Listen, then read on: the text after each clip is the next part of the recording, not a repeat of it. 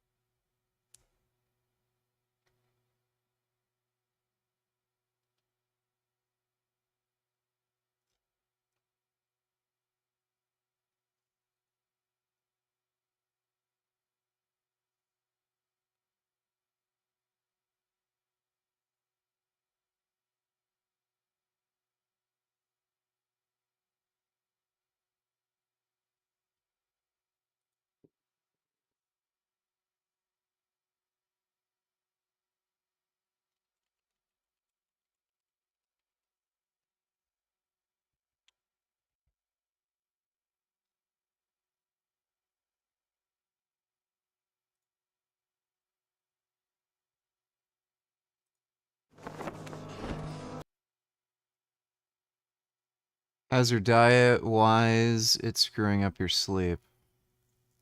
Well, that just happens when you're really heavily restricting. Like, I'm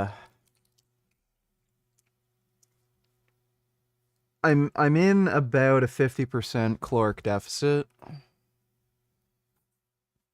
and I'm probably still losing around 3 pounds of weight per week.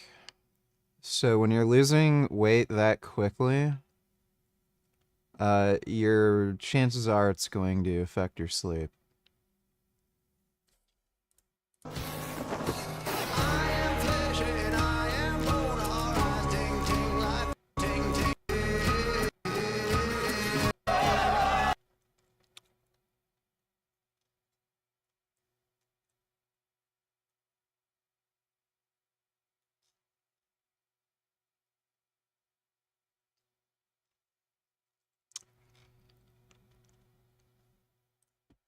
Talaria Komodo.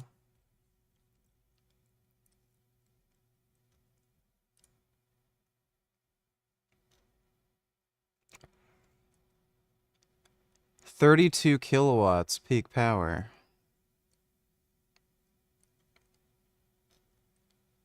Damn.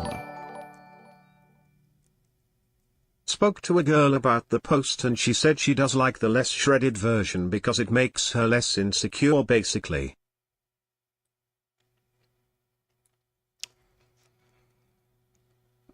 Well, dude, women are full of shit. Like, never ever trust women with anything they fucking say. So,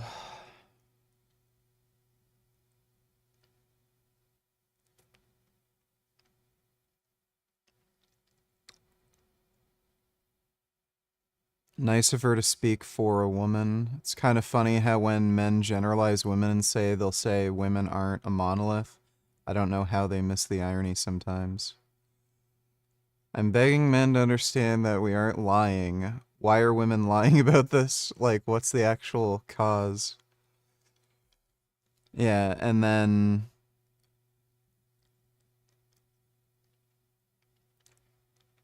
first reply to this poll, there's picture, blah, blah. Do you think he looks better before or after? Male before, male after, female before. Like, dude, they're clearly full of shit. It's so funny. Like, dude, they'll say this because, yeah, they feel insecure. If you look really good and then they have body image issues, they're going to say, oh, I liked you before because they feel better about themselves. But they find you less attractive. So they just say that so that they feel better about themselves, but they actually find you more attractive. Like, don't ever fucking listen to women, dude. Like, look at all the biggest, like, Hollywood celebrities and shit. You know, you've got dudes like Henry Cavill, what's the guy who played Thor? Chris Hemsworth. Like, you've also got Brad Pitt for the longest fucking time. Like, most women think Brad Pitt looked his best when he was in Troy. So, like, all the fucking, like, hottest dudes, according to women, biggest celebrities, they're all muscular, jacked, lean guys with visible abs. If women didn't like that, then they wouldn't women wouldn't be going after them like crazy. They'd be going after like more normal looking kind of celebrities that don't have like a super fit body. But no, coincidentally, it's the Henry Cavills and Chris Hemsworths and shit. Brad Pitt, that are getting all the attention from women. So don't ever fucking listen to the bullshit women say, dude.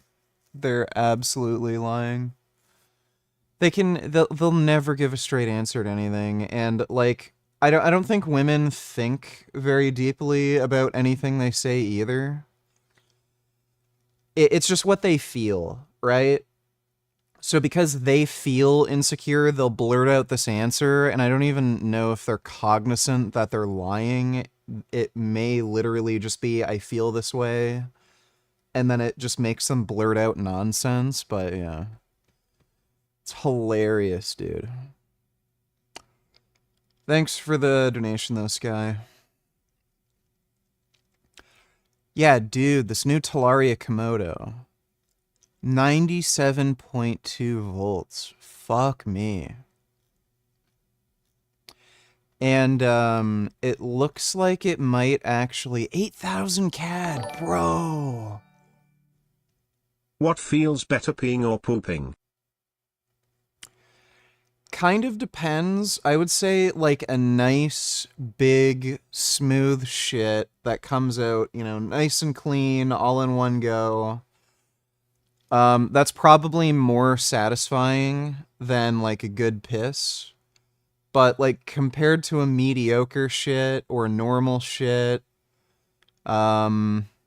like if you're really holding in a big piss and then relieving yourself, like especially if you're in a situation where you're like really holding it in, you're rushing to like find a bathroom, that's definitely more satisfying than just a normal shit. But like a nice big turd that's ready to come out, I'd say nice big turd's more satisfying. Thanks for the donation, gay man.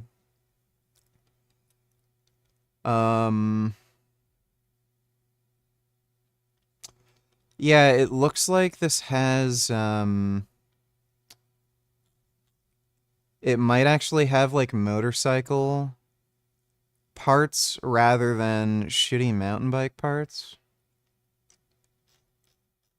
Cuz the fucking mountain bike suspension that they've been putting on these is pretty inadequate in my opinion. What are they saying this is? Net weight 216.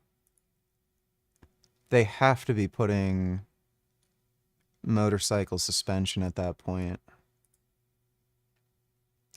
850 mil fork. Yeah, that has to be motorcycle suspension.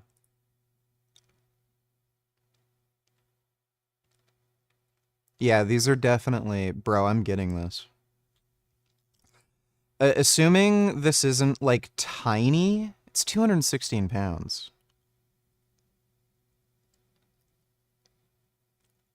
If this isn't, like, fucking tiny like a Suron, and it's a reasonable size, I'm fucking getting this. That just looks so fucking dope.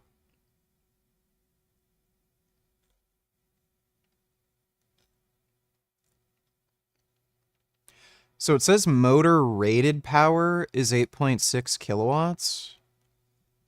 But they're saying peak power is 32 kilowatts. So you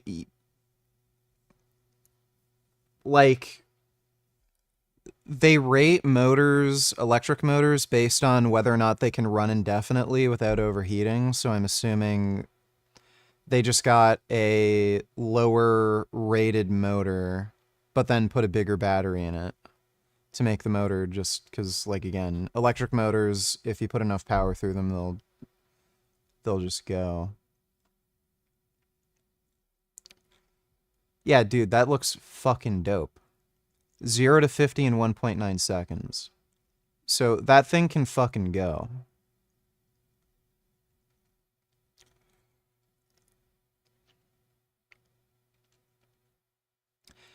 Yeah, if this is at least bigger than a Suron, I might get this. I was considering getting the whatchamacall, the Stark Varg. But that actually looks sick.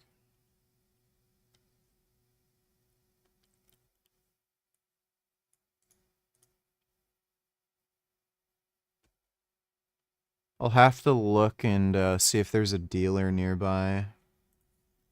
I could, like, swing a leg over and see how big it is.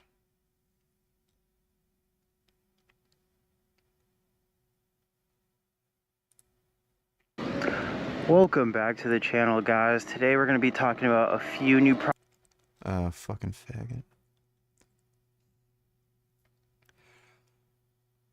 Some of these motovloggers are fucking annoying. I don't know when they're planning on releasing this. Okay, yeah, this was only announced a few days ago. The funny thing about all those muscular men is they all played beta male characters, despite that, like Chris Hansworth playing the male recipient in the female Ghostbusters. Well, Henry Cavill doesn't play beta male characters. I mean, these days, there's so many women, like, doing the writing for these movies because DEI and representation and horseshit. So, like, yeah, I mean, if you want to get paid, you're probably gonna have to take some stupid fucking movie roles, right? So, yeah, but I mean, like, we're just talking about how they look, right? Like, chicks clearly dig muscular jack dudes with abs. If they tell you anything else, they're fucking lying. So, yeah, they're just totally full of shit. Thanks for the donation, though, Dodo. Yeah, the Stark Varg is definitely bigger. Like, I don't need a full-size dirt bike. I could get by if it's big enough. Because I think if we're going by CAD, this, like, apparently is only 8,000 Canadian. I think the Stark Varg is going for, like, still 15,000 here. So if I can get it for half the price. Yeah, 14,000. So, like, almost half the price. And if it's, like, for what I use it for, like, I'm not going to be doing motocross races. If it's almost as good for just ripping around having fun, Stark Varg would definitely be ideal for my size, though.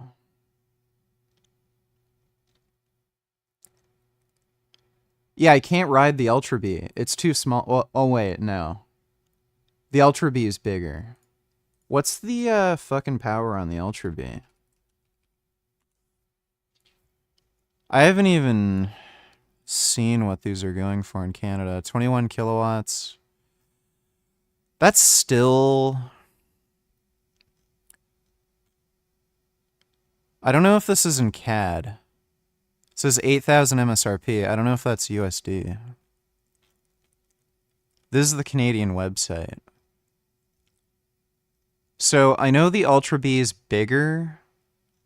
The Suron was way too fucking small for me, and it, like, the mountain bike suspension on these bikes is just fucking terrible. I know this has motorcycle parts, but it's 21 kilowatts peak power. The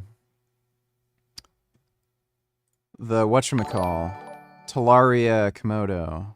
It's Honestly, 32. the most alpha male character of the last decade was Caesar from the New Planet of the Apes trilogy, and he's not even a man but a chimpanzee. That is true, Dodo. He was a chimpanzee. Thanks for the donation, dude. Are these street legal? Kind of depends. You can get these. You can get these legalized for the street depending on your area. I live in an area where you can actually just legally ride these. There's people with dirt bikes and UTVs running around all over the place without license plates. It's because there's like off-road trails and shit here. So, yeah, I don't really like the, I don't like the zeros that I have, so I was thinking of just selling those, getting rid of them, and either getting a Stark Varg or getting one of these like smaller bikes.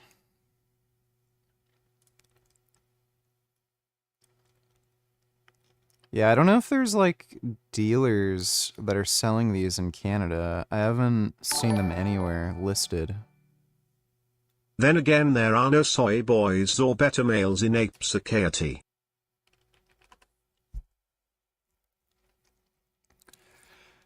Well, if there were, they'd be dead. Yeah, I don't know, Epic Cycles. I don't know, yeah. So it's the same price as the Komodo. It looks like it's bigger, but it's only 21 kilowatts. Kilowatt to HP. 21. 28 horsepower is still pretty decent, but that's a huge jump. 42 versus 28. Like 42 is that's pretty fucking good. Versus only 28. Like that's enough for sure. But that is a huge difference. One problem with the Light Bee is that it was underpowered. Like if you're just doing, like again, if you're smaller and you're not going off of jumps and stuff, like it's enough, but that thing was definitely underpowered.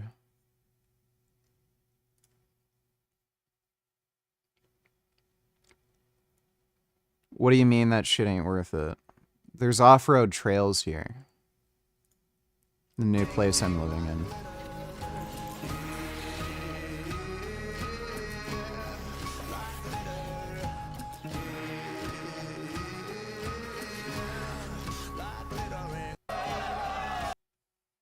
What was my weak point? Against Levon, arm especially, but everything, guys. Levon's a titan. Arm wrestling is a very complex sport. There's lots of considerations coming into it. For example, depending on the body type, height, weight, and leverage, there will always be a certain way of pulling and of training. Yeah, the Light that Bee will was way benefit too the small most. for me. I was doing some trail riding with it, and it was very fucking easy for me to like fly over the handlebars. It wasn't great. Like for an example, we do know Levon for being the undisputed titan that he is, but it hasn't always been like that. There was a time that we Jason Blaha isn't living on savings. He's basically living paycheck to paycheck. He has no savings. He's also massively in debt. Nig Gers donated $2. Fuck. Anger. Nigger.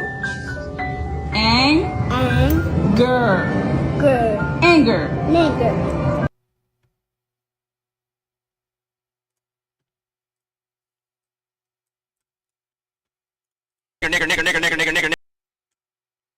Why do you send me this?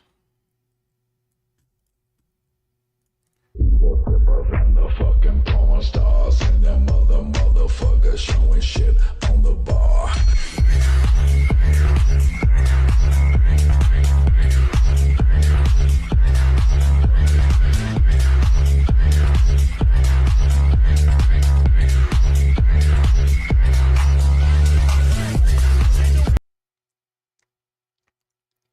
What movie is that? It looks kind of funny.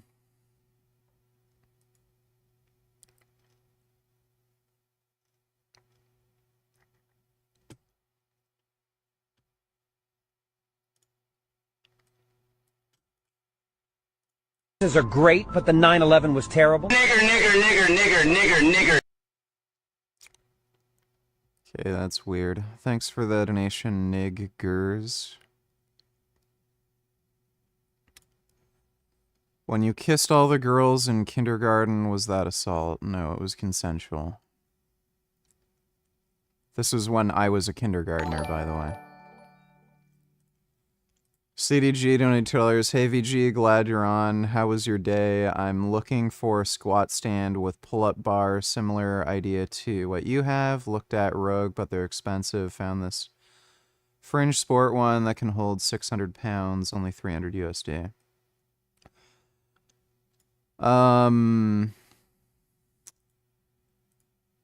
600.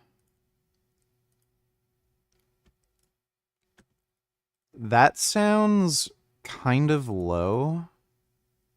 What's the weight in steel?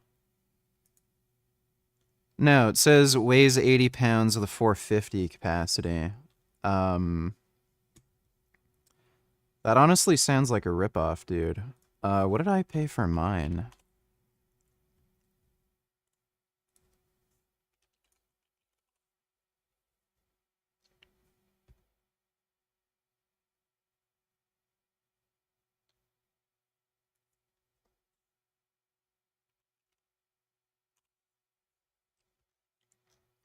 I don't know if they sell mine anymore.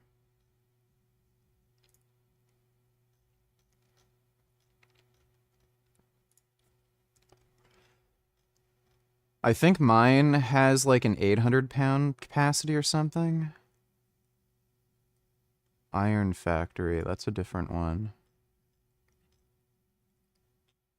Yeah, I got mine from Fitness Depot. I don't think they sell mine anymore.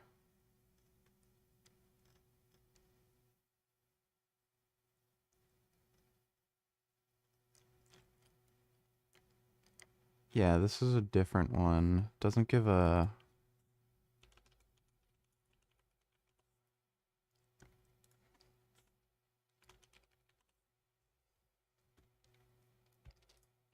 Northern Fitness?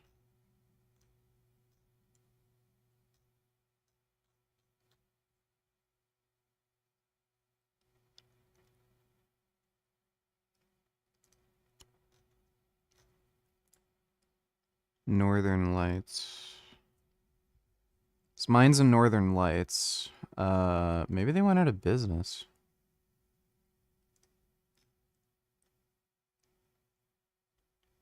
I think they might have gone out of business.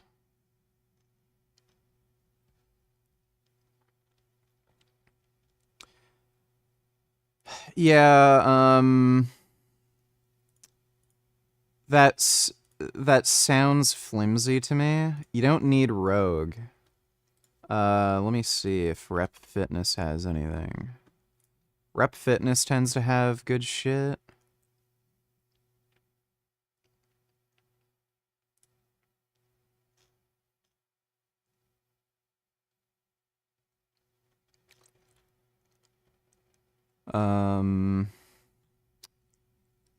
Apollo half rack.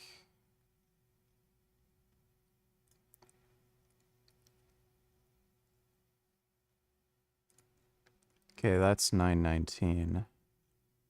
Wait. Yeah, okay, that's 919.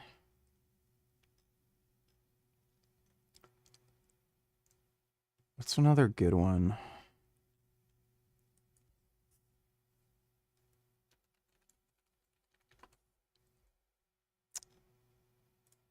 It's Titan Fitness. I don't know if they have any half racks. Doesn't look like they do. 450-pound weight capacity sounds too small to me. I would look for something that's at least 600 pounds. Generally speaking, like steel has a tensile strength, so you need a certain weight of steel to be able to hold a certain amount of weight. So I would look for a half rack that's maybe just a bit heavier. So I think that one said it was 80 pounds. Try to look for something that's like closer to like 100.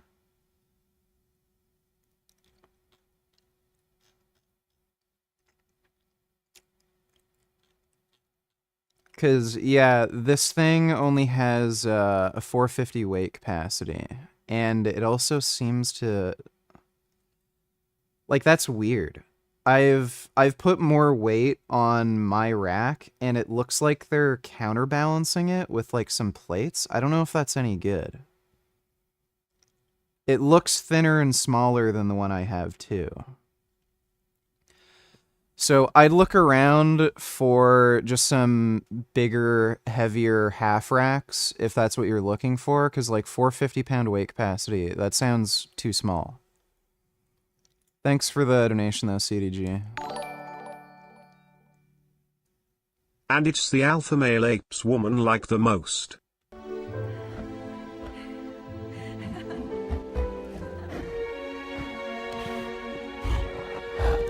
Love between woman and ape. Yeah, that's true. She did fall in love with King Kong. Not some little monkey. Thanks for the donation, Dodo. CDG donated $2. Problem is, I'm in California, so I don't think I can get the one you have. Regardless, couldn't find it on their website. Could buy the Rogue one that holds 1,000, but it's 550 USD instead of 300. Plus, I don't really need more than 450 capacity. Well, you say that. So the issue is, with a smaller rack like that, it's going to be more prone to, like, tipping over, bending, degrading, and you don't know how, like, invested in fitness you're going to be and how strong you're going to get. You're better off getting something with a higher weight capacity. Rogue is just overpriced. Like, they charge more because of the brand name. So there's definitely half racks out there that can hold more weight that are cheaper. Let me see. Half rack, 600-pound capacity. Just Google it.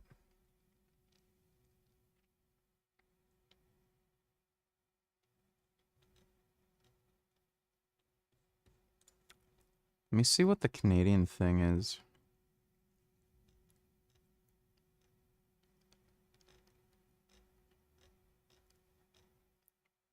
Yeah, they don't really have any half racks.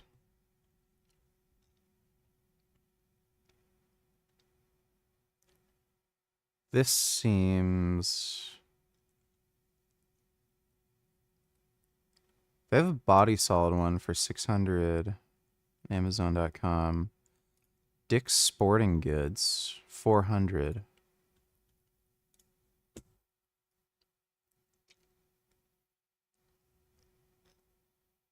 This seems heavier.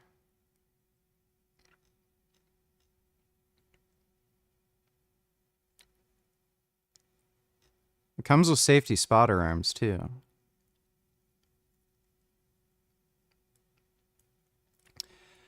J hooks can hold 600 pounds additional loaded weight. Spotter arms 600. Weight storage post 180 pounds additional loaded weight. How much does this weigh? Because this looks much heavier. Like it's clearly bigger. So this is 400. Price is reduced by 50. Dick's Sporting Goods. I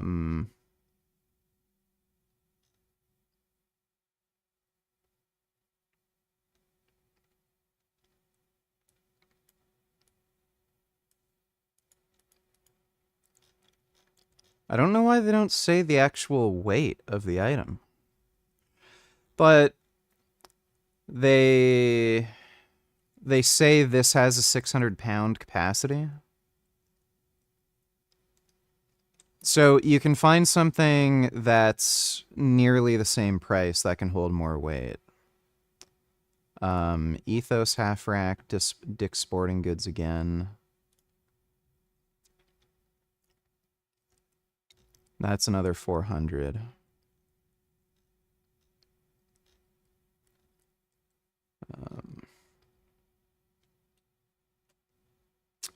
Yeah, and this says 600-pound capacity. I think that's the same one, just different color. So yeah, I just shop around a little bit, get something that can just hold more weight. Even if you have to pay an extra 50 or $100, I think it's worth it. You'd rather get something that's durable and will accommodate whatever you may lift in the future than something that's a little lighter, flimsier, and, you know, might not be able to accommodate the weight that you might be able to lift in the future. I'd say it would probably be more worth it to spend a little bit more. Thanks for the donation, though, CDG. This was the only thing running through my mind as I mowed down the carnists at the dumb food fair. Man, that movie was some bull. Can we watch Willie Dynamite? Oh, this is no movie, Little Orphan Terrio. This is your new life. I mean, if you know how to kill. Oh, I know how to kill him. Ooh, ooh, kill him. Ooh, ooh, ooh, kill him. Ooh, ooh, ah!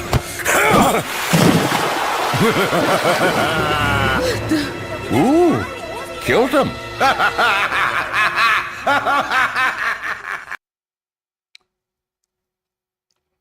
That's very weird. Thanks for the donation, Truckman. CDG donated $2. I'm just gonna use it for benching, dips, pull-ups. Don't want to spend more than like 400 because safety bars are like 100. Dip bar attachment is like 100.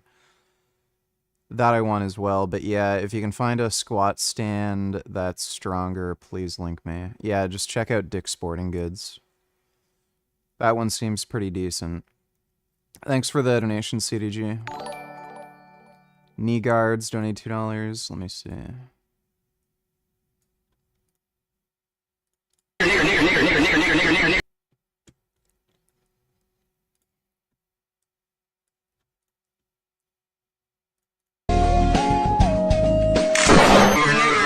Okay.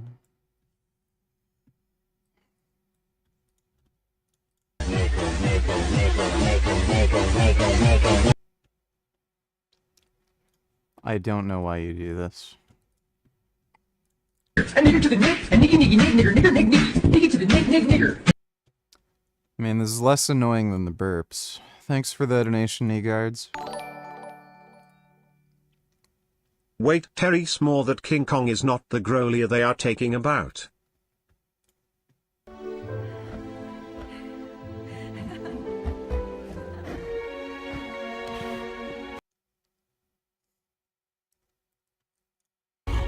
Primate enclosure at a Japanese zoo.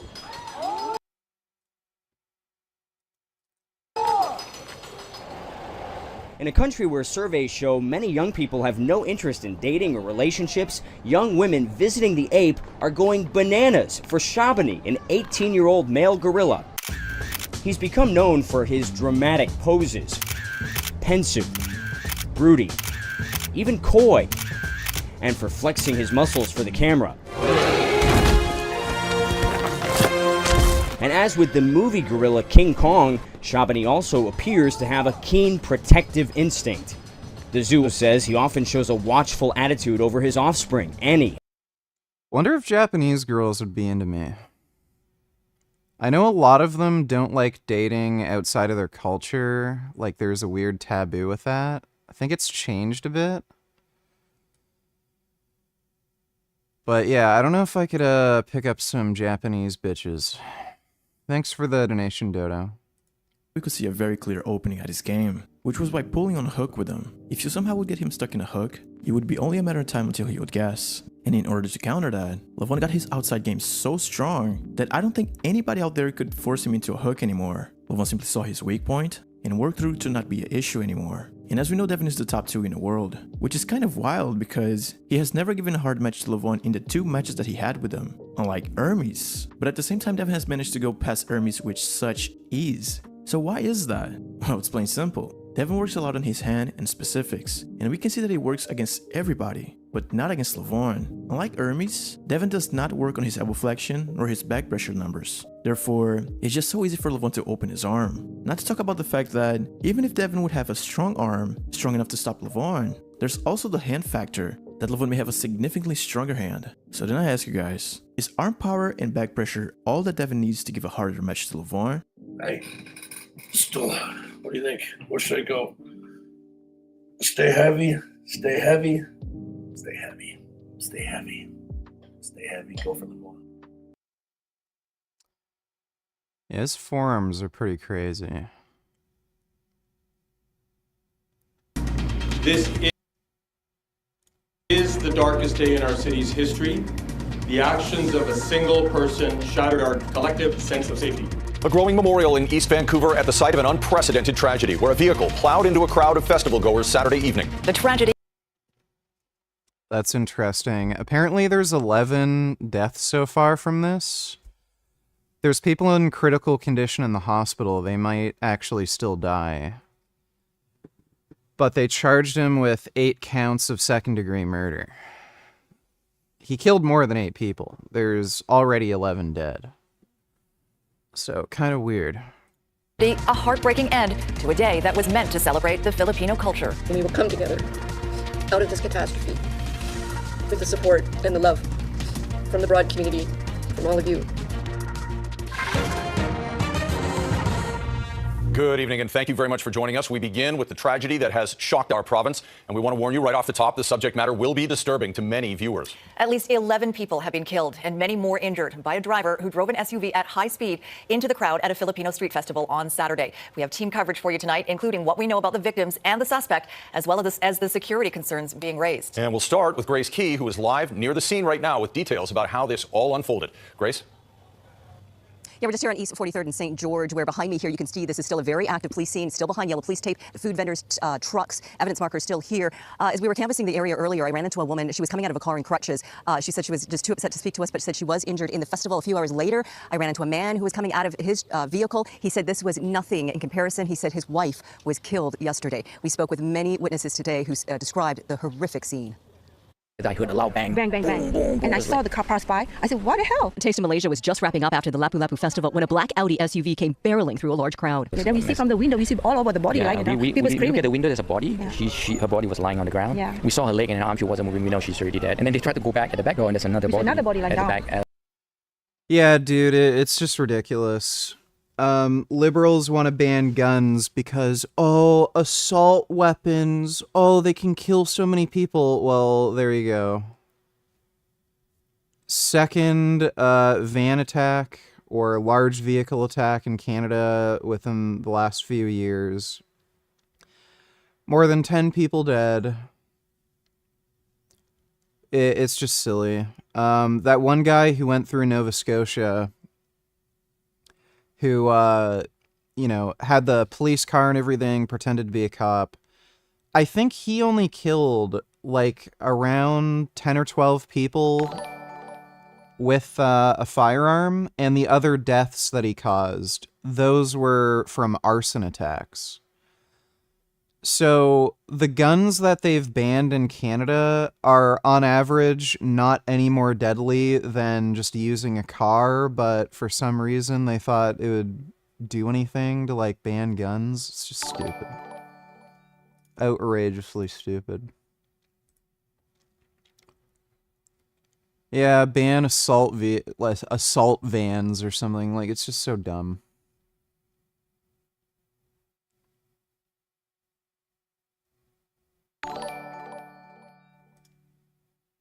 Riley VFDA gorillas scare the shit out of white hares. Nothing reason to be afraid of them. They are peaceful apes and kind. You have more reason to be afraid of pitbulls. The gorillas, Riley.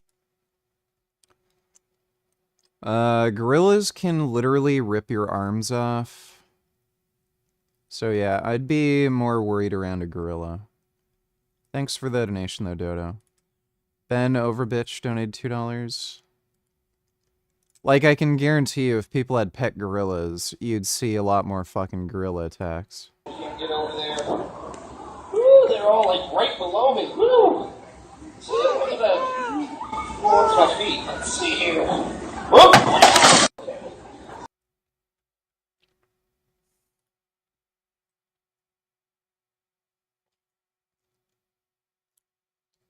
These people are not particularly smart. Sensitive content.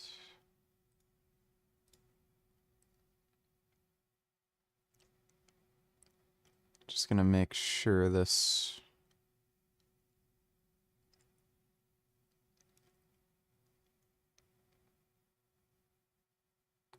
Yeah, there's no way I can show that on stream.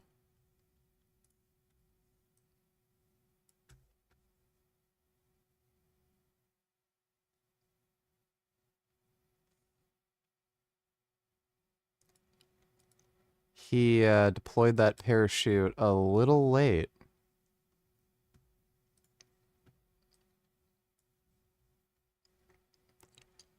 Dude, these car meets are fucking stupid. The fuck? Oh my god.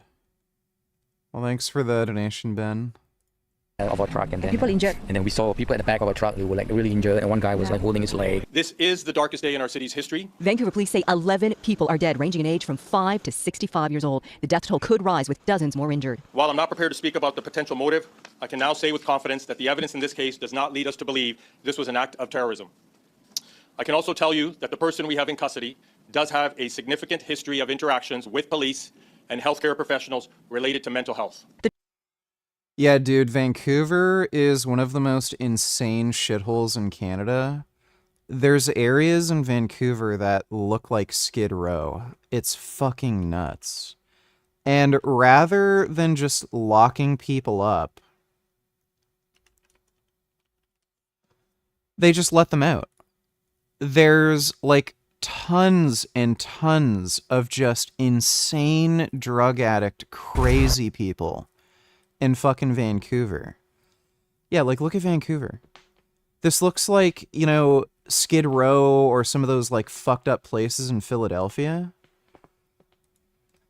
So, there's so many crazy, whack job fucking drug addicts, schizophrenics and shit just wandering the streets. Yeah, this is Vancouver. And, yeah, like, no shit. Hey guys, welcome to... This was bound to happen. So they just let these people do fucking injectable drugs out on the street. They don't do anything about it. They let them shoot up whatever the fuck they want. There's needles all over the fucking ground. And, there's like so many repeat offenders in Vancouver, and they created these new laws where none of them need to like post bond in order to get out of prison. So they just let them out of prison. Even if they don't show up for their court date, they still don't arrest them. They just let them back out on the fucking street. And then they're surprised. Oh, how could this van attack happen? We just let the criminals out, even the crazy repeat offenders with mental illness. So, yeah, this is bound to happen. The driver can be heard saying, "I'm sorry," in video circulating on social media as a crowd yells at him. So far, 30-year-old Kai G. Adam Low is facing 8 So this was him. murder charges. And we thought this was strange. It's very reckless to be driving so fast when there are so many people around. One neighbor was walking back from the grocery store when he saw the SUV turn onto his block. He turned left onto our street and started driving down this way, but very immediately he made a U-turn. The SUV parked off street, and then a minute later, tragedy struck. And I heard this banging sounds that I can't imagine. I've seen people flying, 1 or 2, right in front of me, like 7 feet away from me.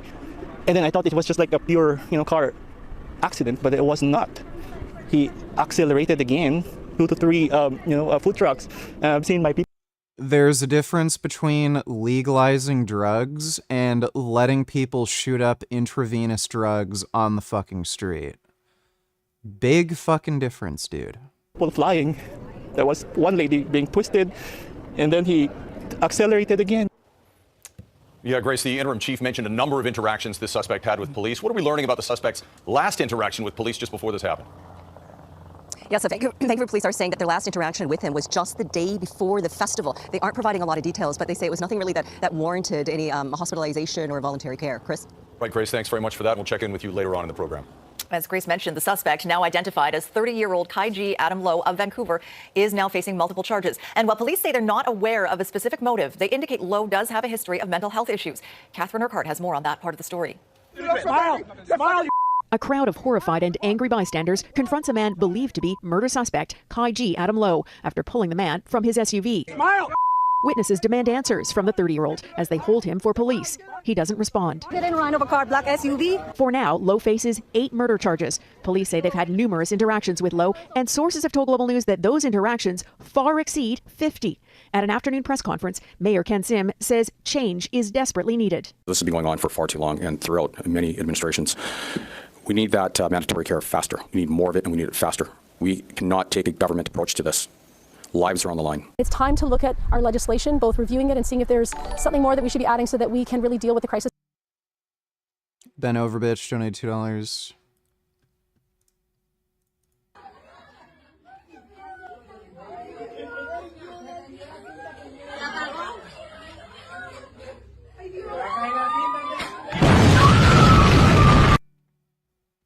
That may be, but the only attack when provoked gorillas are usually very gentle in nature. Just look how this 450-pound sliverback handled a little boy that fell into his enclosure at the Jersey Zoo located in the UK. On a sunlit Sunday afternoon, one of the main... Well, this is a child. So, yeah, I would imagine...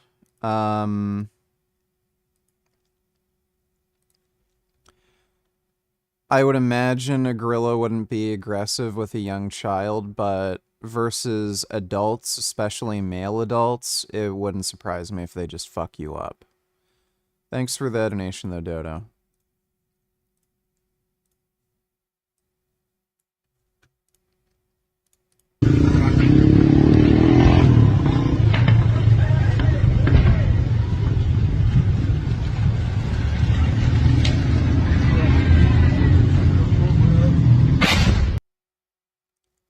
What in the fuck was that?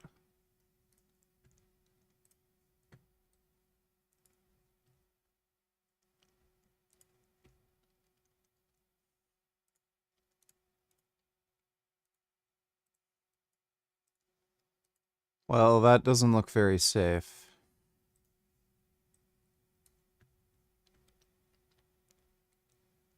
Yeah, neither does that. That looks horrifically stupid. Yes, let me hold an explosive. Yeah, that's dumb. Thanks for the donation, Ben. That we have on our hands here. Premier David Eby expressed condolences to the Filipino community, but did not indicate any action he might take. I'm counting on police. I'm counting on our justice system to get the answers that we need. And as we get those answers, we'll take the actions that are necessary. Kai G. Adam Low remains in custody pending his next court appearance. Meanwhile, questions mount as to the full extent of his mental health history and what actions were or weren't taken by authorities. Catherine Urquhart, Global News. And like Catherine says, the tragedy is raising questions about whether more could have or should have been done to prevent it. Yes, keep him in jail. I wouldn't say that.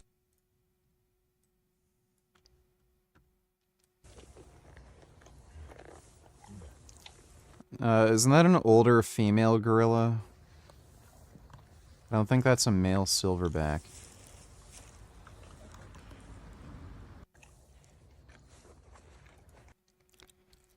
Thanks for the donation, though, Dodo. They say they conducted a threat assessment prior to the festival and determined it wasn't necessary to deploy vehicle barricades. Sarah McDonald joins us now. Sarah, last night's shocking incident might change things. Well, yeah, I can guarantee you every fucking large event that's going to happen anywhere in Canada, there's going to be police barricades from now on. Lesson learned. Thanks. That's right. So Vancouver police are calling this tragedy a watershed moment for the city and the way security is handled going forward. Both the mayor of Vancouver and the premier acknowledging today we could see changes in policy and protocol in some capacity because of what happened here last night. Among the many questions still unanswered in the wake of this weekend's mass casualty event is how the victims were left so vulnerable to a speeding vehicle and its driver on an otherwise quiet side street in South Vancouver. We can't predict one-offs, and we certainly don't want to create a police state. And it's a question Vancouver police and the city's mayor insist had a simple explanation that seemed to make sense until Saturday. So last year there was zero interactions with police at this festival. It was a family-friendly cultural celebration involving kids. And we wanted to maintain that based on that information and that threat assessment. We don't want to cage everybody up at every event in the city of Vancouver. Vancouver Mayor Ken Sim announcing Sunday he's launched a review into how the city secures all events going forward. I've directed a full review of our event safety measures, including barriers, traffic control, and safety protocols. Those barriers, blocking access to so-called soft targets, have become all too familiar to British Columbians at large events over the years. Dump trucks, cruisers, and other blockades utilized at roughly 8 of the more than 2,000 events held across the city every year. From Western Canada's largest pride parade to cultural celebrations like Vasaki, and at major events drawing massive crowds like the Taylor Swift concert. Situations like this can happen anywhere. This whole team here is completely committed to not just making events safer, but our city safer. A Quebec-based company has developed cutting-edge technology that could help with that, specifically designed to stop drivers with sinister motives. Because basically this is the easiest weapon anybody could have. As soon as you have able to drive and have a vehicle, it could be weaponized. Something we now know could have saved lives here on Saturday, even though by all accounts there was no indication it was ever needed. And Sarah, that's a point police are really hammering home, that there were no red flags that they saw prior to last night. That was the point emphasized repeatedly multiple times today from morning to afternoon by Vancouver police and the mayor of Vancouver, who maintain there was no reason to believe this event or the people here would be targeted in any way. Also pointing out that most of the event was on the grounds of John Oliver behind me, which as you can see is not accessible to vehicle traffic. The only place that was the street behind me. And the reason for that is because the food trucks and the vendors had to access this street. Sophie, Chris. All right, thanks for that. Sarah McDonald reporting live tonight. Canada's leaders are also weighing in on this. Keith Baldry joins us now with more. No, it's an adult male silverback. Her is a silp of him. That's a very small male. Are you sure? Is the silverback and his family. Yeah, that is a very small male silverback. Little boy there, kangaroo. Thinks he's tickling me now. With him, undoubtedly. Gurgle there. Warm. Oh, no, wait. Well, no, he's still a bit smaller. I mean, all animals are like humans, you know. Every 100 humans, you know, there's 1 or 2%, or possibly even more. Kifu's very... Yeah, I don't know, man.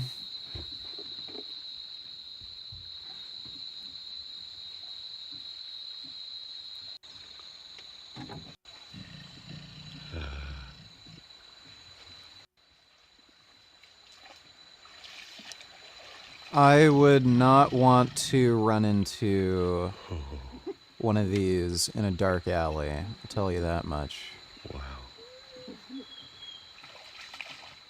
Bruh.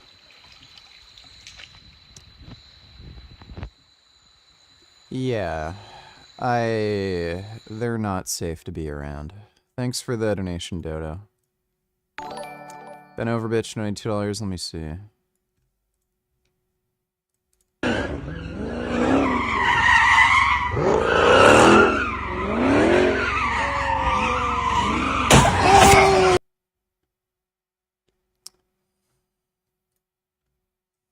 People are dumb, dude.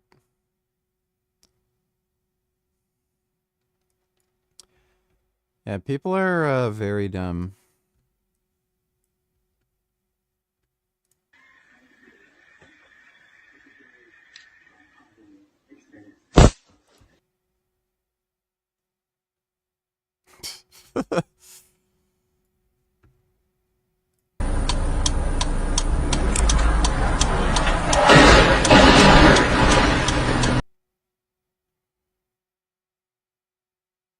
I just don't understand what people could possibly be doing. That shit also seems to only happen in the United States. American drivers are fucking terrible. Like, they are.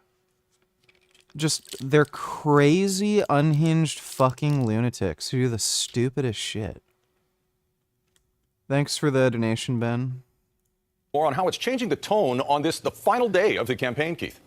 Yeah, the tragedy obviously casting a giant shadow and a pall over the campaign. It's not just one campaign. All leaders today responding to last night's horrific events. Campaign rallies were canceled today in all parties. Campaign events were changed. In fact, all leaders met with members of the Filipino community. Pillars of the community also attending churches as well. That continues to, I think, dominate their activities tonight and probably sometime part of Election Day itself. We caught up with all three leaders as they addressed last night's horrific event. The strength and the resilience of the Filipino-Canadian community is exemplified by the Tagalog term, bayan niya. Oh, hey, Gum Gum. There's my little baby. That's a good Gum Gum. It captures the Filipino spirit of community, of cooperation and unity to achieve a common goal. And it's this spirit upon which we must draw in this incredibly difficult time. I hope that we can pray for those who have been lost and for those who survive in mourning their loved ones, their brothers, sisters, daughters, sons, mothers, fathers. All of them will have a deep hole in their hearts today, and we will try to fill it with the love of the entire country. There was kids there. There was kids there. There was families there. Again, I met they were so filled with joy, and to have an event celebrating the resilience, be struck with this horrific event. I don't have the words to describe the sorrow that I'm feeling right now. Yeah, a lot of people feel that, Keith. Premier David Eby also spoke about the tragedy today and was asked about British Columbians who feel, and there may be a growing number of them, who feel like they are not safe on the streets. Yeah, this issue came up a number of times with reporters today. You heard the Premier. Dude, Vancouver's fucked. Like, it is so fucked. Like, give me a break. There's clearly an issue with crime in Vancouver in particular. But yeah, Toronto's pretty bad. Around Toronto's also pretty bad. Like, you can go out to like Pickering, Oshawa. There's so many fucking carjackings, home invasions, car thefts around these major cities. It's retarded. But yeah, Vancouver's particularly bad. There's so many like drug addicts and fucking people with fucked up mental health issues. And rather than just keeping them locked up, they just let them back out on the fucking street. Earlier in the show talking about he's going to do whatever needs to be done after consulting with police. But he also says British Columbians have a right to be angry. British Columbians have a right to be angry. Here's a community that has done nothing but give, has been overlooked in terms of their contribution. You're right about that, VG. Once I moved out of my dad's place and moved into Nashville, Tennessee, my car insurance rate immediately went up by $12 per month. I'm even considered a good driver by my insurance company, but people in Nashville are asshole drivers, lol. You're lucky it only went up by $12. Depending on what car you drive in Canada and depending on what area, you can literally have like hundreds of dollars difference. It's pretty insane. But yeah, I only see ridiculous, stupid accidents like that in the US. There's just a lot of fucking unhinged retards in the US. Thanks for the donation, Ben. To our province, to this city, to this country. Oh, hey, Gum Gum. How you doing, little baby? Yeah, you want to come sit on my lap? Yeah, come on, Gum Gum. Oh, that's a good Gum Gum. Yeah, that's my little Gummy. Oh. Gummy is such a good boy. Oh, you are the best kitty. Yeah, that's my Gummy. Oh. Gummy is the nicest kitty. Oh my god, he is so nice. Oh yes, you're so nice. CDG donate $2. I'm 25 and I only pay $70 per month for car insurance. That's insane. I was looking for car insurance, I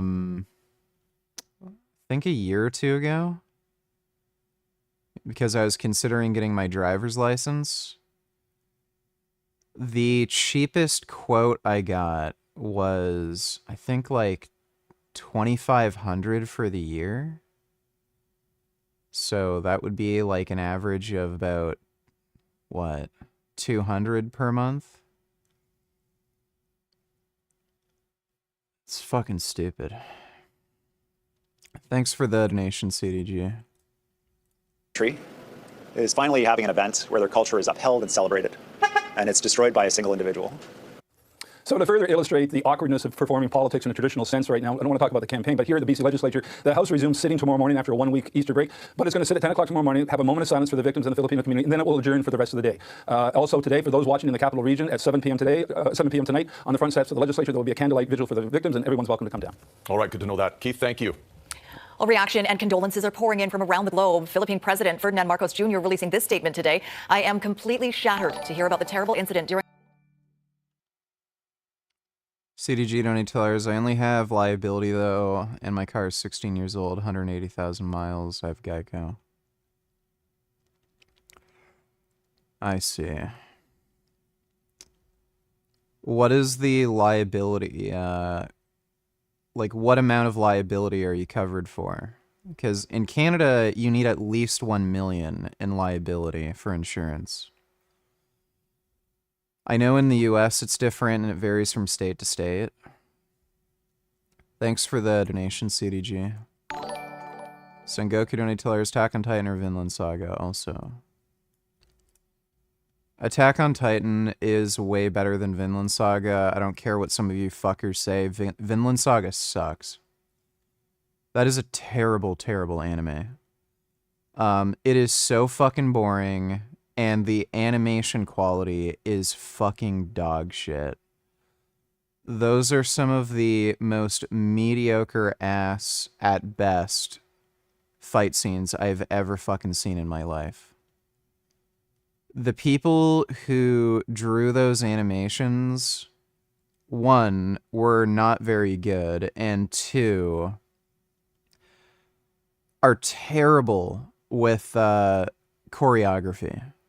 It's like they've never seen a fucking sword fight in their life. But let me take a look at this. Started counting calories, and I just now realized that I'm just a fat person who does fat person shit. I am just eating way too much, and I have no idea, like, the calories that are in something. I have zero concept of that. You know what? Those things that you put inside of your water, the little, like, powder packets, those have calories in them. And I wasn't even thinking about it until I started counting calories. And I was like, let me look up and see. There's probably nothing in here, but no, there is. No, there for real is. I'm just a fat person doing fat person shit. I mean, that's just the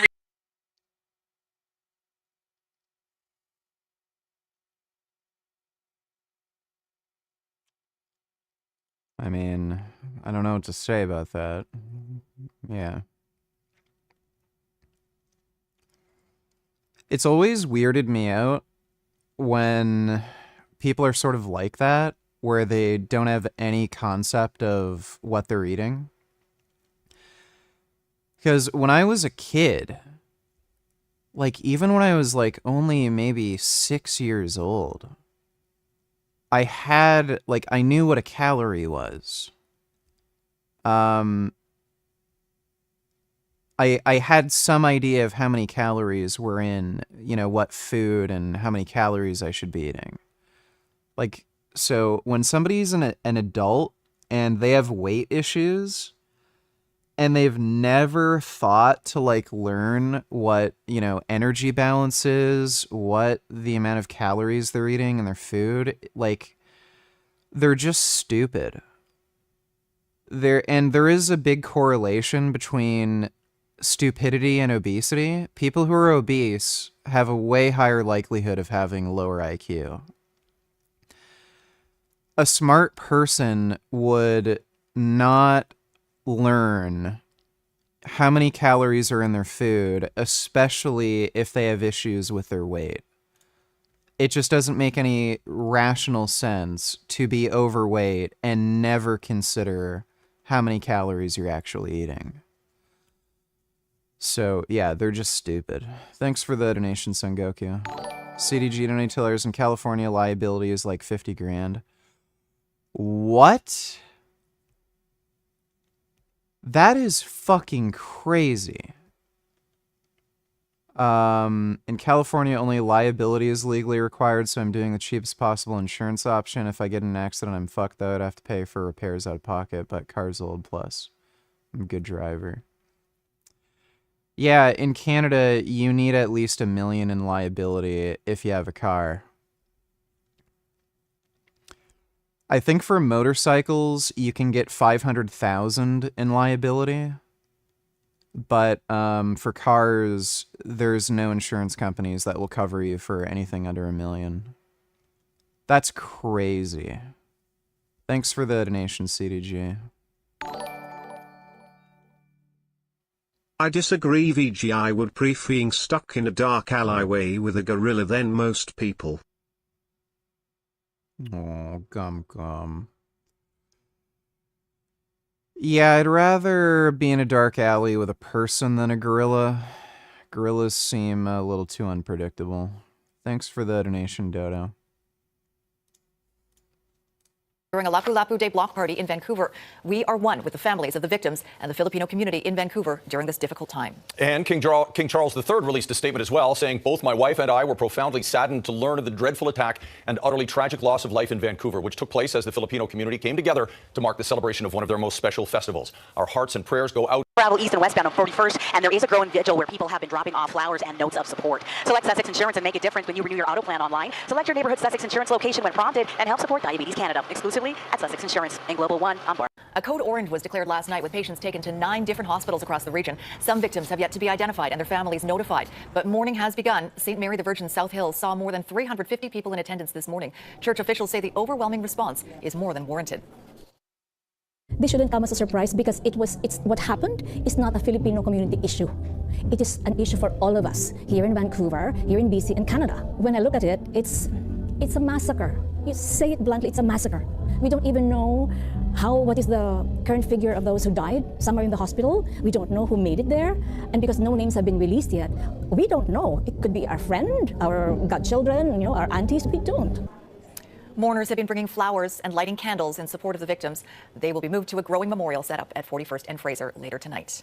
And we want you to know that a 24-hour assistance center has been set up at the Douglas Park Community Center at 8. It's a place to be safe, cameras for the Filipino community. Marked for death is the Steven Seagal.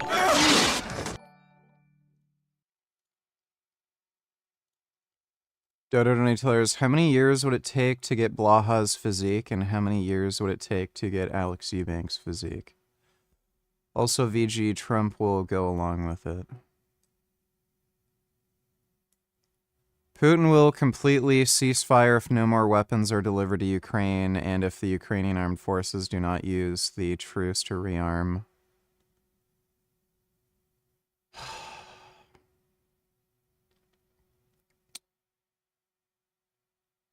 Bruh. Again, no rational person would ever trust anything Putin says. But again, Trump is Kreznov, so he violated ceasefires on 2 different occasions. Give me a fucking break. The guy's a liar. We are all Muslim. Oh my god. Michael Morse.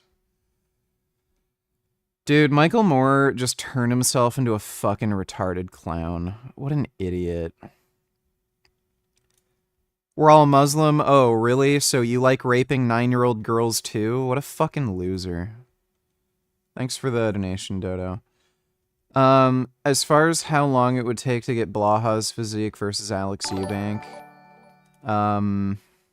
Most of the problems we have today are because of white people, is what the SJWs want you to think.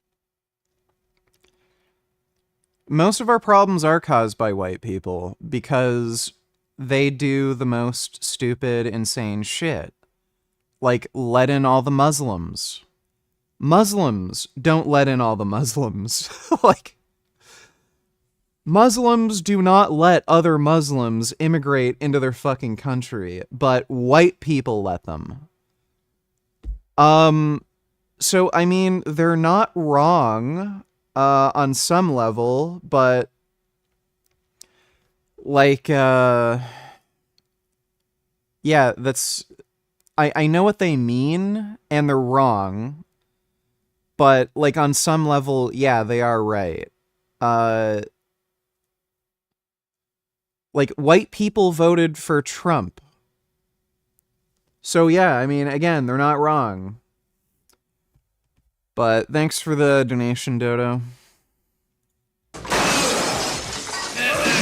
Mega blockbuster hit movie where he showed the world above the law wasn't a fluke.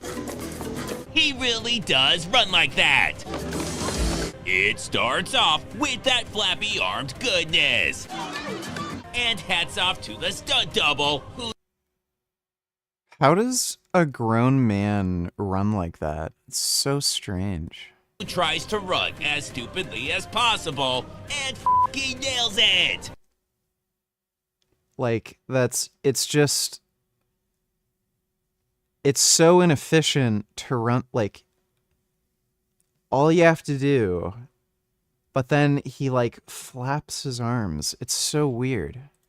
He even takes off in the wrong direction, which is classic Seagal. Then his partner goes down and just accepts that he lives in the leaves now, because he doesn't even...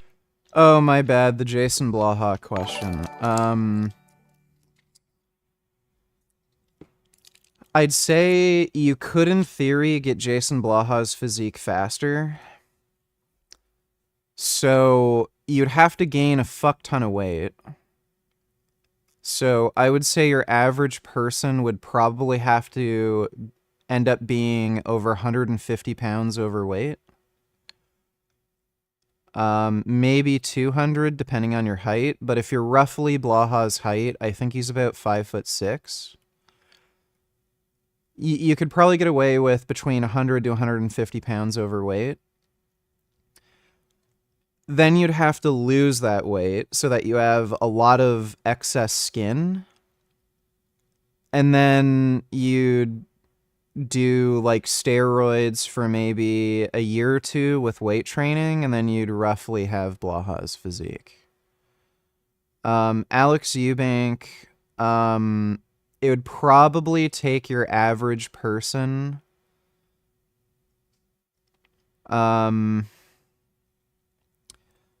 probably like 7-ish years of dedicated hard training to get Alex Eubank's physique, and maybe like 4 or 5 years with steroids. So... yeah, you could probably get Blahaw's physique faster. Thanks for the donation, though, Dodo. CDG, donate $2. Check this out. I'm good.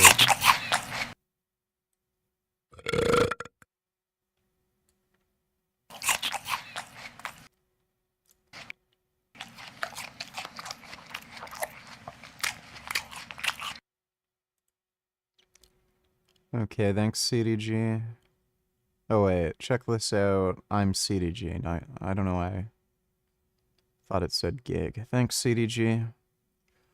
Dodo donate $2. You know, I wish we had a gorilla to kill these Muslims who rape little girls.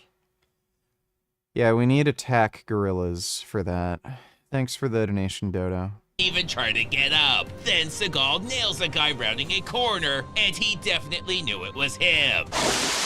Now Seagal's showing off his interrogation skills. Did you talk to anybody? Look at me. Did you talk to anybody, huh? Did you see anybody? But Johnny 23 Tight Lips ain't saying nothing. Anyways, fucking strip club. After After Seagal's done being creepy to this old man, he starts one of his rampages. And his closed eye shooting because safety first when son of a bitch. I do not understand how this guy has been in so many movies where he's had to fire guns. To this day, he still flinches and closes his eyes. It's so weird. The stripper's gone missing. Oh, thank God, she's rock you. Fuck you too. He gives a world-class display of gunmanship where he only cries a little and ricochets multiple rounds off the ground and fucking got her. Now, Seagal's talking about his day. I just killed a woman. I've lied. I've taken drugs. I've falsified. Do you agree with Twitter that gorilla wins versus 100 men? No, I think 100 people could take on a gorilla. Evidence. Would you please leave? So Seagal meets up with an old buddy. I heard you. Play the video where Seagal plays the reggae song.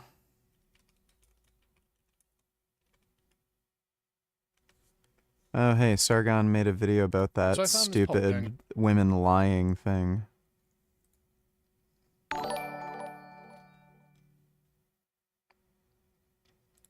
Pay attention. You paying attention? Oliver, you sure? Yes, sir. Watch.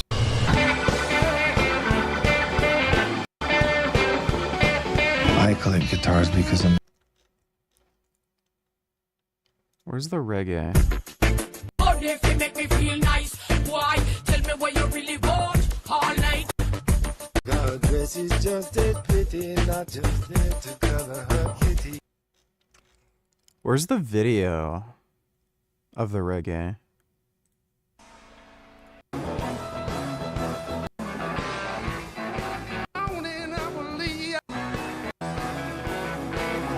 Hey, this isn't reggae. I won't wake up in the morning, I believe I'll dust my broom. Well, I'll wake up in the morning, I believe I'll dust my room.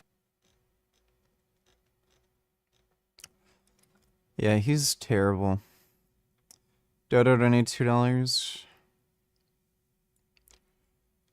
Warren Buffett owns 4.6% of the entire U.S. Treasury bill market, per Bloomberg.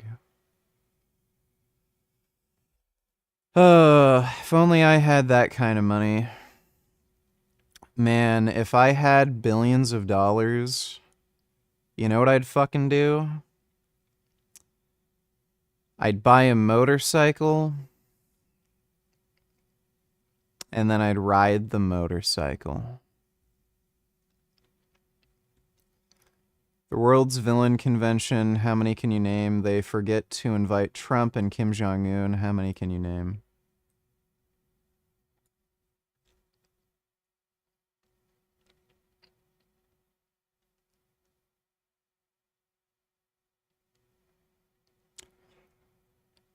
Yeah, these all seem like horrible people. I can't, there's G. I don't recognize most of them. Yeah, most of these I do not recognize. But, yeah, it's too bad Kim Jong-un isn't on that list. Thanks for the donation, Dodo. Around on Twitter the other day, and I shot dead in the streets of Bangkok. Then you heard right. Only it was a family, and he was the shooter. Now we get this lady No, haven't seen Reggae Wars. playing dice with cowrie shells, taking a milk bath, remembering she's in a Seagal movie, and enjoying a celebratory cigar after a hard-fought skull tic-tac-toe victory. Which is surprisingly coherent for a Seagal movie. It's also completely pointless, making it one of the most important scenes. Oh, yeah. Now they're at a bar, laughing it up, My 13-year-old nephew died in the crack house. and they Dodo Donatillers, VG, one day you could win the lottery and win billions of dollars. That's why you should never raise the taxes on the rich. That's what all the Republicans think, apparently, also. I don't think lottery winnings are taxable in Canada. It's considered like a windfall, and I don't think they're actually taxed. So, yeah, if you won like 100 million in the lottery, I don't think you'd have to pay like any marginal tax rate on that. So, I think the top marginal tax rate is like 34 or 38%, something like that. I don't think you have to give up like 38% of your winnings. Turkish Air Force C-130 Hercules transport plane just flew from Ankara to Karachi. It looks like Pakistan could be getting help from Turkey.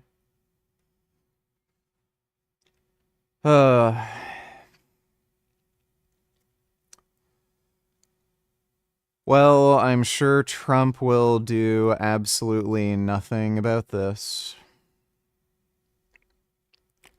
Weird. Thanks for the donation, Dodo. Things go from good to great when everyone just starts shooting each other. So Seagal thinks fast and yells she's with them before knocking her down and hauling ass out of there. Then he gets some devastating news. They have committed 1,400 murders in 3.5 years. Which is bullshit. He hits those numbers in a week. What kind of shit show are they running here? The next day, there's a drive-by. When son of a bitch, now she's gonna be insufferable. They hurt my baby! Well, he's doing fine. Thanks for asking, you inconsiderate bitch. Then he visits her at the hospital and knows she's having a rough time, but never forget, snitches get stitches, and he better not have to come back. Then he finds out. Do you think a remastered Red Dead 1 would be a good idea?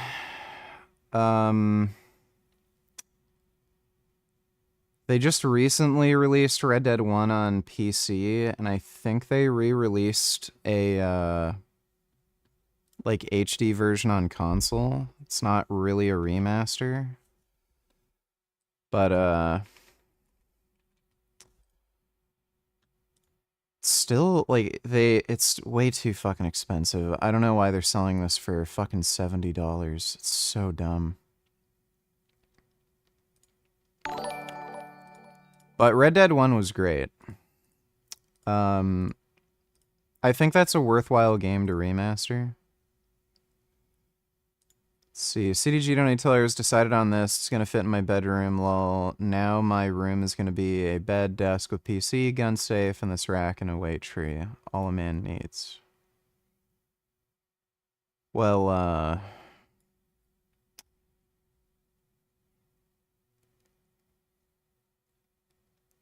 yeah, I mean, this will hold more weight. Power racks are better for just holding more weight, so not a bad choice. Thanks for the donation, CDG. Now all you need is a sex doll and your life will be complete. Dodo Donators, hopefully Ukraine does one of their signature Moscow car bombings, if you know what I mean, during World Villain Day, May 9th. Is Victory Day in Russia, by the way. That's why they invited so many villains. I would have so much respect for Ukraine if they managed to do that. Yeah, you can only hope.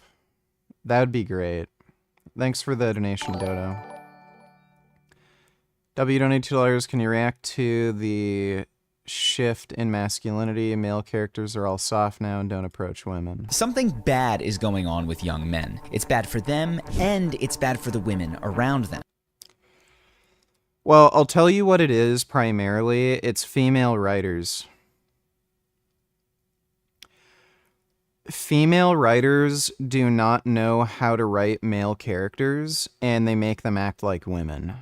That's what it is for the most part. But we'll react to that in a bit. Thanks for the donation, W. Did you see this already? If this gets through, you will get institutionalized if are vocal about criticize Trump. One of these senators is a pedo BTW. Well, if you keep up with state politics, you know that right now we're in the middle of the Minnesota legislative session. And the number one job your representatives have in this session is to pass a budget. But over the weekend, 5 Republican senators worked on something else. They drafted Senate Bill 2589. The legislation is what you're looking at on your screen, but pull that part out for a second. And this is a bill that modifies the definition of mental illness. These are legislators? How in the fuck could they come up with a new definition of mental illness? Adding a definition for Trump derangement syndrome in Minnesota.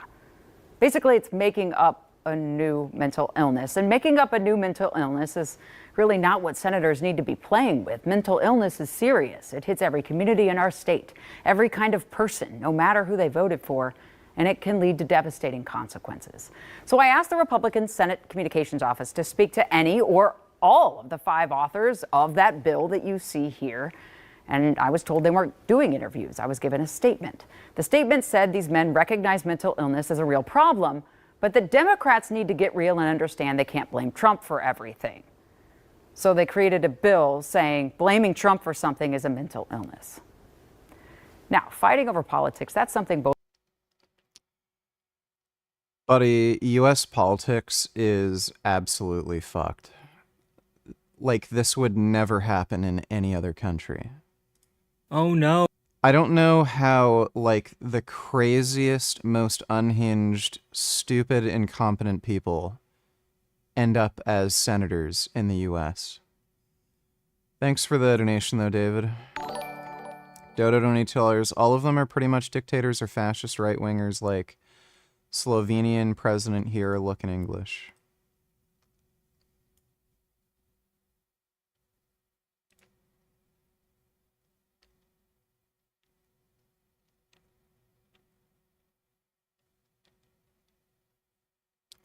Modi. Modi's a dipshit. Yeah, Lukashenko is a fucking cocksucker. Venezuelan president's a cocksucker.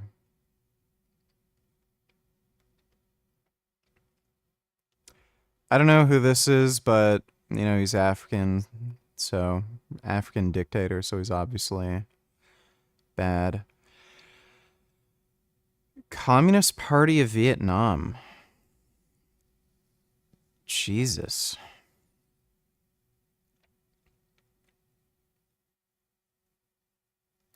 President of Brazil. Guess that kind of makes sense because of BRICS. But, Jesus Christ. Thanks for the donation, Dodo. Just imagine you turn here, they all get blown up in Mossad-style attack by Ukraine. Yeah, we can only hope. His buddy survived after he ditched him in the bar by using a woman as a human shield.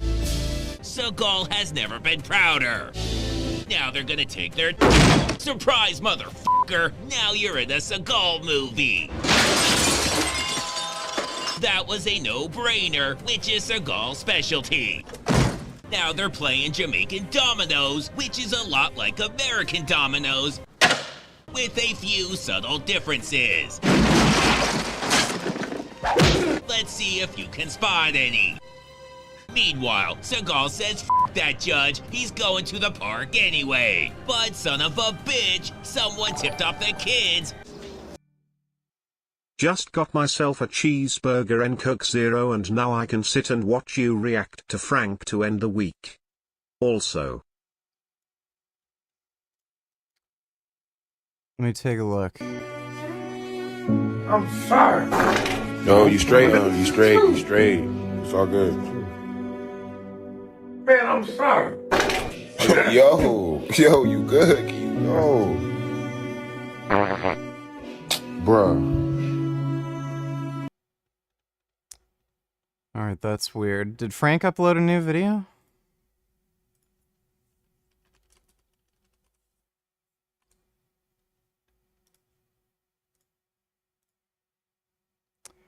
No, I didn't upload anything new. Thanks for the donation, dumbass. Man, I would like food right now. Food would be cool. Not necessarily craving a burger, but just food would be nice to eat. Oh. Dieting sucks. Dieting really, really sucks. Now everyone's gonna pay. After clearing out the park, he doesn't want that euphoria to end. So he mass murders down a sidewalk. And for the runners, he's got something for you too. After the best and worst, driving down a sidewalk and shooting with your eyes closed, you will ever. Dodo Donatillers.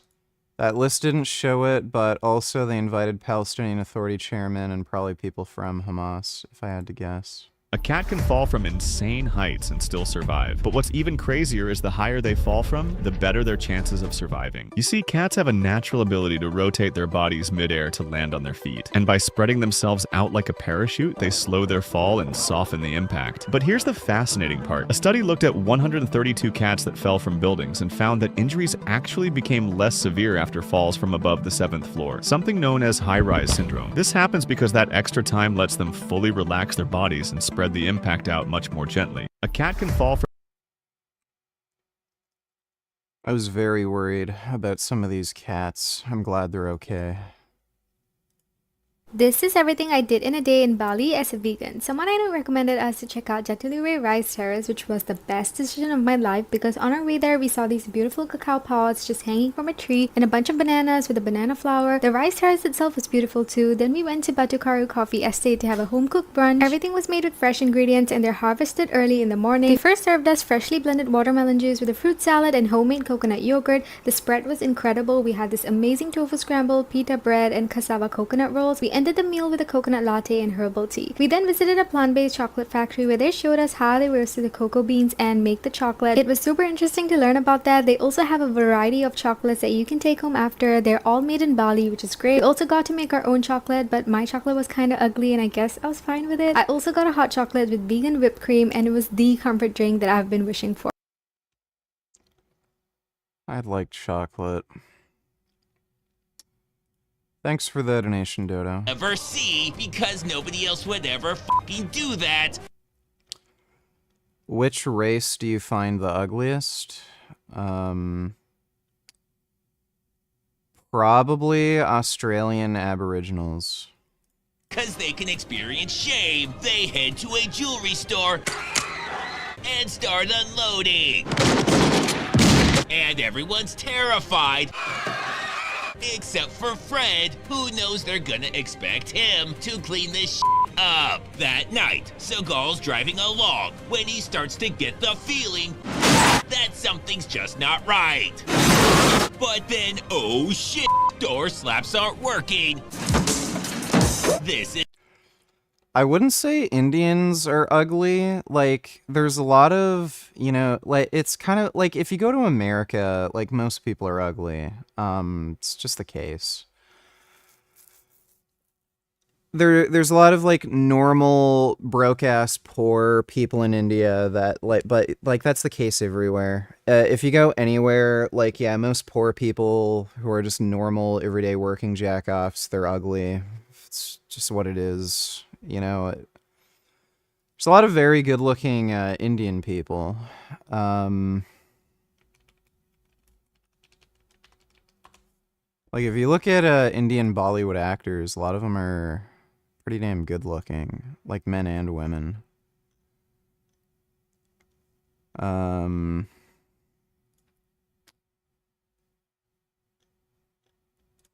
There's, like, a lot of good-looking Indian dudes. It's just like, yeah, if you go anywhere, like, there's ugly people. Is bad. Then someone sees him, so he has to play it off like this is all on purpose. Oh good, the fire's definitely a part of this, so he busts out the old limp wrist door-paw move and skis his way to freedom. Now, they're getting prepared for darkness. 8-yard sniper shots. Alec Baldwin. Pretty much everything. Alec Baldwin. Now, they're in Jamaica and have to find this lady, so they do what they always do, send out the sexy sack of potatoes and make her come to them. It's not your fault, you're only human. But my sister. Oh my god, nobody cares about your family. Let's just move this shit along. Have 2 heads and 4 eyes, and that is the secret to his magic. Well, that's really stupid, so I guess he'll just kill everyone, which we all know he was gonna do anyway. So he finds a house party. Dodo donated $2.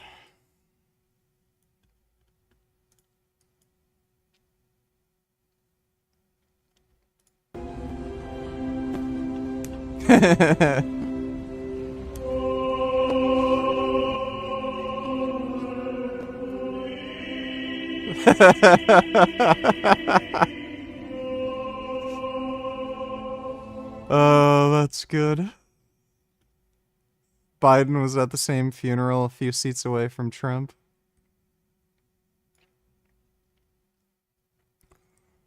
Yeah. Yeah, he calls Biden Sleepy Joe. Oh, that's good. People respect Biden around the world, but they don't like Trump. Yeah, I know. Dude, so fucking retarded.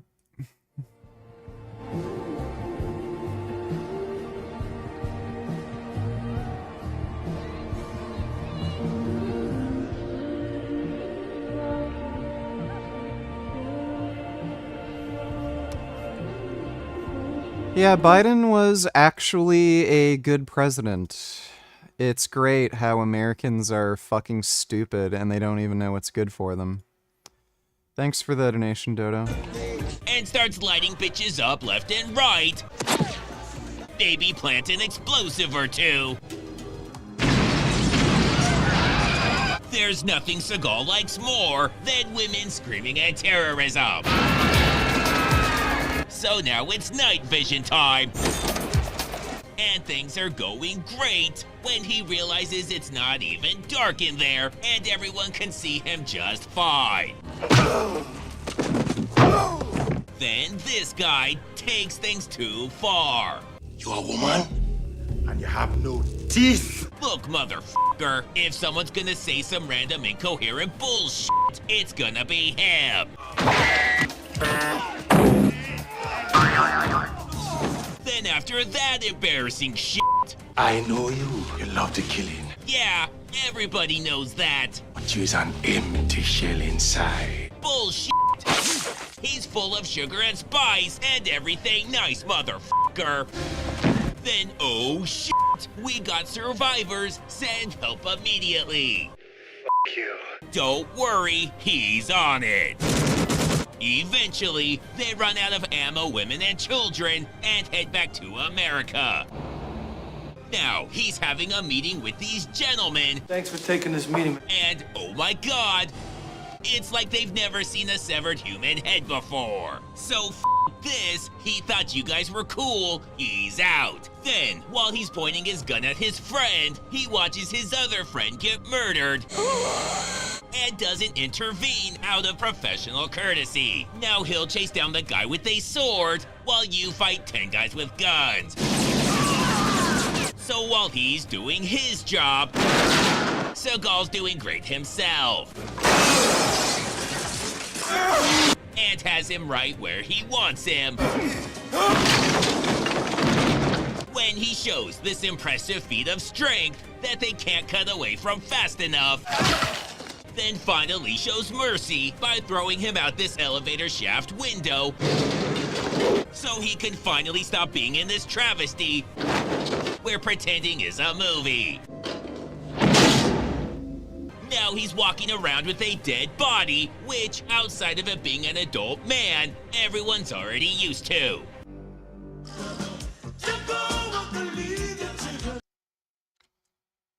Seagal movies are something special.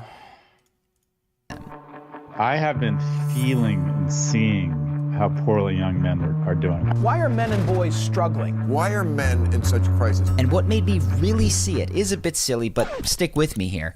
It was the Amazon Prime show Reacher. Now, if you haven't seen it, Reacher is a show based on the lead child novels of the same name. They're action-packed male fantasy fulfillment. And in them, we follow Reacher, the impossibly jacked wanderer who miraculously doesn't go to the gym and eats whatever he wants. How do you eat like that and still look like you do? Like this.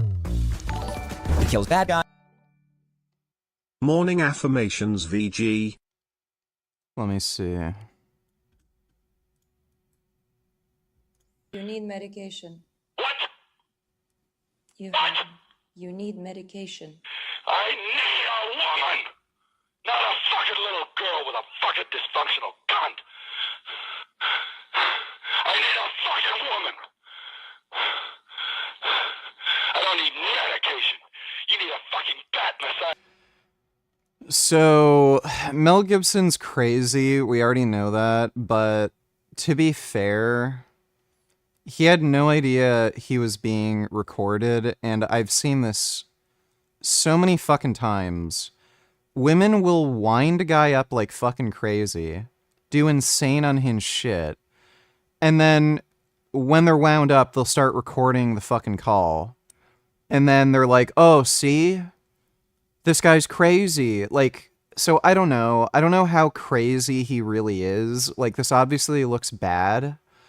But, I have no idea what happened before this, you know, for him to get this way. Like, she might have been doing, like, some crazy fucked up shit, like, deliberately trying to wind him up as much as she can so that he would, you know, say this and then have the recording. Like, there's a recording of Alec Baldwin basically abusing his children over the phone. That's something that's inexcusable because he's literally talking to a child. But, this, like, I don't know. Out of the head. All right? How about that? You need a fucking doctor. You need a fucking brain transplant. You need a fucking soul. I need medication.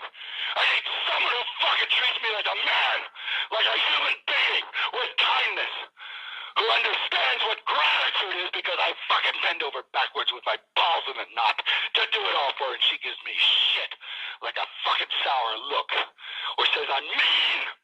The fuck is that? This is mean. Get it? You get it now? What mean is? I'm not going to take sides in a situation like that. I know Mel Gibson is a little crazy, but I don't know if he's, like, actually that bad or if this is all a setup. So, thanks for the donation, Mel.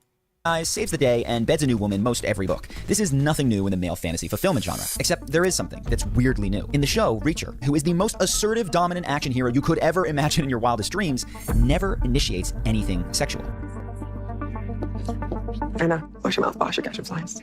He's entirely passive with his female leads. We barely even see him look at the leading lady, who inevitably has to make the first, second, and third move before throwing herself at him. Now, this was not the case in the books from the early 2000s. It's an amendment from the 2020 show. Do it just because.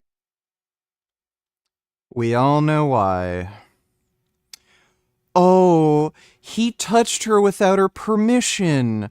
Why would a woman ever want an extremely handsome, extremely dominant alpha male with big muscles who's successful and capable ever making a move on them?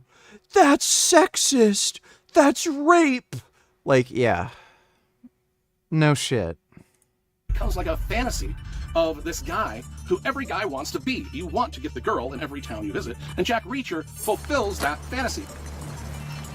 And just so you know that I'm not exaggerating here, in season 1, after asking him to dance and hanging out in a hotel room with him in her underwear, Roscoe literally has to walk in on Reacher showering to make something happen between them. And she, of course, leans in for the kiss in case he didn't pick up on her intention. In season 2, Dixon like, it's so, like, if you have any fucking experience with women, too, like, it's so ridiculous.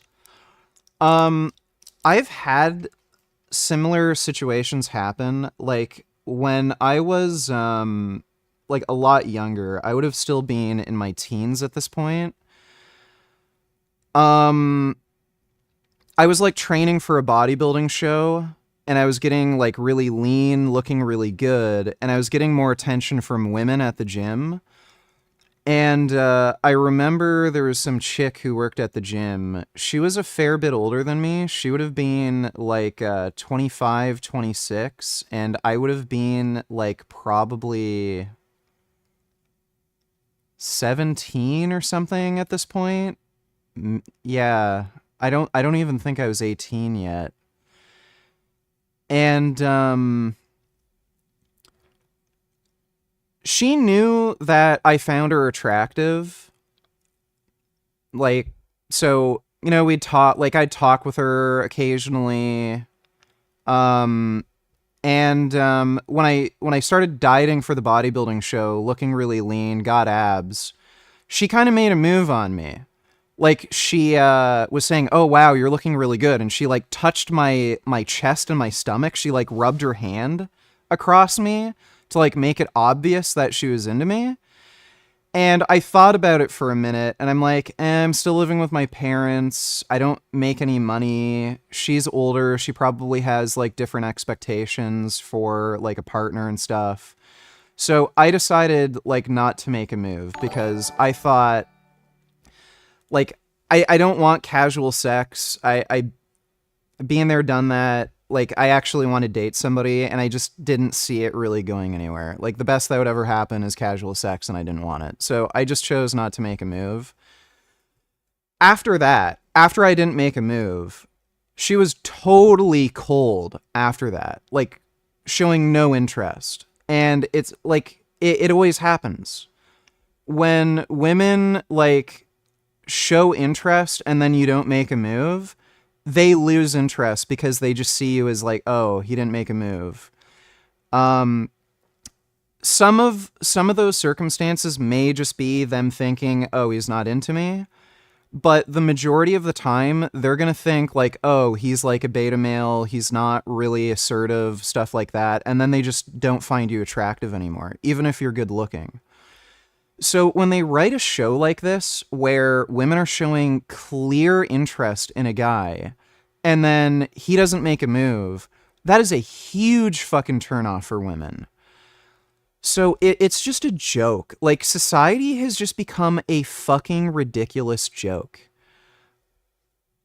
Like what are we fucking doing here when you're writing male characters like this, and then they never make a move? It's just stupid. Like, society is just fucking dumb. So, yeah. Dodo Donny Chillers, what are you gaming tonight? Do you think this dumb bitch voted for Trump? Karen learning how tariffs work in real time. Mind blown and pissed off. My granddaughter found the perfect dress for her uncle's wedding on Temu. It's marked down to 19. Went ahead, ordered it after... Hit the purchase now button. I got a receipt for $54. Couldn't figure out what I did wrong, so went back. Charged 31.44 import fees. The dress was only 19. Yeah. Dude, Americans are stupid. Just wait. When Christmas comes around, oh boy, are people gonna get a rude awakening. Trump's approval ratings are bad right now, but when Christmas comes and they find out, oh fuck, there's going to be half as many presents under the Christmas tree for my kids, Trump is fucking done. Like, he's done, dude. And, like, of all things, the fucking insurrection, being civilly liable for rape, like, the crazy fucking nonsense he's been doing, like deporting US, like, people in the US who have legal status, going after American citizens and, like, saying, oh yeah, why don't we deport people to Venezuela, even if they're, like, all the insane nonsense. That's not enough. Guarantee you, when people can't afford Christmas presents, that's when it's fucking over.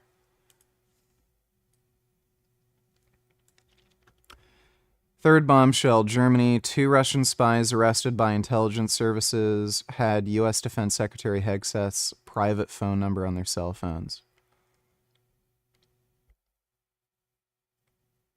Bruh.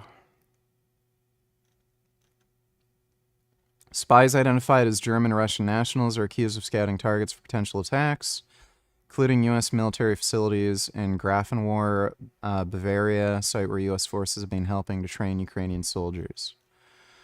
Suspects also expressed readiness to carry out explosive and arson attacks on military and industrial sites in Germany. Spy stands accused of working to undermine the military support to Ukraine. Russian embassy dismissed the spying allegations as absurd and ridiculous. Yeah, I'm sure nothing fishy is going on there. Considering Trump's relationship with Putin and that he's clearly a fucking Russian spy, the Republican Party at large clearly being somewhat compromised by Russia, Elon Musk also having direct ties to Putin, and after he tried to hack into American like Social Security and like other databases, and Russian hackers trying to access like, you know, that information, like it's all adding up to where like clearly this administration is horrifically compromised. Thanks for the donation though, Dodo. What am I gaming tonight? We're probably gonna play some more Half-Life 2 Episode 2. After that, we might play some Days Gone, because they did release the update. Directly asks Reacher out at work. Can you buy me a drink? I gotta keep working on these reports. Maybe next time. Then she directly asks him why he didn't do anything about it. Is that why? Back in the day, you and I never happened. I mean, come on, Richard. It's not like I didn't drop any hints. Then she has him play doctor with a wound on her breast, and when he doesn't lean in, then she finally throws herself at him. You must be lonely tonight. As a relationship... That's pathetic, dude. There's no chance a girl would ever fucking do this. Like, maybe if you're a desperate single mom, but yeah, if a guy acted like that around a woman, she would get the ick. Continues, she makes every overt move. Shot at by hitman and almost blown up. To put it mildly. I've got some pent-up tension. Season 3 is the same exact dance. They did a graphical update and shit for the game. I'm not sure if they changed anything else. There's new DLC as well. I'm not sure if I'm gonna buy it. It's $15. But yeah, they did do some like RTX update and shit. And until Duffy finally just leans in and jumps Reacher. Can still make sure she stays safe. I know it's important to you, so I want to make sure. No, the ick isn't just for ugly dudes. If you're a good-looking dude, women will get the ick if you act like that. Later, Reacher bashfully compliments her, but of course can barely hold eye contact. If he cheated on you, he's an idiot. And in the middle of tactical planning for her coming shootout, she completely jumps Reacher's bones. You really want to make me feel better? I got an idea. Now, I'm not saying that we should go back to the cardboard cutout female. Yeah, that's right. It's only okay if women sexually assault you. If a man makes the first move, sexual assault. If a woman does it, which would also be sexual assault, it's okay. Right. It's just silly. Like, again, there's still a normal social standard where women can touch men all they fucking want, nothing happens. Like, girls do it to me. Last fucking Veg Fest I went to, well, no, it would be in 2 years ago. I was with my mom last Veg Fest, but actually, yeah, 2 years ago. So the second last Veg Fest. I met a girl and she was fucking touching me. She liked my pecs and she just grabbed my chest. I've had girls in the gym just touch me. Like, it just happens. Like, women can just do that. But then, like, dudes, sexual assault. female characters with zero agency. The male fantasy genre 50 years ago had its own issues. Mentor. What I'm saying is that if Reacher is the updated male fantasy, we need to ask ourselves, what does this fantasy of sexual passivity tell us about young men today? Think about that. Because before I give you my answer, I want to tell you about the male fantasies of my bygone era, the 2000s, and what they told us about my generation. You see, when I was a teen, there was one movie that mirrored the dream of so many young men and their hopes about women. The Girl Next Door. My God, did this movie hook me. I personally kind of find it a perfect film, in my opinion at least. It's the teen fantasy that lit up the early 2000s. The Girl Next Door became an instant cult favorite. In it, Maddie, who is played by Emile Hirsch, has a stunningly beautiful girl move in next door to him. And when she does, his entire life is turned upside down by her impact on him. Finding that one thing you really care about. That one special thing that means more to you than anything else in the world. Now, the fantasy, which is specific to the 2000s, is that she sees something in him without him doing anything stereotypically attractive. Maddie gets the girl of his dreams just by being his nerdy, previously unnoticed self. She literally appears next door and just likes him. This was, of course, my fantasy and the wish of many mathletes across the world. I'm all wet. Can I come in? But even though Maddie is smaller and nerdier and way less capable, there's one thing he has that Reacher doesn't. He is undeniably attracted to Danielle. His desire for her cannot be hidden or suppressed, and his victory is in acting on that desire despite not being the stereotypical hot guy. In the Act 1 climax, which is such... Yet women want you to act like a man. They want you to make a move. They want you to make it obvious, like, what you want and that you're going to get what you want. Like, it's just silly. Like, society has become so fucking cucked. And again, this is part of the intrusion of Marxist ideology into America. Marxist ideology infected feminism. And then there's been this big feminist movement that is really just Marxist ideology. And they've been deliberately trying to attack men because men are a big barrier for Marxism. Men are competitive. They want things. They fight. They try to get ahead. And that's completely antithetical to Marxist ideology, which is trying to make everything egalitarian and prevent people from becoming successful, prevent people from becoming failures, and they try to even everything out. And men are a huge barrier to that. So they've just been trying to attack men and create, like, you know, this idea of toxic masculinity, men being assertive, dominant. Oh, that's a bad thing. But, like, it's just completely wrong. It's not how humans behave. It's not what women want. It's not what men want. Nobody wants it. But again, these fucking retards who are in Hollywood that are all feminists and left-wing and all this shit, they've been trying to steer the culture towards, like, this Marxist ideology where, oh, men are evil, men are toxic, men can't make the first move, men can't be dominant, especially around women. But again, women do not even want that. Like, normal fucking women that you interact, even the fucking crazy whack job feminist lefties who complain about this, they, like, even they want dominant men. They're just crazy and they complain about it. But again, that's what they want. So everyone's just fucking unhinged. CDG donates, I get it's hypocritical, but a man touching a woman is worse because men are stronger and can be physically intimidating, while women are usually not. However, I guess either it needs to be okay both ways or not at all. I think everyone should just loosen up. Well,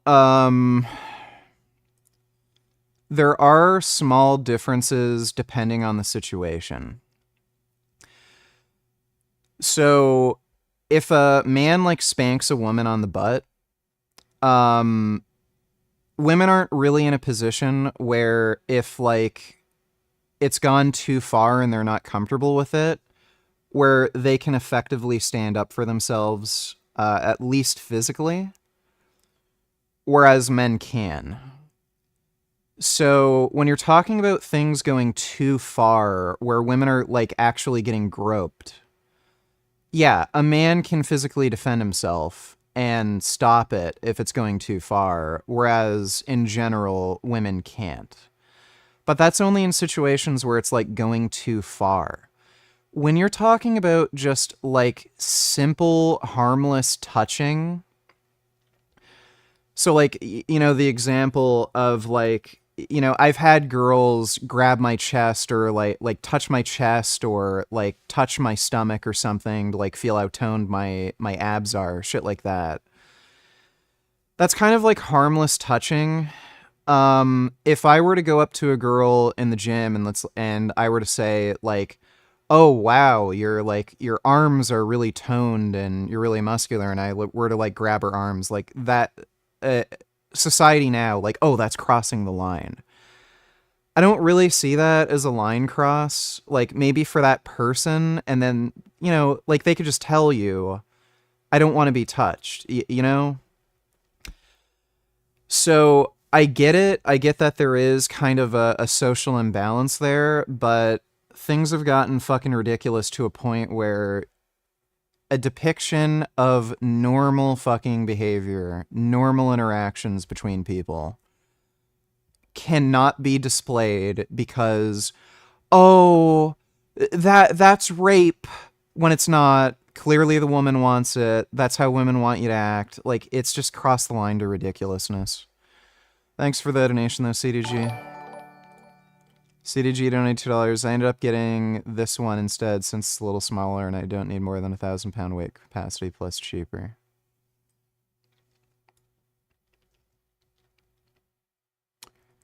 Holds total 1,000-pound, yeah. That might be the exact one I have.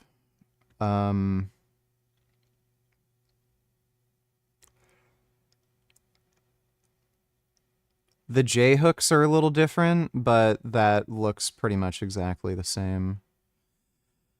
Most of these products are made, they're white label products, and they all come from like the same manufacturer from China, so that might actually be the same one I have. I think mine was rated for either 800 or 1,000.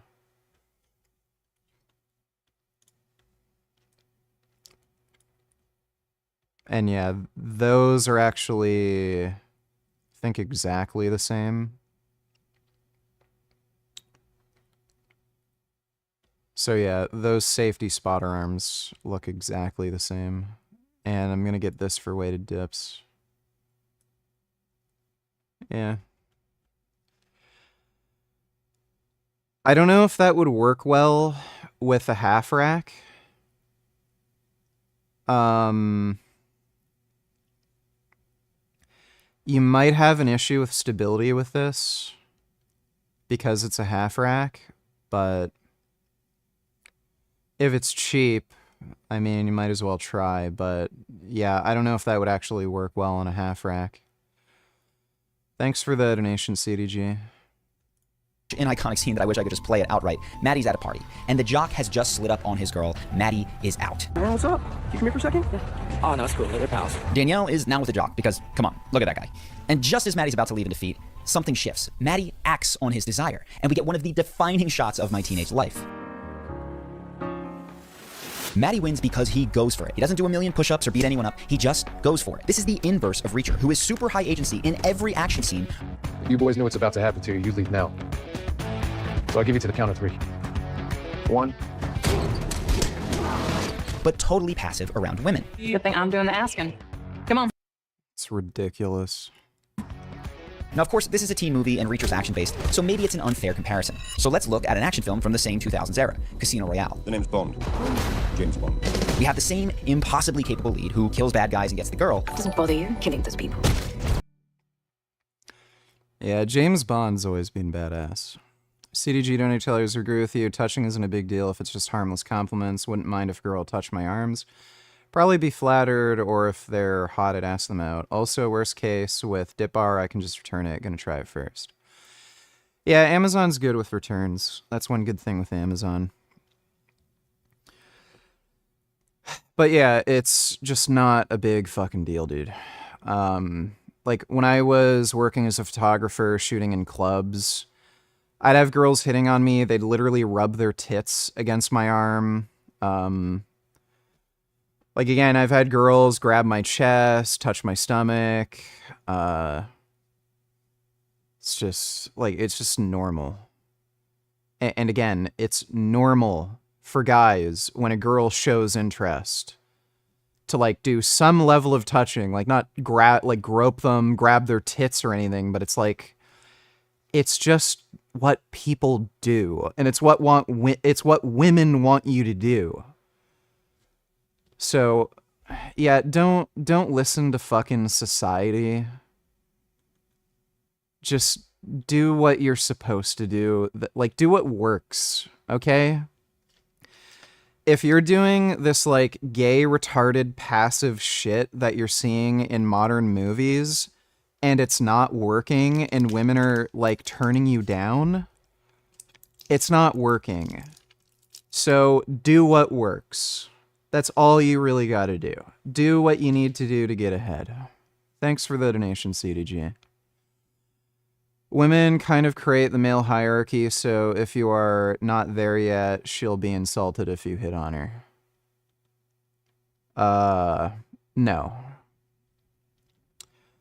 That is stupid beta male thinking.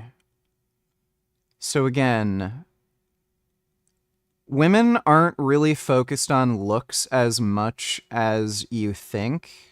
Women care about looks for sure, but women also care about personality, and at the end of the day, women are attracted to men, and part of being a man is acting like a man.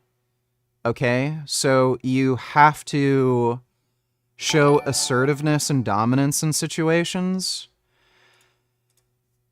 If you're not gonna do that, and you're gonna think, oh, I'm 5'6" tall, and like I don't have abs, and I'm not jacked. I'm lower on the hierarchy. I'm not gonna hit on this chick because I haven't gotten approval from women yet. Like, you're just acting like a beta male. Okay, so be confident around women and show that you're interested. And don't hide your intentions. If you're interested in a chick, show your interest, make a move. Worst that could possibly happen is she's just not interested and she'll turn you down. Best case scenario, she'll be impressed by your behavior and your character. And even if you're not the most good-looking dude, even if you aren't like a 6'3" alpha male stud like me, she'll be more attracted to you, and she'll show interest.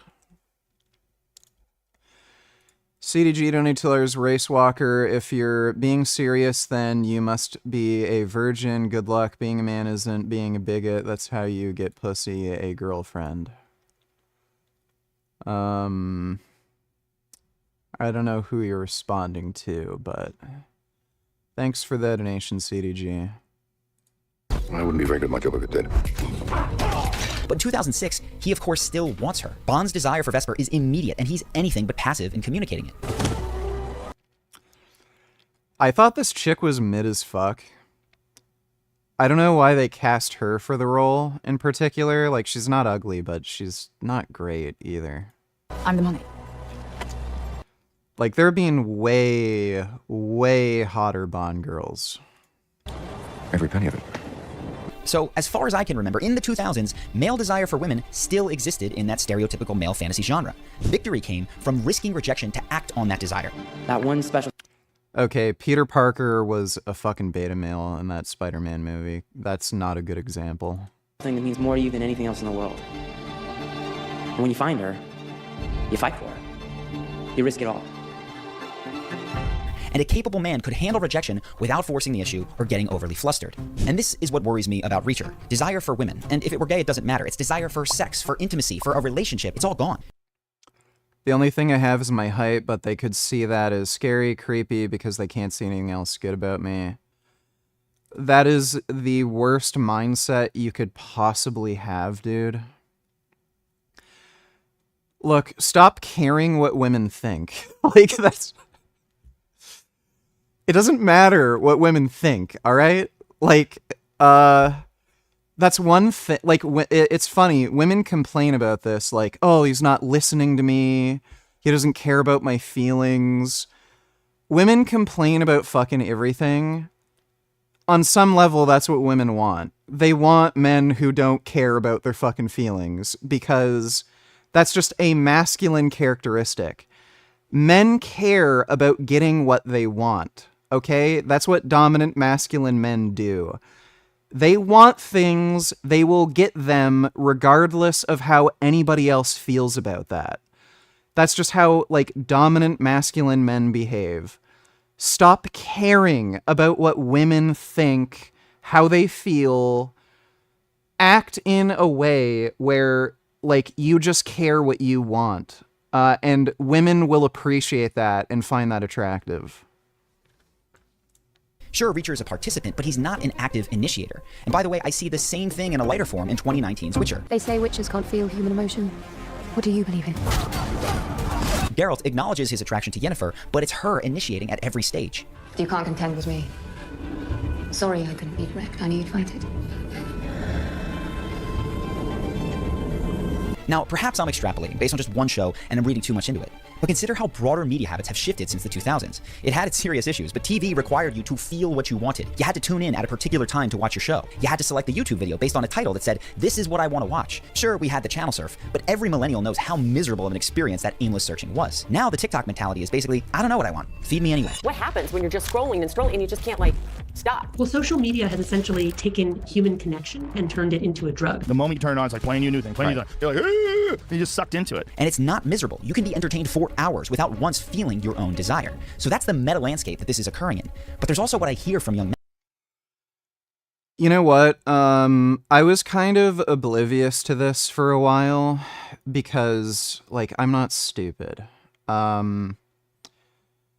I think this has an effect on stupid people, and, like, the number of people saying this, like, oh, I just get sucked in, I can't stop, and, like, all this.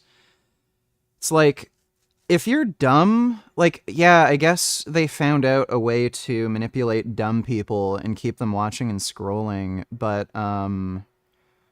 like, there's only certain things that I'm really interested in. Like, you know, I like funny videos, I like watching animals, some fitness content, stuff like that. And if I'm, like, if I say, like, if I'm trying to kill time, like, if I'm waiting at a dentist's office or something, like, yeah, I'll scroll and stuff like that. But if I just have spare time and I could do, like, there's a number of things that I want to do, like exercise, play video games, ride my bike, you know, stuff like that. I'm not going to get caught up scrolling. I think dumb people who do not have any, like, strong interests or hobbies and aren't, like, focused on bettering themselves and shit, I think they do get caught up in that kind of scrolling shit, but, like, this seems to only work on stupid people, but, like, yeah, most people are stupid, so... Men. Up until a few years ago, I had never spoken to a young man who planned to spend his 20s on his business and his money and his health while ignoring dating completely. As a man, you need to, before you get into any relationship, build your frame as a man, build your internal kingdom. Staying single puts you ahead of everyone. Everyone, just think about it. Just go fucking monk mode, everything, like, as long as it takes to get to the top. And that's now something that I've heard repeatedly. And I don't think that's the purely rational monk mode move that it's sometimes framed as. I think it's the result of being raised in a world where feeling your own desires, particularly the sexual and romantic ones, was more dangerous than ever. And in part, that's because rejection in the social media era is so much more public. And perhaps it's in part because the Me Too had a chilling effect, not just on the men that we wanted it to, but also on the young guys who weren't quite sure where the line between healthy romantic initiation and cancellation-worthy boundary crossing was. I often hear from men. Well, the dating landscape has changed a little bit, especially with online dating. If you're doing a lot of online dating, yeah, you're gonna run into that issue where if you're not very good looking, you really have to have money and success. So I think some of this is a response to that change in dating landscape where there are a lot of people who are focusing on online dating, and a lot of these kind of dating coaches and male self-improvement coaches, they are kind of recognizing that sort of shift where in order to stand out on from the crowd on not Instagram, like Tinder or something, you do kind of have to make sure that, okay, like, yeah, you're going to the gym, you're getting in shape, you're kind of at your best. And then on top of that, if you're competing against like the top tier males on Tinder and you can't get to that level of like good looks and physique, you are going to have to kind of build your wealth a bit more. On top of that, again, the internet has kind of created a situation where there's just more general wisdom about dating, where a lot of dudes have figured out, like, most women just aren't worth it, and it's better just focusing on yourself and earning money, because women aren't going to give you the kind of satisfaction that just more money and wealth is going to give you. That they are now more reluctant to go up to a woman in a bar or whatever. That there's this problem of fear of being falsely accused or something. And so they chose to just avoid the whole thing altogether. And I think that's where this passive fantasy we see in Reacher comes from. It's the wish that if you're maximally capable, you won't ever have to face rejection from a woman. You'll never have to even initiate. It'll just find you. And that scares me, because we need men who are connected to what and who they want, who are capable of risking their egos to pursue those desires, and who are capable of dusting themselves and their egos off in the face of rejection. If you don't have that, if you can't feel your most raw, instinctual desires, you will spend your whole life as a sheep. You'll chase socially approved stepping stones, telling yourself that... Well, dude, it's such a feminine way of thinking. Why would rejection ever affect your ego? It shouldn't.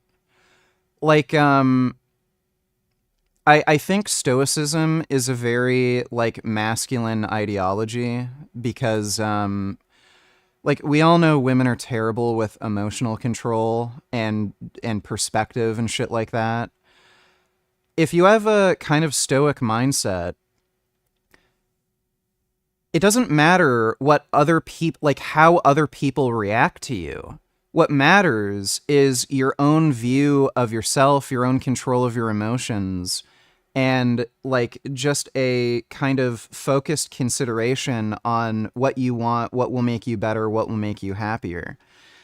And you could be rejected by thousands of women. If you follow a stoic philosophy and mindset, none of this should ever affect you.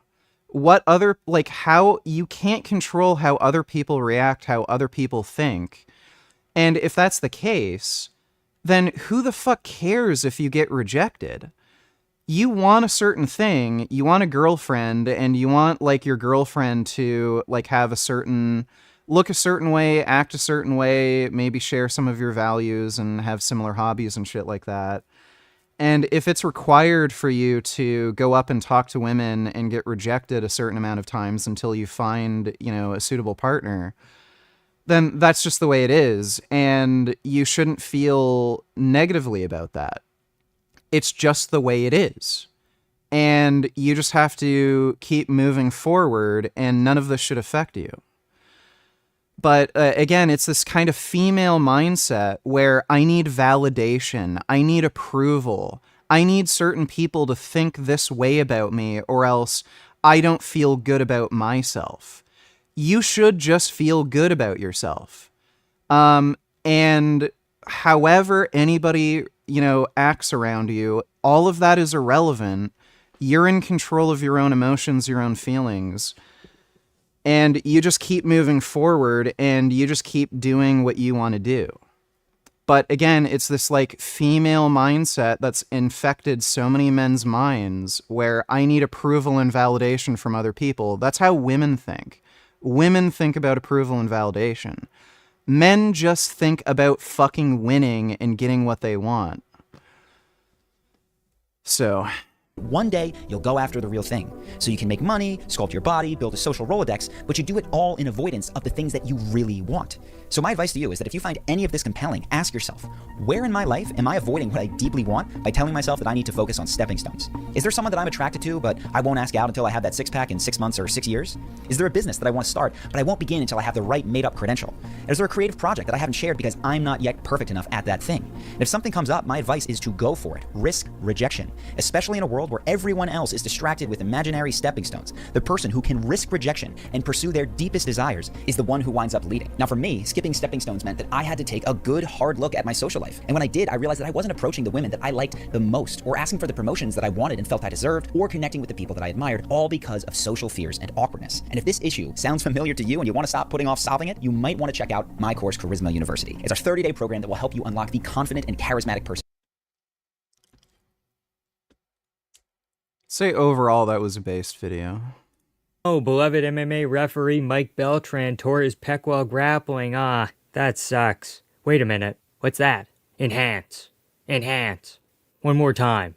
I think I've seen that somewhere before. Miguel Mike Beltran is one of MMA's premier referees, overseeing absolute barn burners such as Leon Edwards versus Bilal Muhammad II and Jose Aldo versus Mario Bautista. But refereeing doesn't always pay the bills, so Miguel moonlights as a Los Angeles County sheriff. Of course, there's nothing wrong with this. Countless other referees have other jobs as well, some still in the world of MMA, of course, and some have more normal jobs like you and me. For a long time, Mike Beltran's look got him in some hot water, right? Dana would not let him referee in the UFC because of his beard and his tattoos, and because he's a really big, intimidating figure, because it kind of takes away from the fighters. I can understand the concerns, because anytime we see this referee, the internet focuses on him instead of the fight. So the same thing applies to Mike and his massive beard. When he does ref UFC events, he has to tuck it in. But today we're not focused on the beard, we are focused on the tattoos. More specifically, this one right here.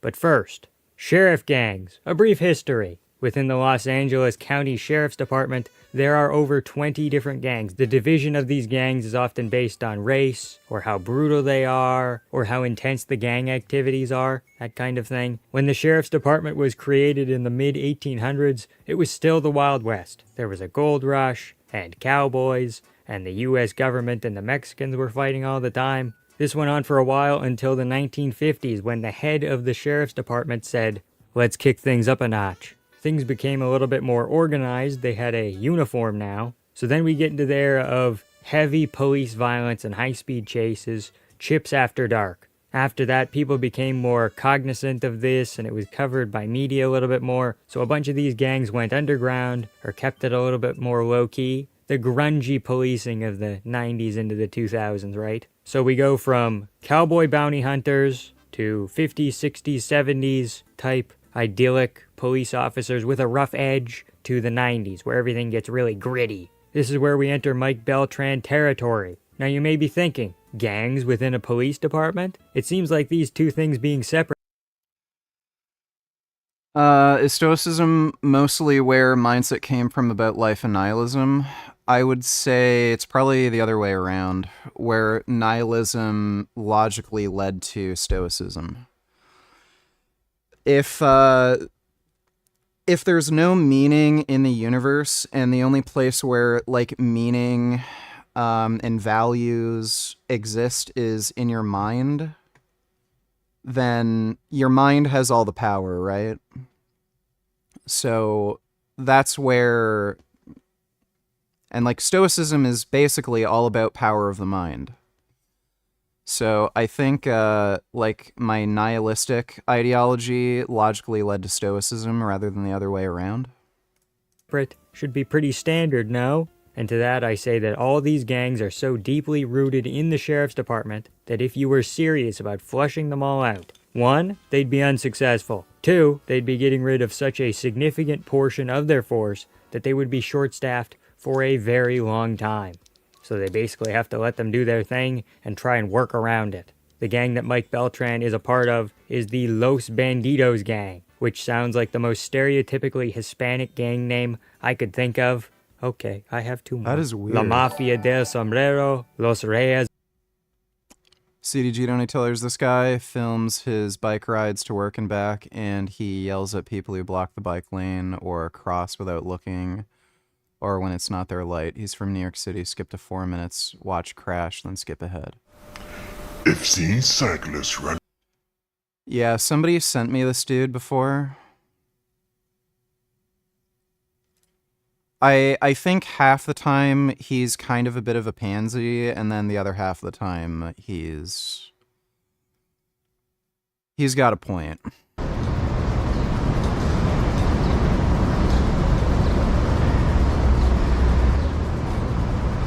Oh yeah. Terrible driving.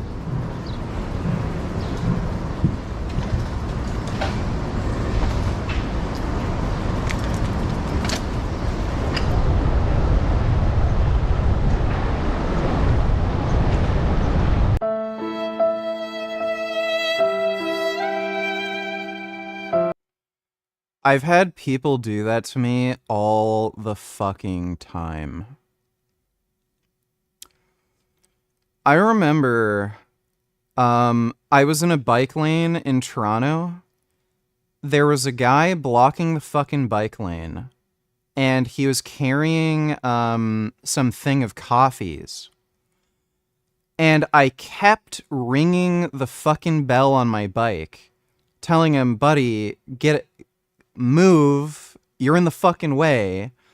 Right behind him, ringing the bell. He wouldn't move, just kept walking. Then I just squeezed to his left to just get by. And then suddenly it clicked in his mind, oh, bike bell. And rather than looking, he literally jumped right into me when I was right next to him, and he spilt his fucking coffees, and some of it got on my fucking t-shirt. Like, people are so fucking stupid. Why is it so that many who study philosophy go from hardcore atheist to religious? I have not seen that. I've seen a lot of people who were very religious, who studied theology in school, end up becoming atheist. I see that fairly often. I do not see many people studying philosophy who become religious. Thanks for the donation, Vegan Dragon. You're a fucking idiot! Ah!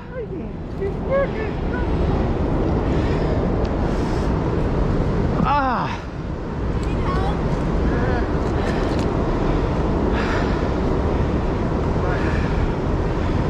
Fucking running my way without looking. Let me play that back. Let's see who's really at fault here.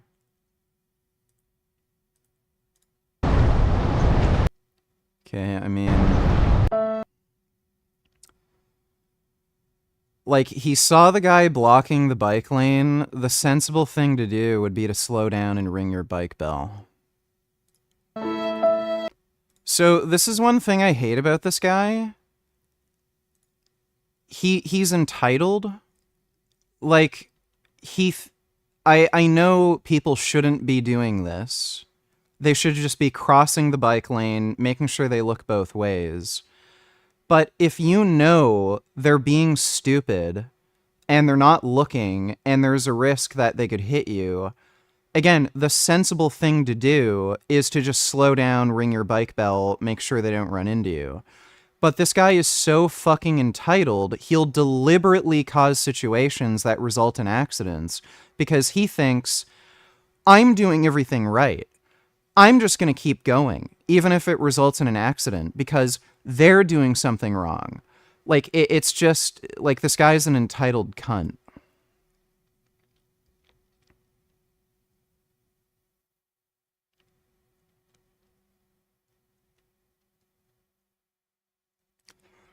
Yeah, so he's ultimately responsible for the accident. Like, no sensible person would have done this. No, responsibility doesn't lie on both sides. So look, if you see a retard wandering in the middle of the street doing something stupid, you have a responsibility to stop for the pedestrian. Just because they're being stupid and not getting off of the fucking street when they should be, and they're wandering around or something, that doesn't give you a right to run somebody over. So the same laws apply in a bicycle. Like, If you're on a bicycle and someone's being fucking stupid, you don't just get to run the fuck into them and run a high risk of like a collision just because they're being stupid and, oh, I have the right of way, like I should be able to do this.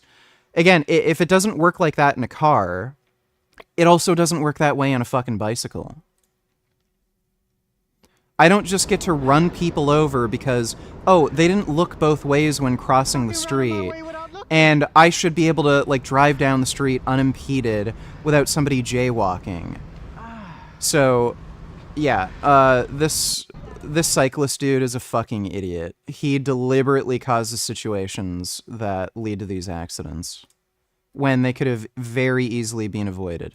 As Marones, within Los Bandidos, to even be eligible to get the tattoo, you have to, quote-unquote, chase ink, which basically means you have to commit some sort of violent crime, police brutality, that sort of thing, typical gang initiation stuff. So, putting it all together, Mike, or Miguel Beltran, is a member of the LA Sheriff's Department, and he has a tattoo that you can't get without doing criminal activities.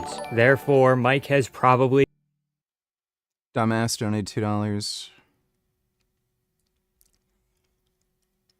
Surprised how much this comic has resonated with people. Mostly thought it was just me. Insufferable personality competition. You got this, champ. Nobody can stand us vegans. Meat is murder. Cyclist.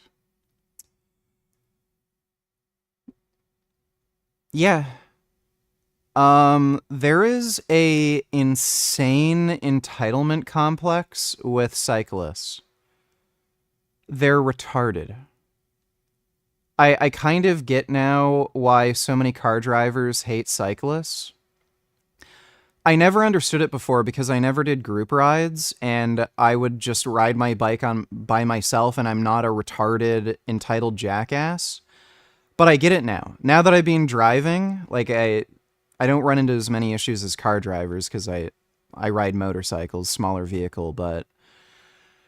yeah, cyclists are entitled dipshits. Thanks for the donation, dumbass. ...committed some crimes. The main two things that Los Bandidos do are sell meth, as well as traffic women and children. I'm not here to try and accuse Mike Beltran of being Captain Cook or something, but we have evidence that he allegedly committed a crime. This is the only one that we have public records of, but where there's one crime, there's often more. A 2002 court filing actually mentions him by name. Here's the details of that. Salvador Solis was an ex-member of the Mexican Mafia gang. Wow. CDG donate $2.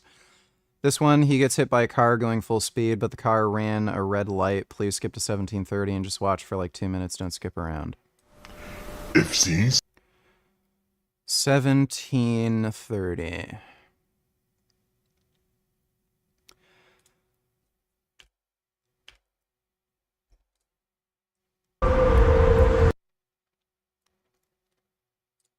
Okay, I'm gonna have to go back a bit.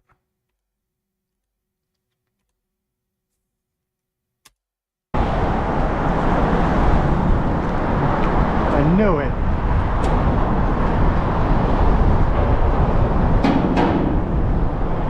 Corrupt cops at its best.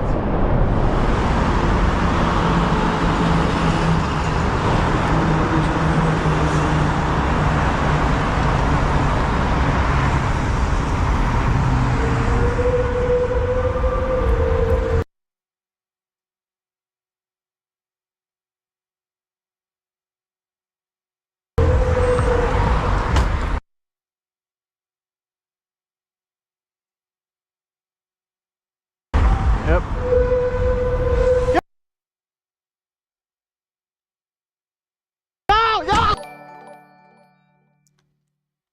My fiancé and I travel a lot by bicycles. We use walkie-talkies instead of bicycling next to each other's. These hobby bikers has something to learn. Also, they ruin everything for all our other bicyclers. Yeah. They do. And they prevent things like bike lanes being built because there's a stigma about bicyclists being entitled assholes, and then nobody wants to make bike lanes because Oh shit, not more bicyclists. So yeah, they ruin everything for everyone. Thanks for the donation, Vegan Dragon. So this is so look, he could have easily prevented this accident, by the way. And again, this entitlement mindset is what gets you into these problems. So if you take a motorcycle training course, you'll learn about some of this shit. You can't rely on other people for your safety. You can feel as entitled as you want. You can feel like I have the right of way. I should be able to do this safely, but other people may not be paying attention. And if at the end of the day, you could get hit by a car and killed or seriously injured, you're going to benefit yourself by just being careful and making sure that you don't put yourself in a situation where if somebody's being stupid, they can run you over. So this guy was already aware that there were people running the red light. He saw that there were more cars coming, and rather than making sure that the cars coming were slowing down, he just started pedaling right when it turned green without making sure that no one was driving. So yeah, it's the guy's fault for running the red. The driver's certainly at fault, but this guy got hit by a car. He could have died. He could have gotten seriously hurt and been disabled for the rest of his life. Rather than just being on some high horse, I'm smarter than everybody else. I'm doing everything right. Oh, they did something wrong. It's their fault. They're stupid. Rather than having that mindset, just acknowledge not everyone's going to be perfect. People may make mistakes. And again, like, the sun is low and pointed in the direction of this car driver. He might have been blinded and not been able to see the light properly, and that's why he ran the red. He might not have necessarily even, been acting stupid. He might have just made a genuine mistake and not realized. So, yeah, rather than just going when the light turns green, you could just do the smart thing and realize, okay, maybe somebody might not see the light. I noticed that there were other cars that ran the red light. There's another car coming. Maybe he's also not going to stop at the red light. Maybe I should wait to make sure that car slows down before I start going. So, who's to blame here? Ultimately, yeah, the car driver's to blame in the situation. If there was going to be some, legal battle here, the car would be to blame because he ran the red light. But the car driver's fine. He didn't get run over. You got run over, and you could have been seriously hurt or killed. So, you're also at fault for these problems. If you don't take proper safety precautions, knowing full well not everyone's going to stop at a red light, they might not see you, they might not see the red light, he's also at fault here, and he never, ever has the humility to recognize that. And again, he just puts himself in these situations and then acts like the victim.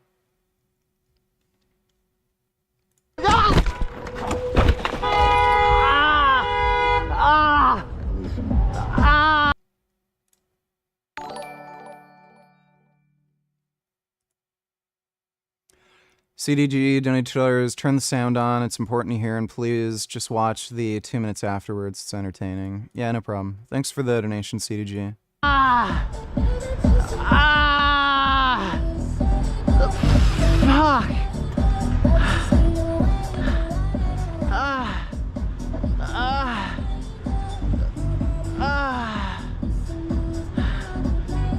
My back.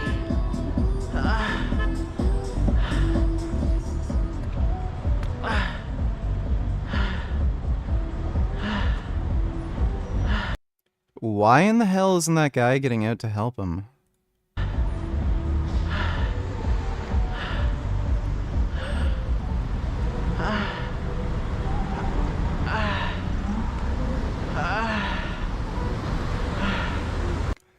This reminds me of the Family Guy thing.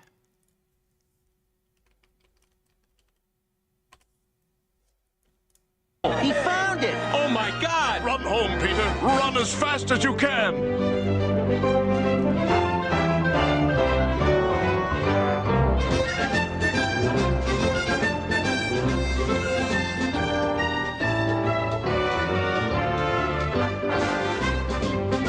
Ah!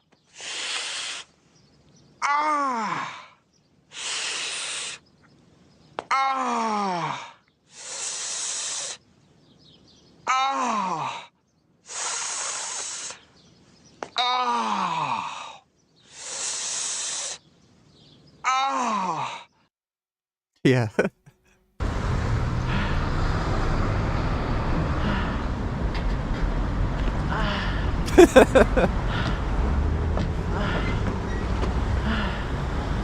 Nobody help me or anything.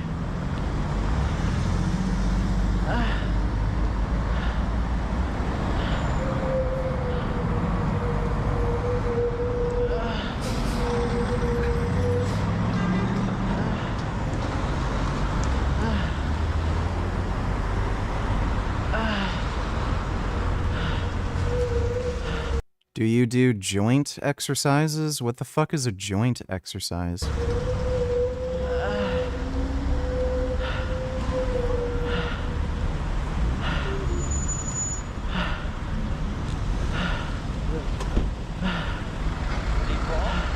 He hit me. I hit him.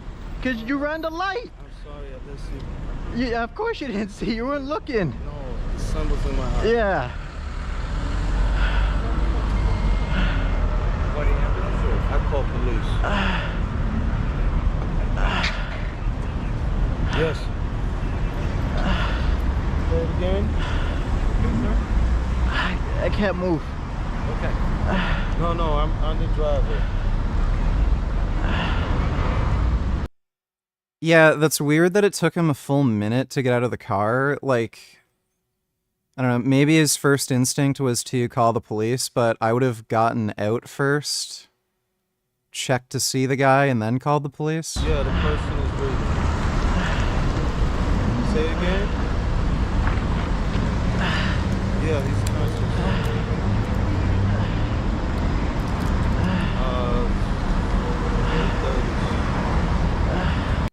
I don't know what the hell you mean by strengthening your elbows and kneecaps.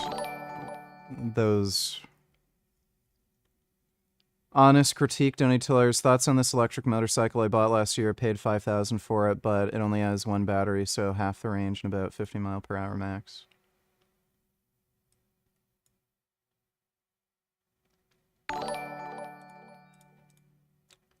I was once bitten by a spider or something and my leg got paralyzed.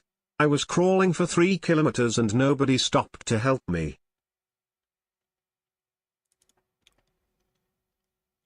You're bitten by a spider. Paralyzed. 3 kilometers and nobody stopped. What kind of fucking spider was that? Do you live in Australia or something? That's pretty fucked. Well, thanks for the donation, Vegan Dragon.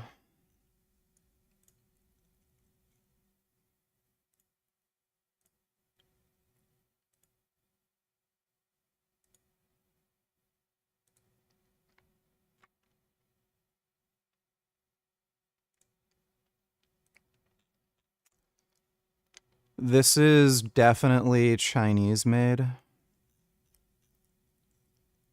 $298 with 2 batteries, 29 pounds per battery. Oh, so... Jeez.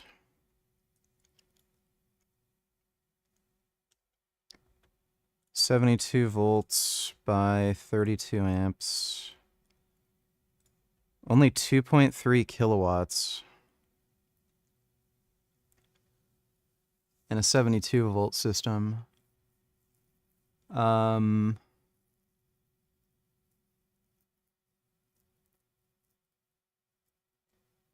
would say that's overpriced. Like, you could get a Talaria at this point for cheaper than that, and it has a bigger battery capacity. It's not very good. 11 kilowatts peak power, like, that's not very good.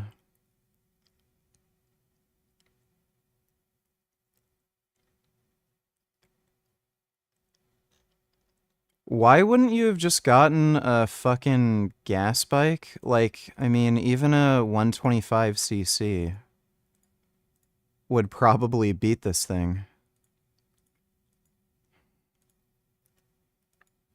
I don't know exactly what you're using it for. Like, do you have it licensed, or is this just an e-bike? Because, like, if you don't have this insured and you're just driving it as an e-bike... But yeah, 2.3 kilowatt hours for a bike that heavy that goes that speed, if you're actually traveling at normal road speeds... I don't know why you would, and especially if you have this actually licensed and insured, you might as well have just gotten a cheap gas bike. Like, bro, you could have gotten a Royal Enfield, one of their 350cc bikes. It would go faster, have more range, and be cheaper. They're 350s.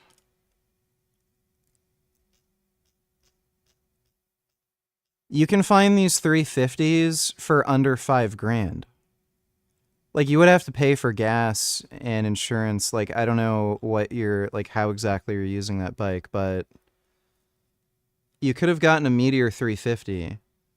These are super easy to work on. You can actually go on the highway with these. They're also air-cooled, so all you have to fucking do for maintenance is just change the oil. Yeah, I know it goes 50 miles per hour, but you get no range. You only have like a 2.3 kilowatt hour battery. So it'll go 50 miles per hour for like 10 kilometers?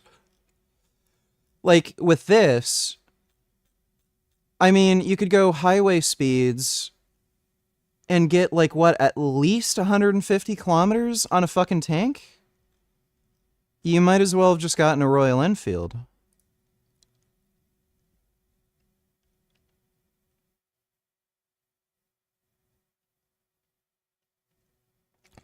And these are at least made in India and shit. They're not, like, some cheap Chinese motorcycle with just garbage knockoff parts. I don't know, like, again, I don't know exactly what you're using it for and shit. Like, if you can get away with riding it without a license or insurance, that may be some cost savings for you there, but yeah, the Royal Enfield would be a way better choice if you have to get that bike licensed and insured anyway.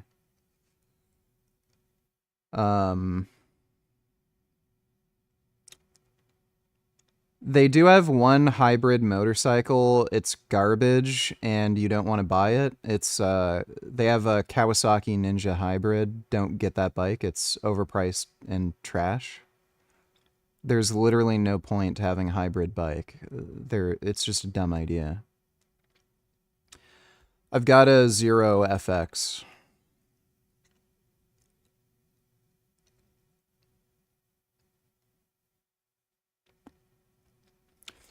Yeah, do you have that bike? Do you have like a motorcycle license, and is that bike insured? Because if it is, just sell it. Get a fucking Royal Enfield.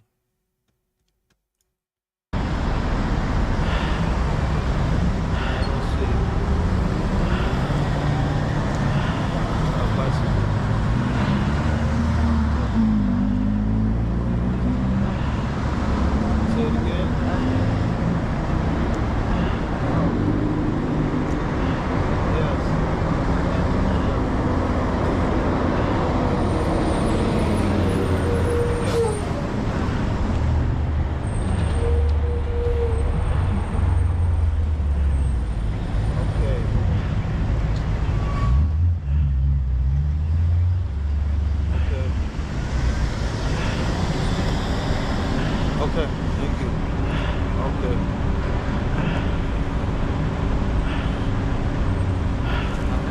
Yeah, that's fine. Sorry.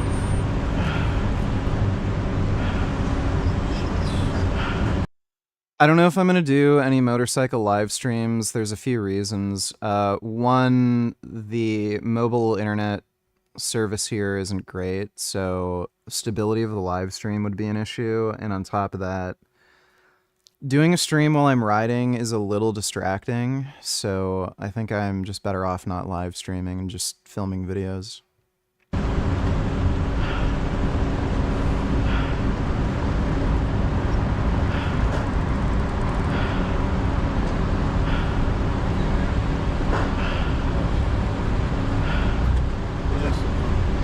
Huh?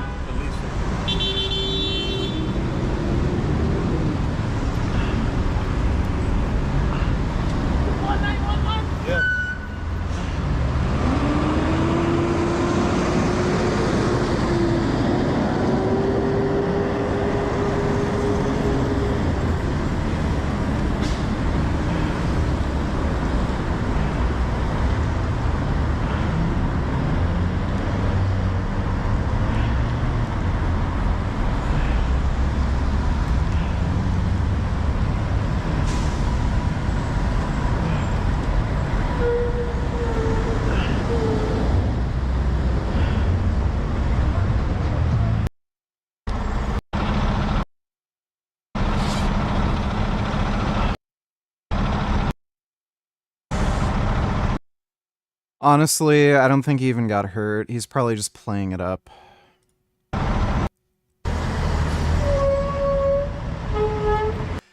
Yeah, I've seen that Ducati motocross bike. If I do off-road riding around here, I might get that because it's a Ducati and it's like just sick. Like, electric is kind of very convenient for that sort of thing, though, because I don't have to do, like, any maintenance to it. So I might get that Ducati dirt bike eventually if I do get into off-road riding here. The price isn't that bad, either. Like, they're asking, like, what, 10K for it? Oh, Ducati doesn't have a Canadian website?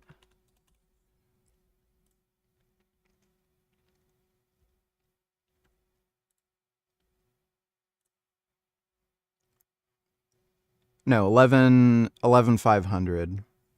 I don't know, like, I guess there's tariffs? I don't know. I don't know what that would be in CAD. So that might actually be like 15K CAD. Still, though. Yeah. That is a sick looking bike. But yeah, having a Ducati dirt bike, goddamn.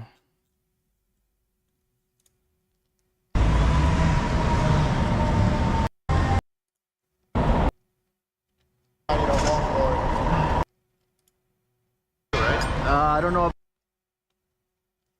He got convicted of murder, so they put him in LA County Jail. Because he had left his gang, he was very much at risk for getting attacked by current Mexican mafia members or other people from other gangs. So he wanted some protection while in jail. When they were asking him questions about if he needed protective custody, there were members of his previous gang still in the room with him. So he was kind of forced to say no, otherwise he was outing himself. Later on, Solis talked with Mike Beltran, who was currently working for a unit within the prison specifically designed to gather intelligence on gang activity in jail. So he knows, based on his own experience of probably being in a gang and working for this unit, that gang violence is no joke. Keep that in mind. Beltran listens to what he has to say and tells him that he'll reassess him and give him another opportunity to get protective custody because he couldn't get it the first time. When Mike and another officer do this, they don't try to get him protection, but they try to get him to go into the unit of the prison that houses active gang members as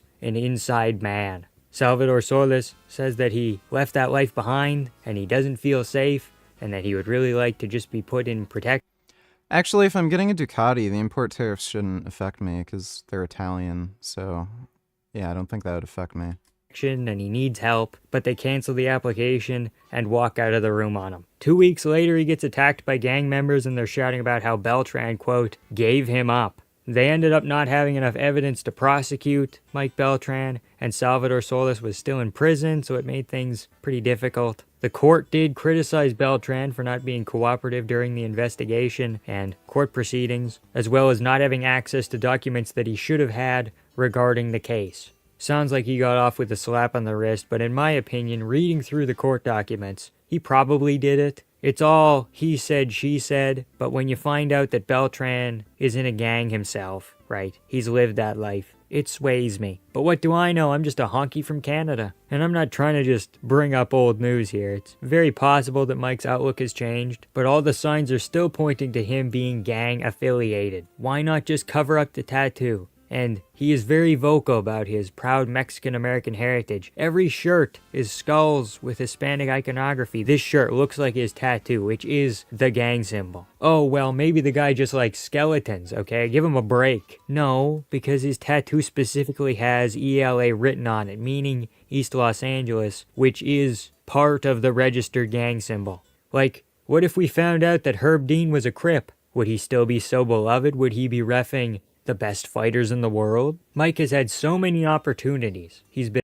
Yeah, that's fucking weird. I didn't know that about him. I find it a very fascinating thing, because I think it tells us a lot about the difference between men and women. So this chap William here posts this poll saying, the first reply to this is a picture of Ollie Murs, never heard of him, before and after a 12-week gym transformation. Do you think he looks better before or afterwards? And men overwhelmingly said afterwards, and women even more overwhelmingly said before. Now, here's the picture, and I mean, just as a man, which one would I rather look like? And the answer is, of course, the one on the right. The one on the right isn't a great photo, though. In fact, the one on the left isn't a brilliant photo either. People found better photos of him, and some of the women said, "Oh yeah, actually, he does look better on the right if the light's better and it is less sort of directly above him." But a lot of women, as you can see, were like, "Well, before," and the men seem to have trouble accepting this. Like, this Joshua Rayner chap says, look, any man who's been 10% body fat or below can tell you women turn into rabid dogs around you. Women lie about their preferences, but they're actually not lying as much here, because the after picture is so distorted by focal length and lighting, it looks worse. So his face is narrower, elongated, his hairline looks worse, more wrinkles, terrible shadows, and his body looks more rectangular. And that, I think, is true. I mean, that was just really bad lighting on that photo, right? Put him in the... That is not bad lighting. Some of an angle and he looks significantly better. That's true, but I still think women generally would prefer the guy on the left for reasons that are actually not related to the looks, as it were. Because men are, of course, very visual creatures. We are very concerned with how things look. No, women are lying. They prefer the guy on the right. And if there's one thing I've learned as a not very fit, not very good-looking guy who's always had girlfriends, is that women's concern about your looks is actually a reasonably small proportion of whether they find you attractive. And I know that there are going to be people who say, no, that's not true. And I promise you, bro, that is absolutely true. And so doing something like this... That's true to an extent. So if you look at studies... It my first motorcycle and it going be licensed. I got 'cause it cheapest electric motorcycle that looks like a normal motorcycle. I like benefits of electric. Only problem is range and speed. Also wanna take my birds on it and loud noises scare them. Okay.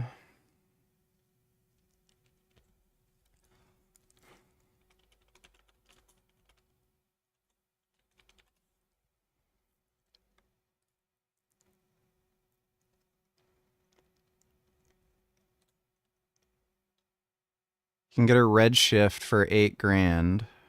I think that has a 5.8 kilowatt hour battery.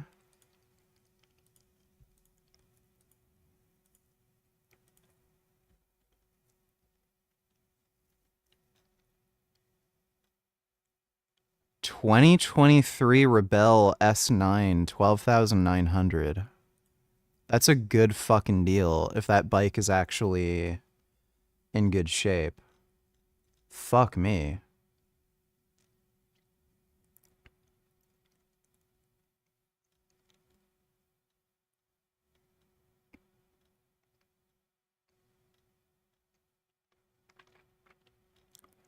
Yeah, this has the 21.5 kilowatt hour battery pack.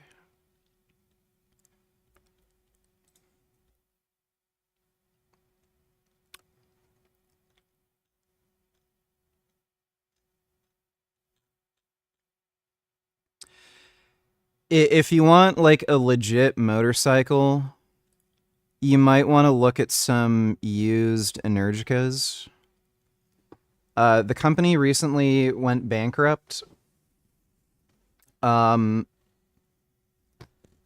you're obviously going to have issues with support. So if the battery like goes dead or something, you may be fucked, but 12,900 for a motorcycle that has like what? I think this is like 100 horsepower.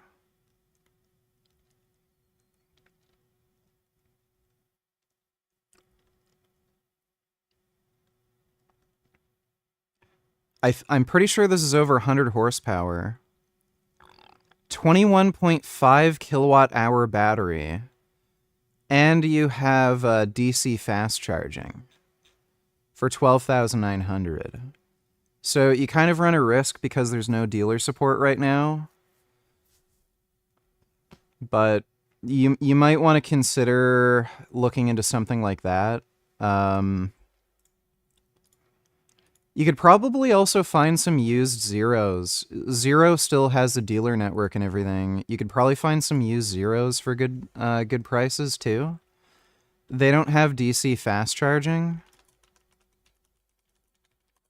But again, it's going to be a lot better than the Chinese bike. Fucking $9 grand for SRF. Bro. So, for less than double what you paid for that Chinese bike, you could get a Zero SRF, 14.4 kilowatt hour battery pack. You're going to have level 2 AC charging. You would probably be able to get away with easily 100 kilometers highway range with this thing. And it's electric. I think it's over 100 horsepower, too. So, bang for buck, you know, value you're getting for your money. Wow, I did not realize these were going for so cheap. Like, these are pretty good fucking bikes. And again, they still have dealer support. So, I would, if I were you, I'd consider maybe selling that bike. And then getting something like this. This is an older one, SF 7.2. This would still be better than the bike you have, and it's actually cheaper. But 7.2 kilowatt hour battery. It's an actual motorcycle. It's made in the United States. And you still have dealer support. So, I would consider only 1,500 miles. Whoa, this person never fucking used it. So, yeah, I would consider looking at some of these used electric bikes. If you want, like, premium top-tier shit, but you run the risk of not having any dealer support, look for some used Energicas. But if you want something that's fairly new, still has dealer support, look at some of these used Zeros. Because you can get a really fucking good deal on these, dude. Like, it would be more expensive than your current bike, but they're a million times fucking better. Thanks for the donation, though, Honest Critique.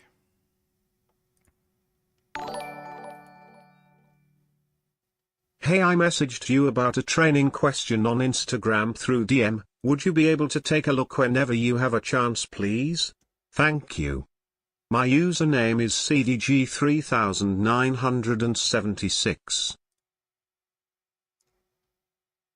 Being a fan of yours, wondering if you had any advice on how to get my bench up besides the obvious general tips. Been working out several years, got decently strong, but I want to get to the next level. Is there any programs you can recommend for getting my bench up? Also, can I just do my general hypertrophy workouts, then just do the strength program for the benching at the same time? Do you want to do a call on Discord? Because that would be way fucking easier. Because I need a bit more info. Split his chest, tries shoulders, back, biceps, legs, repeat. Usually do 3 sets of 5. For flat bench on my chest is... So that ends up happening twice a week, but I was thinking maybe I should do flat bench 3 or 4 times a week to get strength up. Should I just do that, or is there a specific program you can recommend? I don't know about free programs. I think Sika Strength has a bench program that's good. As far as free programs you could find online, you could look for Smolov. There are free Smolov programs, but they don't work for a lot of people, and they're really better for people who are on gear, honestly.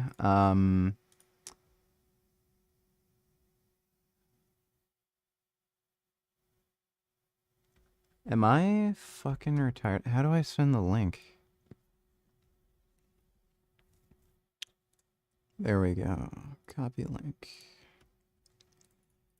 Okay, I sent you the link to the Discord on Instagram. We can chat about it. Smolov is just very high volume, and a lot of people just get broken down by those programs and get injured, and they have trouble recovering. But as far as programs that you can buy online that I know are good, I think Sika Strength has some good programs if you want to, like, just buy a template. A lot of people are in a situation, though, where some of these template programs aren't necessarily going to be right for them. So if you want to have in-depth discussion... Well, I'm not posting the link publicly, so we're not going to have an issue with somebody sending their fucking penis. I'm just sending it to him on Instagram. But I think I know what your problem might be.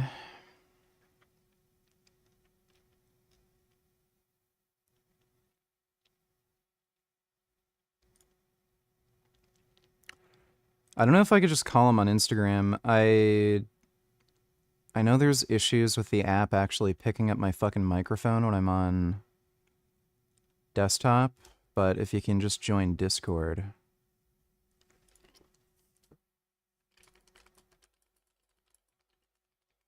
One sec, okay.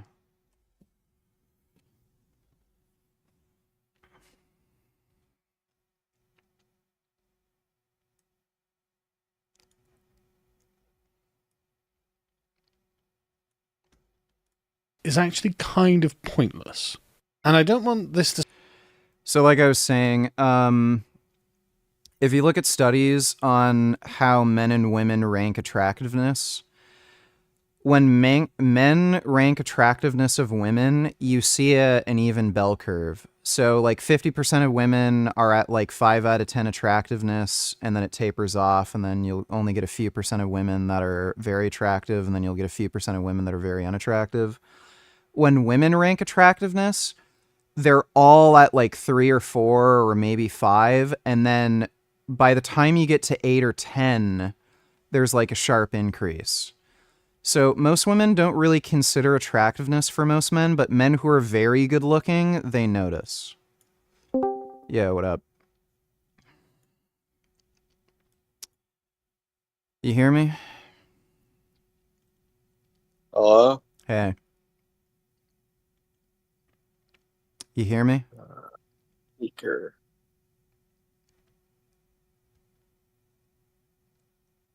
Fuck. Hello? Hey. Okay. I had a question about my workout routine. Yeah, so what's your bench at right now? I read your message. Yeah, so basically I worked out about 3 years ago, and I did it in all bad form, and now my back is fucked and my neck. And it's been like that for a couple years now. What should I do? You're not CDG, are you? No. Okay, are you the actual CDG? Who the hell is this?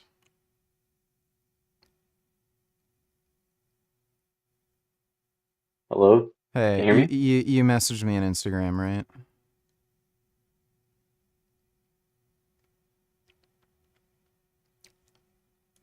Do you hear me, CDG?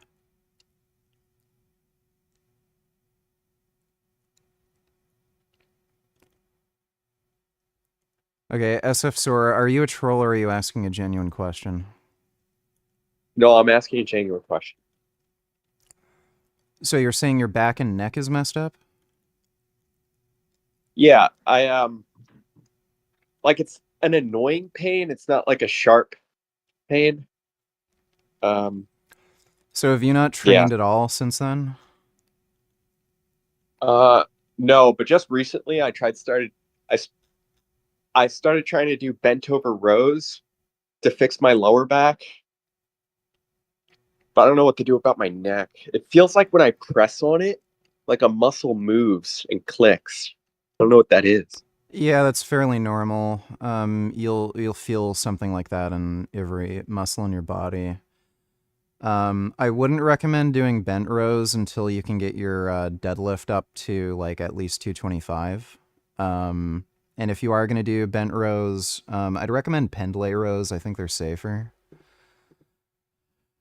But as far as your neck, a lot of people have neck pain, and it's kind of it's inexplicable. People just end up getting neck pain for no particular reason, and it's usually just because they have a weak neck. So I would say if you just get a neck harness and do some neck exercises and just very slowly increase the weight. Start with a weight that's very, very light that you can easily get 20 reps on. It's the back of your neck in particular, right? Yeah. Yeah, so get a neck harness. You can just get one for cheap on Amazon. They're like 15, 20 bucks. Start with a weight that's very light. You can very easily get 20 reps on. Do not train to failure whenever you do neck training. So stop a good 4 or 5 reps shy of failure. And slowly increase the weight. Just having a stronger neck will probably get rid of that pain. And also just simply moving your neck around more and getting more blood flow to that area is probably going to get rid of pain. A lot of lower back pain also is caused by that same issue. People just have weak lower backs. So wait, but what is the because I noticed that when I push the clicked muscle to a different place, it like stops, and I hold it, it like stops the pain. yeah, that doesn't really matter. It's kind of like if you ever have like a shoulder pain and then you move your arm over your head and you stretch or something, some of the pain goes away. Again, chances are fundamentally the reason why you have that neck pain is probably because you just have some like stiff muscles and tendons in that area. your neck doesn't get moved around much and the muscles are weak. If you just strengthen your neck over time and you move it around and you get more blood flow to that area, chances are that pain will go away.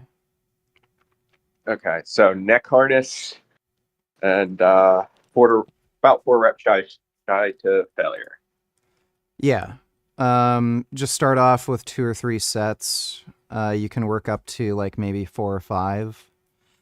And slowly increase the weight over time. Once your neck gets a bit stronger and you can maybe use about like 20 pounds on the neck harness, you can start increasing the weight and push it to like maybe like 8 or 10 reps.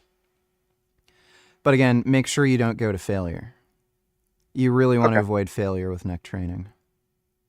Okay. Okay. I'm gonna go back in the weight room. Can you talk to CDG and then drag me back in? I have like one other question. Well, just ask now. He's saying he has audio issues that he's trying to fix. Oh, okay. I know why I have the neck pain. I went to physical therapy one time for my lower back pain, and then they told me to do chin tucks, and I was doing them the wrong way. I wasn't doing it the right way. I was just pushing my neck all the way back, and I kept doing that. And I think I like broke something in my neck, or not broke something, but like I think that's what's causing the pain. You probably didn't break anything.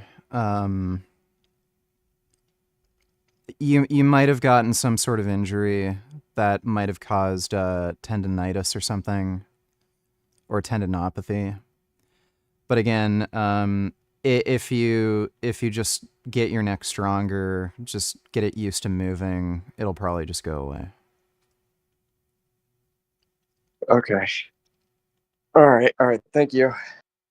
Make sure you don't do very sudden, jerky movements. Very slow, controlled repetitions. Okay. All right. Thanks. Yeah, no problem. All right, CDG is going to fix his mic thing, but should be able to come back in. CDG, don't need to tell. I was not sure why, but when I joined Discord server, couldn't hear you talking. Could you hear me at all? No, couldn't hear you.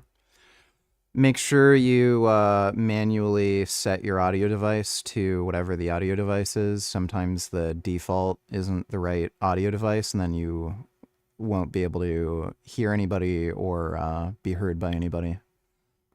Thanks for the donation, though, CDG. He's back in. Hey. Hey, can you hear me? Yep, I can hear you. Okay, perfect. I had to use my phone for some reason. My headphones weren't working. All right. So how much can you bench? So I don't know at the moment. I've been doing sets of 5, but the most I've ever done was 2 plates. So your max before was 225. What are you doing for sets of 5 right now? I'm doing 185. I weigh 150, so that's the context. Okay, so you could probably still do about 225. Have you always been doing sets of 5? No, I was doing sets of like 8 to 10. I switched because I'm trying to get stronger. When I hit 225, I was doing 205 for sets of 5 though. So I'm building back up to where I was. Okay. Yeah, so if you are having trouble just linearly progressing within a given rep range, you're like, the limiting factor is just going to be the amount of muscle you have. So you are going to have to end up going on very prolonged hypertrophy blocks. So that means doing the majority of your volume at 8 to 10 reps or higher. So for bench, specifically, you probably want to stay in the 8 to 10 range. And then for isolation movements, especially if you're on machines, you can push that a bit higher to like sets of 15. And your hypertrophy block should probably be at least 6 months, if not a bit longer. So once you can do like, let's say 10 reps with, I don't know what you were doing before, but let's say you're doing sets of 5 with 185, you're kind of stuck in that position. What you want to end up being able to do is work up from, say, 150 pounds for sets of 10 to about 180 pounds for sets of 10. Then when you transition to a strength block, ideally you would work up to maybe being able to do 225 for sets of 5 after a few months. Okay, that makes sense. And then for frequency, so I basically do it twice a week because my split's like 3 days, so I just repeat it. So it's Yeah, looking 2 twice a days week. a week should be Would you? fine. Okay. You may be able to benefit from another third day of benching. I was benching 3 days a week for a while, and on the second day I was doing incline, so it'd be flat bench, incline, flat bench. You could try something like that. If you're not recovering well between sessions and it ends up being a bit too much volume and frequency for you, you can just bring it back down to 2. There's no hurt, trying and seeing how it goes. Just make sure you keep a logbook and see how you're progressing, and you can compare your rate of progress with that routine versus the other routine. That's kind of important. Okay. So would you say like 3 sets per workout for flat bench is good, or? Well, most people how are many sets do you probably think I going to should get the do? majority of benefit from around 10 sets total per week, directed at chest, and maybe a bit more. So, you want to do flat benching and some other accessories. So that might be flat bench and some sort of isolation exercise like dumbbell flies. Could be bench dips, dumbbell flies. Could be bench, machine bench, dumbbell flies, bench, incline bench, dumbbell flies, like something like that. So it should total up to, I would say you probably want to hit 10 total sets or more per week. So I'd probably aim for at least that amount of volume.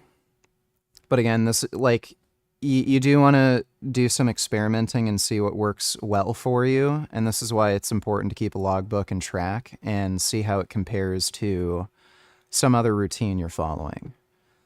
Because if you keep a logbook and you can track your progress, okay, I'm making faster progress doing, say, 15 sets per week as opposed to just 10, then obviously 10's the way to go. There's also some accessories that you want to make sure are also progressing. So I think overhead press strength does transfer over to bench pretty well. And tricep and forearm strength is also important. Yeah, I've been doing like JM presses and then overhead tricep extensions, like with a barbell. Yeah, those are good. Yeah, they've actually made my triceps grow a lot lately, so I've noticed those are good. I feel like they help with my lockout. I used to have a problem with locking out, but my triceps don't seem to be a problem anymore. It's mostly my chest, I think. So Yeah, so for strength off the chest, dumbbell flies are a really good option. I don't think machine flies really give you any advantage over dumbbell flies. So you might also want to focus on dumbbell fly strength and increasing that lift for strength off the chest. You can also try some flat press variations, so super wide grip. Wide grip pressing might also help you with strength off the chest. okay, yeah, because I usually bench around shoulder width.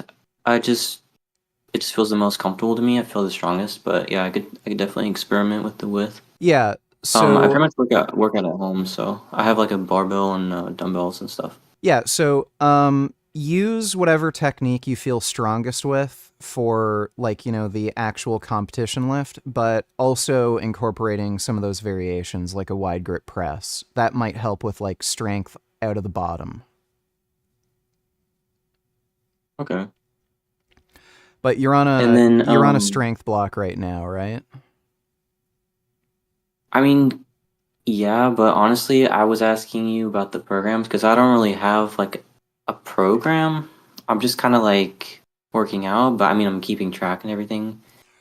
But I was basically just doing like 3 sets of 5 and calling it strength, but I don't really have like a program. I don't know if that counts or.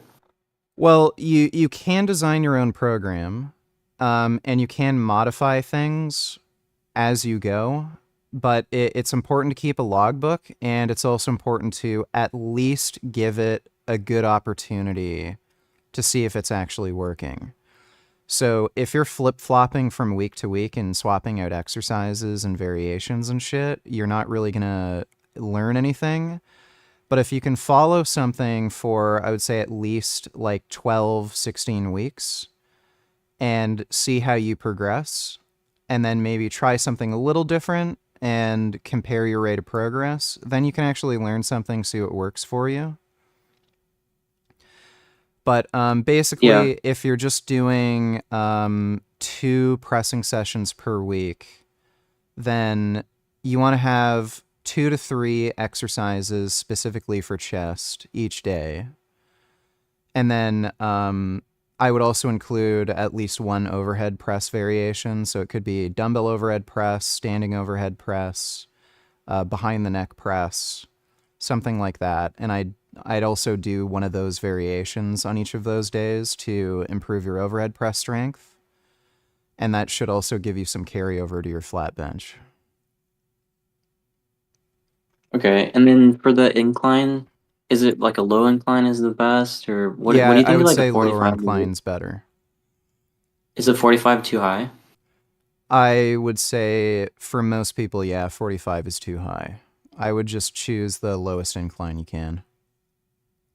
Okay, my bench is like 30 degrees, so that's probably fine, right? Yeah. And if you're on a strength block, you should probably have sets of 3 earlier on in the week, and then sets of 5 later on in the week. If you're doing just a normal flat bench each of those days.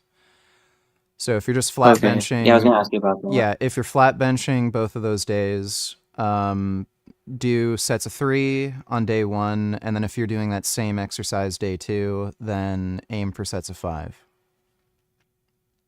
And then what about like reps in reserve? Do I go to failure, or do you think I should like leave 1 or So 2 or? so at the beginning of the meso, aim for 3 reps in reserve. After that, just try to match or beat what you did the last week.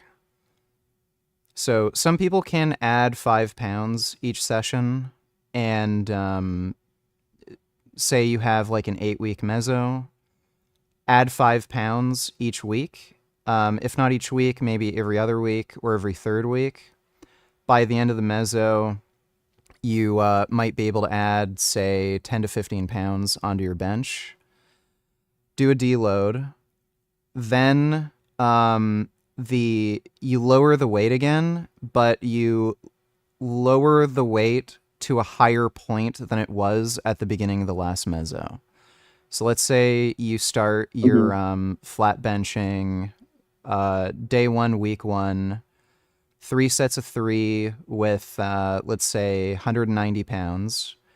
By the end of the meso, you're able to do 3 sets of 3 with 205. The beginning of the next meso, you would try to use 195.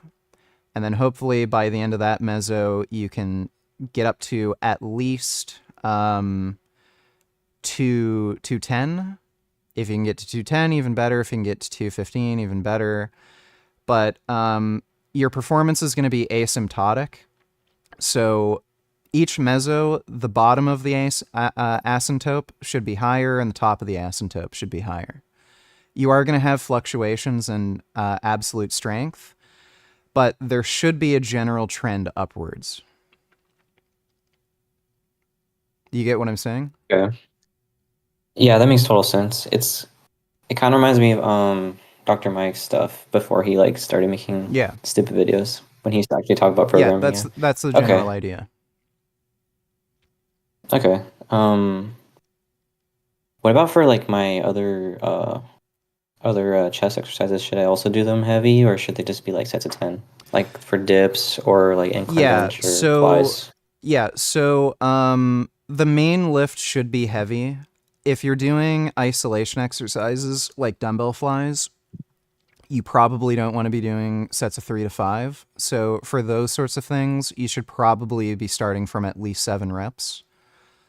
So start from 7 or 8 reps, work up to 10 to 12, or maybe even 15, depending on just how the exercise feels for you.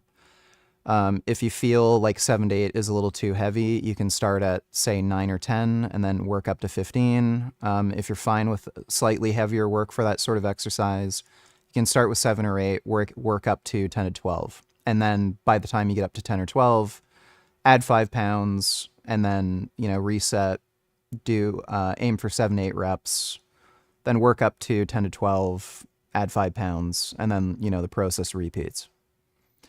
Okay. Yeah, and for something like dips or some other pressing variation, again, you can do like sets of 5 or something with dips. I would generally recommend against that. I've seen a lot of people tear their pecs with very heavy weighted dips. So I would still recommend, probably, if you're going to use dips as an accessory lift, aim for at least 8.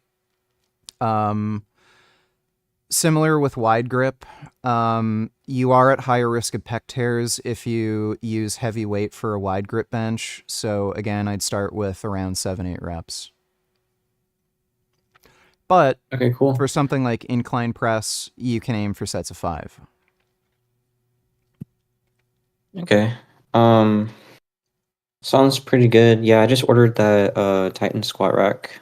So with the Sweet. safeties, right now I have a rack, right, like not a rack, but like 2 squat stands kind of, and I don't have any safeties, so I kind of just have to like leave reps in reserve when I bench. But when I get that squat rack, it'll be nice because I actually push myself to failure.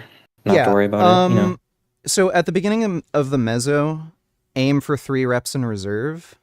But after that, that's just the starting point. So from there, you want to at least match your beat. So, yeah, the second week, you should be able to add 5 pounds from there. If it feels very heavy and it's near failure, keep it at that weight for the next week or 2, and then just add weight. Okay. So because if I just go to failure all the time, it'll be hard to make progress, right? Like yeah, it'll be and counterproductive. especially for strength, you want to try to maintain bar velocity. So if you aim for 3 reps in reserve for, say, a set of 3, and then the second week you add 5 pounds, and the bar velocity is noticeably slower, you want to give yourself some time to adapt so that the bar velocity increases a bit. So you might want to wait another week or 2 to add weight, so that bar velocity can increase. Then you can add some weight. If the bar velocity slows down, your power production is lower, and that seems to be not great for building strength. And especially if you're trying to build your overhead press, it's especially important. Overhead press is extremely hard to progress on, and you want to make sure that you maintain pretty fast bar velocities. Yeah, I used to do it all the time. I got up to like 165 my overhead press. So I kind of wanted to work on bench, trying to get to like at least 275, hopefully, maybe more this year. So yeah. So yeah, thanks for all your help, man. I appreciate it. Yeah, no problem. And if you want to try some like pre-made routines, I think Seek a Strength has a good bench program. I've seen some people get good results on that. So I don't think it's free. You might have to pay like $15-20 for it, something like that. But that is a good bench program that I know of. Oh, how do you spell it? SIKA. Oh, okay, gotcha. Thanks.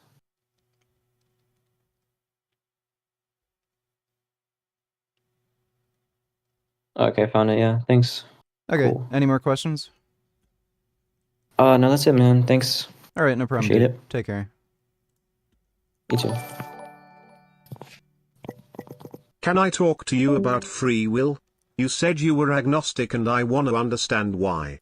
I am a compatibilist, but not in the sense of libertarian free will. To be honest, I don't care enough about the subject. Those conversations are long, boring, and annoying, and I don't care enough to commit to a conversation on it. Sorry. Like, my position is free will might exist, but if it does, it's to a very limited extent. That's where my general position lies, but I'm not 100% sure. That's the basic idea I have. But thanks for the donation, Anonymous. Yo, what up? Like, my position is free will might exist. He's watching the stream. Yo, what up? Oh, shit. I was the one who donated that. Oh, okay. Alright. Yeah, like, it's... whether it exists or not, I don't think we'll ever be able to discover, and I think the topic's mental masturbation, and I've debated people on this a few times, and it's just fucking annoying. It might exist, might not. I would say if it does, it's to a very limited extent, and if it doesn't, it doesn't. I don't think it really actually impacts how we live our lives in any way whatsoever. So, given that, I just don't care to debate the topic. Yeah, I agree with everything you said, but, okay. Alright. See you later. Take care, dude. To sound the wrong way, but if you're asking women their opinion on things, then you're kind of failing to be what women really want. Men should really, in a way, sort of be the opinion formers for women, and I don't know how I'm going to properly defend this, but I really think that's probably true.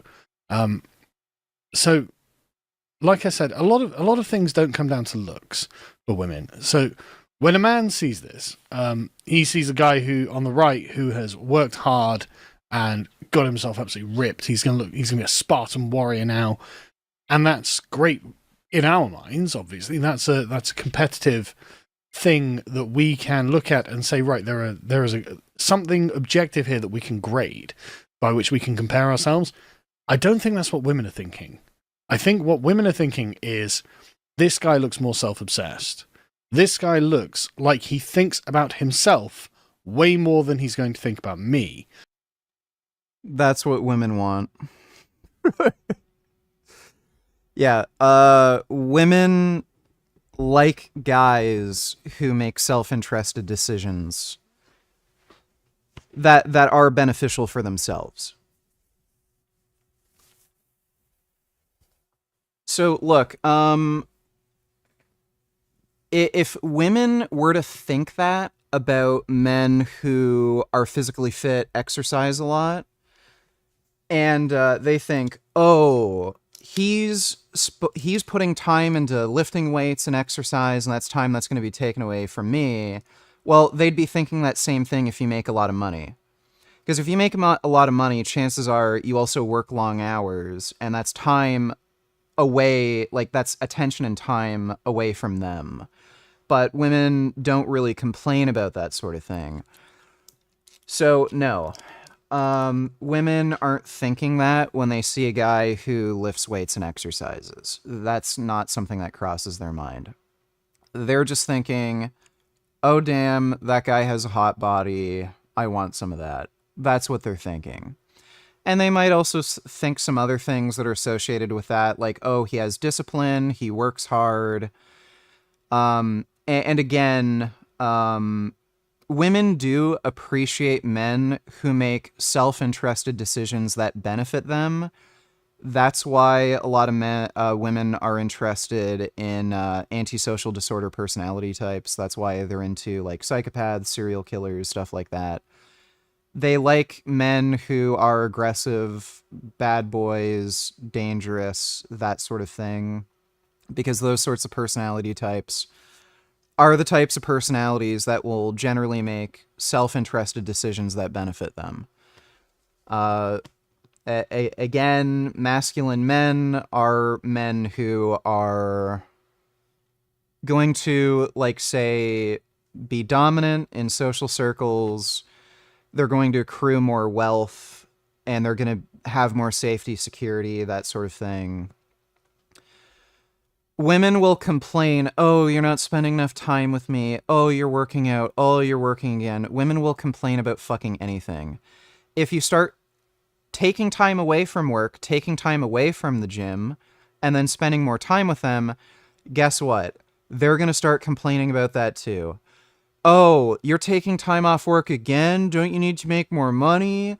Oh, shouldn't you exercise? Or even if they're not going to make those sorts of complaints, like let's say you're productive enough, well, now they're just going to complain about you because you're around them more. Do you really have to wear that? Do you have to fart around me? Oh, we're going to eat that again. Oh, we're doing this again. Like, they complain about everything. Don't ever give into what women claim they want, okay? Live your fucking life. That's all you have to do. Live your fucking life. If you want to work more and make more money, if you want to, like, work out because you really like the gym and you like looking a certain way or something, do that. If women are complaining about it, let them complain. If you give in to what they're fucking telling you to do, they're just going to complain more. And they're going to respect you less. Because rather than doing the things that you want to do, oh, so you're a beta male. You listen to women. You're not a leader. You don't do what you just want to do, and you're giving in to me. So they're going to end up being less attracted to you, and they're also, and what will get you in real trouble is they're going to find out that, oh, they can manipulate you and take advantage of you and, you know, do whatever, get you to, like, lose friends, lose business opportunities, give them money, take advantage of you in whatever way they can. So don't ever give in to women.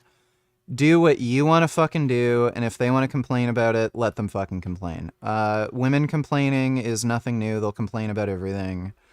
Don't get worried when women start complaining. And if they really have a problem with it, then they can fucking leave. Plenty of other bitches in the sea. You don't need them. You don't need any fucking woman. If they're actually genuinely interested in you, they'll stay with you, whether they complain or not. And I think that if there's one thing that women really actually want, it's to be the very focus of your attention. It's to be the center of your thoughts. It's to be the thing that you think about when they're not present. And this guy on the right doesn't look like his girlfriend or wife or whoever is going to be the person that he's thinking about when she's not there. He is going to be thinking about himself as far as they're concerned, because it genuinely, right, one of the just most perennial pieces of dating advice, because you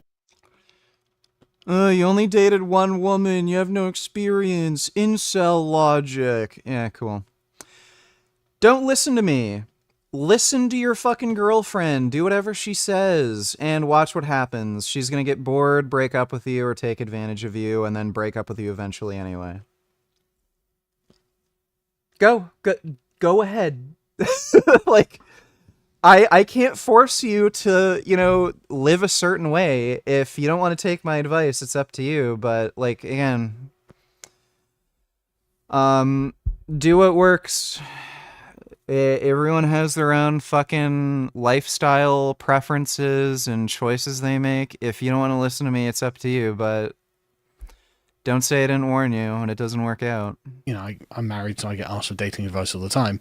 I'm not great at dating advice because my wife chose me, basically. I've been with my boyfriend for over 10 years. Yeah, okay. That's great. That's just great.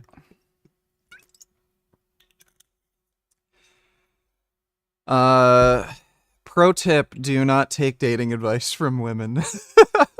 But one of the perennial pieces of advice is do things that are romantic and surprise her, right? If you do something that makes her when you know, like literally just come home with flowers one day and just give them to your wife, give them to your girlfriend, she'll be thrilled because she'll know then that you were thinking of her when you weren't there, because what she wants is to be the object of your affections. This is what most of women's romance literature is about. This is what all of Twilight's about. This is what all of You don't want to give women too much attention. Okay, so it's kind of like life is sort of like a weird hedonic treadmill. So if you get what you want constantly, like let's say you just have billions of fucking dollars and literally anything you want, you can get it at the snap of your fingers. Like happiness doesn't just come from just getting the thing that you're after. The kind of process of getting what you want is also what causes happiness. So, like, let's say you're trying to save up for a really expensive luxury car. If you're able to just get that car, well, now you have the car. What then? Right? Like, you might get that kind of instant gratification from it, but, that feeling is very fleeting, and now the car is just normal to you, and now you're kind of at base level again. So, like, what then? Do you get a, more expensive car? Like, okay, I got a nice Mercedes. Oh, well, now I need a Lamborghini. Okay, well, now you got the Lamborghini. You're at base level again. Okay, well, now I need, a fucking Ferrari, what's the new Ferrari? What? It's like the F80? Yeah. Okay, well, now I need the Ferrari F80. Well, if you're a billionaire, you could get this car, and again, this is like the most insane, crazy, expensive fucking car you can buy right now. Well, now you got that car. Like, again, if you're a billionaire, you can get, everything at the snap of your fingers. Well, now this, again, it's just normal to you, and now there's no steeper hill you can climb. You can't get anything fucking better than this. And you're going to be at a point where now you know nothing can ever get better, and you're at baseline. And there's a lot of very wealthy people who end up getting depressed over that. Like, you can see Will Smith talk about this. He kept trying to hit higher and higher peaks in his career, make more and more money. And he was on this hedonic treadmill where he was trying to chase that high over and over and over again. And when he got everything he wanted at the snap of his fucking fingers, and he reached the highest fucking peak, and you can't get any higher, well, now what? You're kind of just left with bland, normal nothing, and that can make you depressed. And relationships are kind of a certain way, I would say especially with women. Like, part of the interest in the relationship for a woman is trying to get your attention and trying to,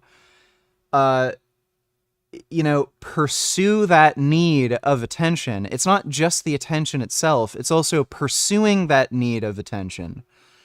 So when you hear your fucking girl complaining, oh, you're not spending enough time with me, oh, you're working, oh, you're at the gym again, and then you just give into all that, and then it's like, okay, I'm going to take a step back, I'm not going to work anymore, I'm going to, just not go to the gym anymore, I'm just going to spend time with you. Well, now she has you. What is there to kind of obtain and reach and, fight for and get? Nothing. You're just there. And it becomes boring to them, and they leave. So you kind of have to keep dangling a little carrot in front of their head, where you have to give them enough, where they still have that interest in pursuing you and getting that attention, and it's something that they have to keep kind of fighting for. Otherwise, again, they're going to just get bored, start being bitchy and catty and annoying, and then leave you. So, that's the game. Romance is kind of silly and stupid in that kind of way, but that's what humans are. We're kind of weird, dumb biological creatures that work in that manner. And if you just give women the attention they're seeking, they're going to get bored and leave. So that's why it's important to just do what you're interested in. My mic is cutting out? There's no way. Well, I'm seeing my audio in OBS. Doesn't seem to be cutting out. So that's why it's important to just kind of focus on yourself as a man and do what you find enjoyable. And don't let these women just tell you, like, don't overthink it and think, oh shit, I'm not doing enough, I'm not giving enough attention. Just do what you want to do. If you like working out all the time and looking like this, work out all the time and look like this. If you like money and focusing on your career, focus on your career. And, like, yeah, women do need a certain amount of attention, but just give them the attention they need, not the attention they want. Because if they get the attention they want, then they don't have to pursue you anymore, they don't have to fight for you anymore, and they get bored because they're not on that hedonic treadmill anymore. And again, part of the enjoyment in the relationship is kind of fighting for things and, you know, digging and clawing for what you can get. Like, same with everything in life. Part of the fun of, like, getting, you know, a really expensive car is kind of having to work and save up and, like, I gotta like find a way to get this. And, like, that's part of the fun. That's, like, why life is enjoyable. It's kind of like a fight. So you kind of have to keep that sort of interest in the relationship by giving them the attention they need, not the attention they want. C2G donated $2. I don't know if it's just me, but I'm a simple man. I don't need the best. I just need good enough, and I'm happy. Like, I'm content with average stuff and maybe just a few nice things like my workout equipment and my guns. And girls are too much work, dude. Yeah. Yeah, you're telling me. Women are always going to be, like, pretty high maintenance, man. Like, there's the rare exceptions, but yeah, women are fucking hard work, dude. So, yeah. Thanks for the donation, CDG. 50 Shades of Grey is about. The point is the men are so obsessed with the woman that they can't control themselves, they can't stop thinking about her, they are completely intoxicated with her. She is intrinsically so attractive that they have to move heaven and earth for her. And that, I think, really is what women are... That's like the apex of women's romance. Sarah donated $2. I'm vegan, but I don't tell anyone they need to be vegan. I think you'd benefit by being more like that. No, you're just a fucking cuck. Thanks for the donation, Sarah. Like, by definition, I don't even think you'd be vegan. Like, do you ever tell murderers or child rapists? You know, I'm not a murderer or child rapist, but I don't tell anybody that they need to stop murdering or raping children. If you wouldn't have that same standard for human beings, why do you have a completely different standard for animals? Like, by definition, you're just not vegan if you don't think it's a moral imperative to not be vegan. So go fuck yourself. Thanks for the donation. Sup VG, boot to sign up for gym soon, wanted to get an idea of what to do at gym, think you can skip through this nat program / look at description and tell me what you think. Don't click away from this video. I know this is not my typical thing, you know, like I'm not in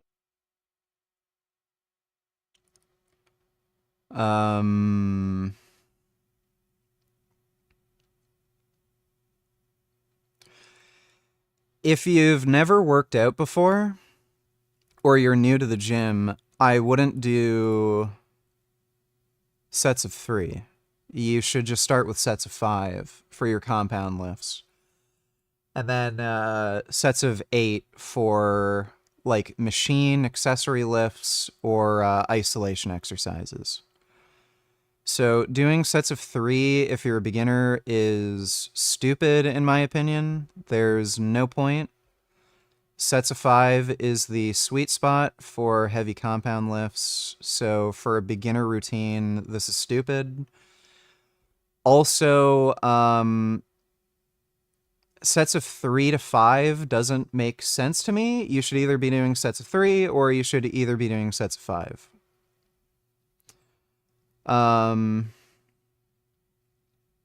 Incline dumbbell bench, 4 sets, 8-12. That's fine. So this is push day. Bar, so incline dumbbell bench, 4 sets, 8-12. High to low cable fly, 3 sets, 8-12. Low to high cable. I don't know why there's... I don't know why there's 4 different... No. 5. There's 5 chest exercises. That is overkill and completely pointless. Overhead press, 4 sets, 6 to 8. I don't know why you do 6 to 8. Again, beginner program, you should be doing sets of 5. Also, 6 to 8 is kind of a weird rep range.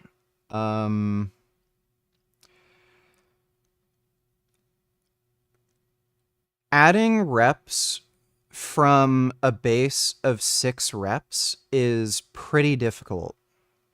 I would say, like, at least if you're gonna do that sort of progression strategy where you're adding reps before you add weight, you should be doing at least 7, but probably starting from 8. 6 to... Gummies pressing my keyboard. Yeah, going into a 6 to 8 rep range is a little weird. Lateral...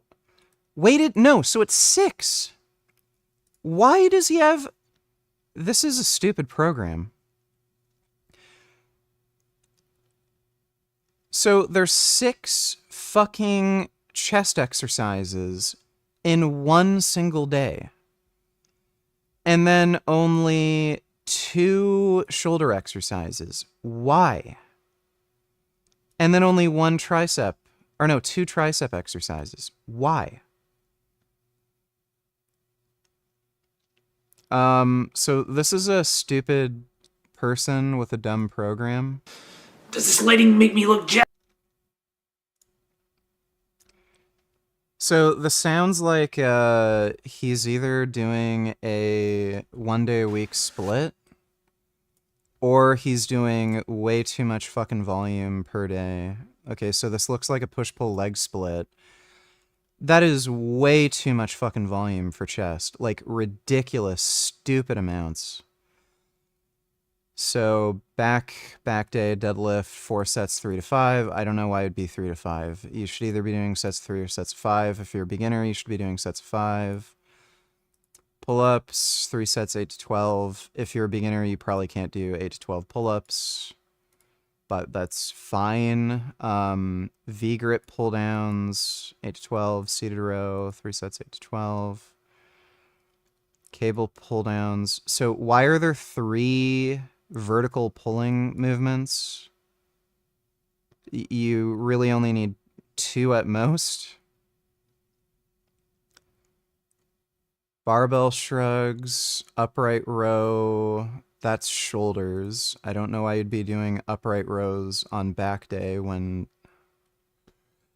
face pulls, rear delt fly, barbell curls, hammer curls. This guy's programs suck, dude. Squats 3 to 5 reps. Again, you should either be doing sets of 3 or sets of 5, but beginners should not be doing sets of 3. Leg press, hamstring curl, leg extension.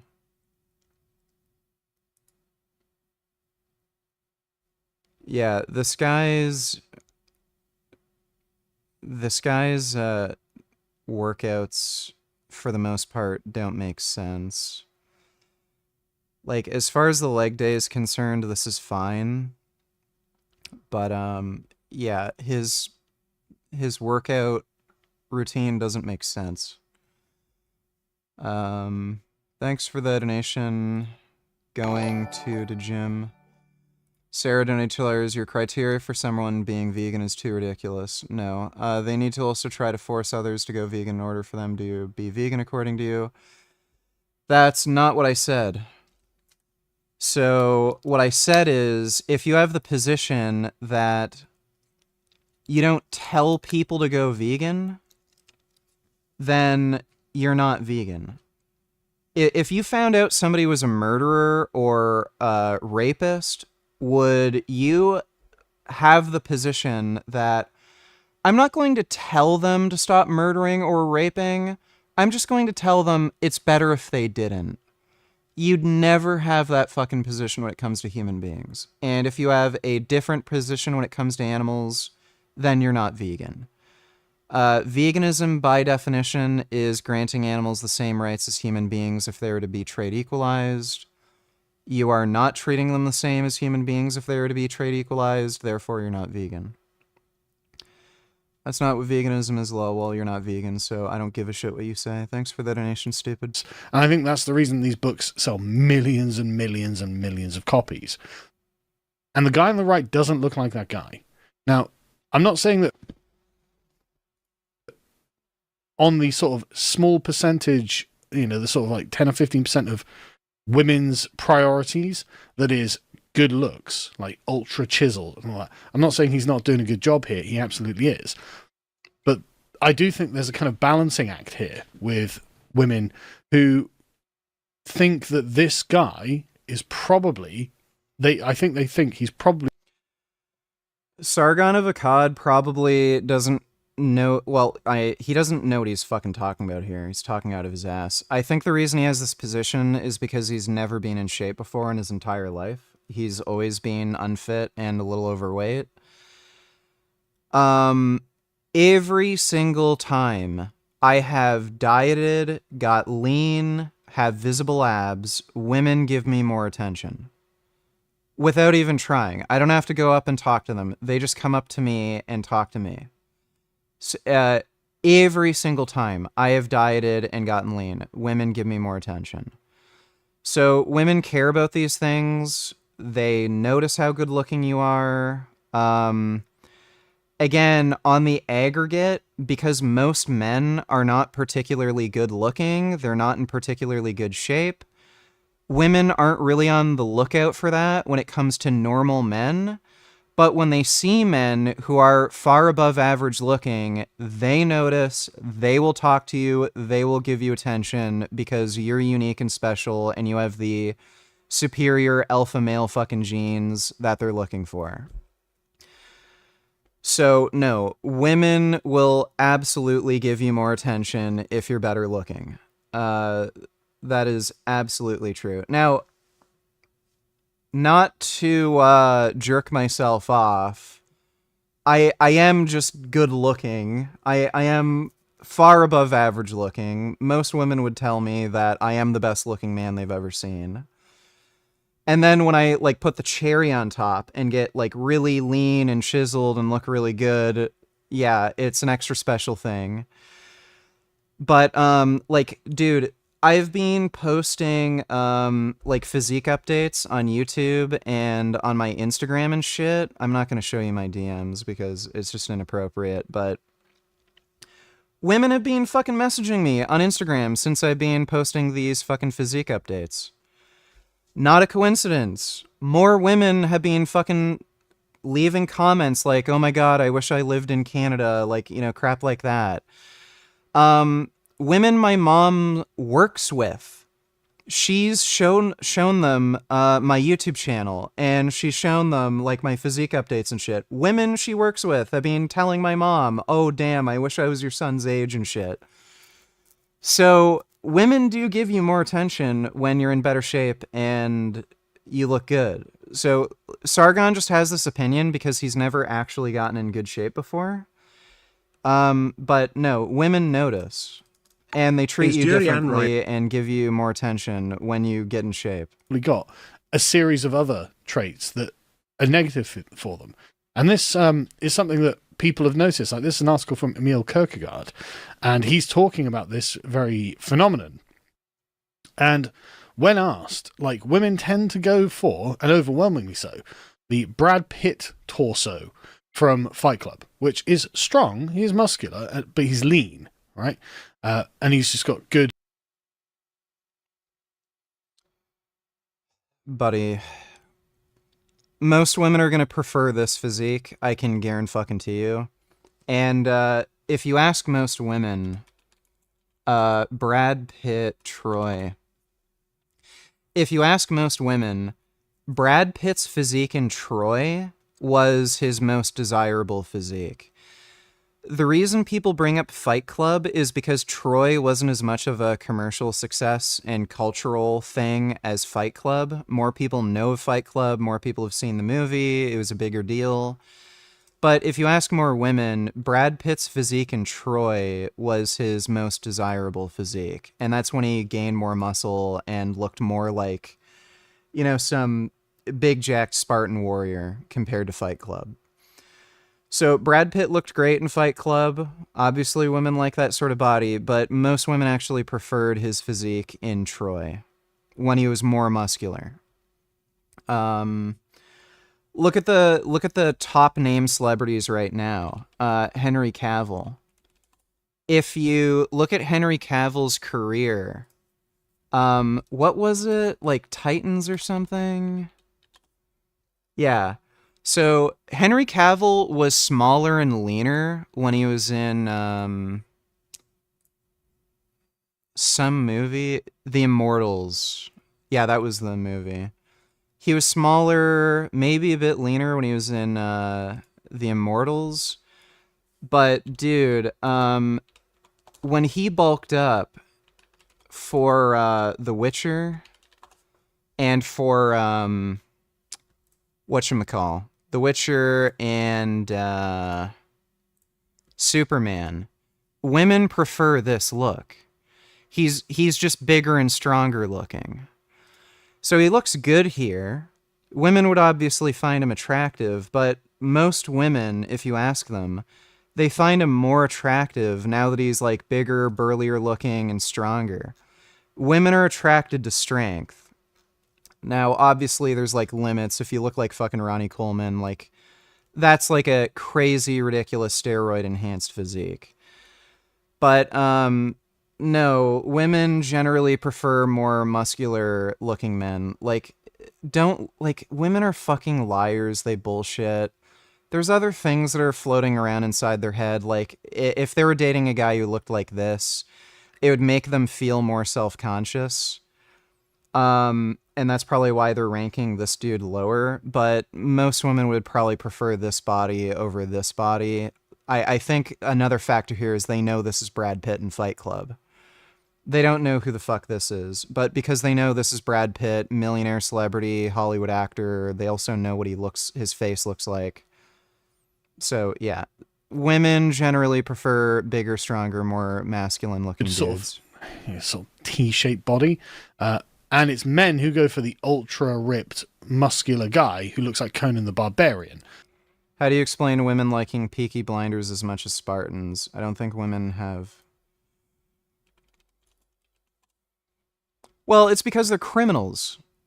These are, so yeah, dude, they're murdering criminals. They have machine guns, they're killing people, and they're stealing shit. That's why. So women are into psychopaths, and when they see a good-looking guy, like this is a good-looking guy who's well-dressed, and he's a fucking murdering psychopath who will gun people down with a machine gun to steal their money, they're into that. That's why they consider that roughly as attractive. So it's the personality and shit that also goes along with it. Most women don't go for that. There are, of course, some women who do, but most don't. Most go for something that looks kind of natural. So it looks like he's leading an active lifestyle. It doesn't look like he spends all of his time in the gym. And again, so I think they're picturing how much of his life they will be involved in. And if you've got a really narcissistic, self-obsessed... Well, that's absolute bullshit, because guess what? Women can work out too. They can go into the gym and train with you. So no, this whole idea is just nonsense. Body type that's only possible through that kind of lifestyle. I think a lot of women do genuinely find that to be a bit of a turn-off. And I think that the aesthetic of it as well, again, very much appeals to men. It does seem to be the case that most women are not into that, at least when they're making a judgment for a partner. Now, it might be different if... Dude, that is bullshit. You know how many fucking girls are into Chris Bumstead? Like, Chris Bumstead is on hella gear. Greg Doucette was on the fucking Fresh and Fit podcast where there was those OnlyFans chicks, and Greg was asking them what they thought about Chris Bumstead. Dude, chicks were going fucking crazy for Chris Bumstead. And this guy is absolutely on fucking high doses of steroids. It's just that, like, he has a really good-looking face, nice hair, and he has, like, really good body proportions. So, no, dude, like, you're fucking telling me chicks see Chris Bumstead? They're gonna be like, he's too muscular? Like, no. Give me a fucking break. So, if you're good-looking and have good proportions, you can be extremely muscular and still be attractive. It's like when you look like Ronnie Coleman and you have, like, unideal proportions where you have, like, a big, huge stomach and shit. That's what turns women off. But if you're a very good-looking dude like Chris Bumstead, no, you can be very, very muscular and be attractive. They're making a judgment for a one-night stand, but when they're looking for someone for whom they can be involved in a long-term romantic relationship, well, I mean, they just don't ever choose that. They will tell you this is what they would prefer otherwise. Now, like I said, I actually don't think that asking women their opinions on these things is all that good because, frankly, I think women's opinions change based on how they feel. I mean, everyone's opinions change on how they feel, but, like, I think women are far more prone to this. Women are fickle. That's what he wants to say. Lack of objective standard. Because, I mean, honestly, huge amounts of whether a woman is into you is about how you make her feel when you're dealing with her. And so charisma is a much bigger factor in whether a woman is interested in you than the way you look. I've seen guys... Yeah, so he's kind of switching topics. Women might prioritize personality and charisma and shit, but we're talking specifically what type of body is most attractive to a woman. That's irrelevant to whether or not the way you look is more important than some other factor. But no, women generally prefer this kind of body. Guys who just, you would not believe how attractive their girlfriends and wives are. And you look at them and think, how have you done that? And the answer is that he made them feel good to be around. They just enjoyed being in his presence. He made them feel special. He made them laugh. He made them want to be around him. And if you're a really boring beefcake gym guy and you're not very exciting, well, women are not going to want to have a long-term relationship with you. Now, like I said, that doesn't mean... Buddy, women are fucking boring. Women are outrageously, just insanely fucking boring. They have no hobbies. The only thing they fucking do is hair, makeup, bubblegum, and gossip. That's all they fucking do. They don't play video games. They don't watch any good fucking movies. They're not like film buffs. They don't like do artwork, do model kits, Warhammer 40K. They don't like, they're not into cars, bikes, working out. They're boring as fucking shit. Vast majority of women. They literally do not have hobbies. Their relationships are their fucking hobbies. So the idea that you're going to be a boring dude because your life revolves around training, that's just ridiculous. Everyone's life revolves around something. Might revolve around work, might revolve around training, might revolve around video games, So no, women are into you because they just like you. That's it. Think of all the male-dominated hobbies there are. How many fucking women are gonna date a dude because he's into cars? No. it's just stupid. They're going to like you, and then they're gonna also see, oh, you have these hobbies. That's it. So no, they either like you or they don't. Just because you have particular hobbies that you're kind of obsessed with Could be cars, video games, music, whatever. Women aren't interested in any of that fucking shit. They're only interested in relationships. And if you can keep the relationship interesting, that's all that fucking matters. They're never going to be, well, I shouldn't say never, but like, they're practically never going to actually be interested in your hobbies. Your hobbies aren't what makes you interesting. How you conduct yourself in the relationship is what's going to make you interesting. I mean, they're not going to want to have a one-night stand with you. But if you're looking for a woman for more than just a one-night stand, well, going down the gym and getting ultra ripped isn't actually the answer. And I think that's actually quite a lot of men were like, that's absolutely ridiculous. Just look at Tinder statistics. You think dudes are getting swiped right and hit up on Tinder because, oh, I noticed he had a really good personality. I could tell in his fucking Instagram profile pic where he had a chiseled jaw and ripped abs. Give me a fucking break. If you're very good looking, your chances of getting one night stands exponentially fucking increases. No, I don't believe you. But I think this is actually true. I don't think women are lying about this. And so I think it's one of those things where it's like, men are approaching this going, well, I as a man obviously don't want to choose this body. I would choose this body because I as a man think that it has much more raw physical capacity. And that's probably true. But women are not thinking like men. Women are not that visual. You know, they are. It's just that most men aren't attractive physically. So they're not really thinking about that. But as soon as they see an attractive man, guess what? That attractive man is getting attention.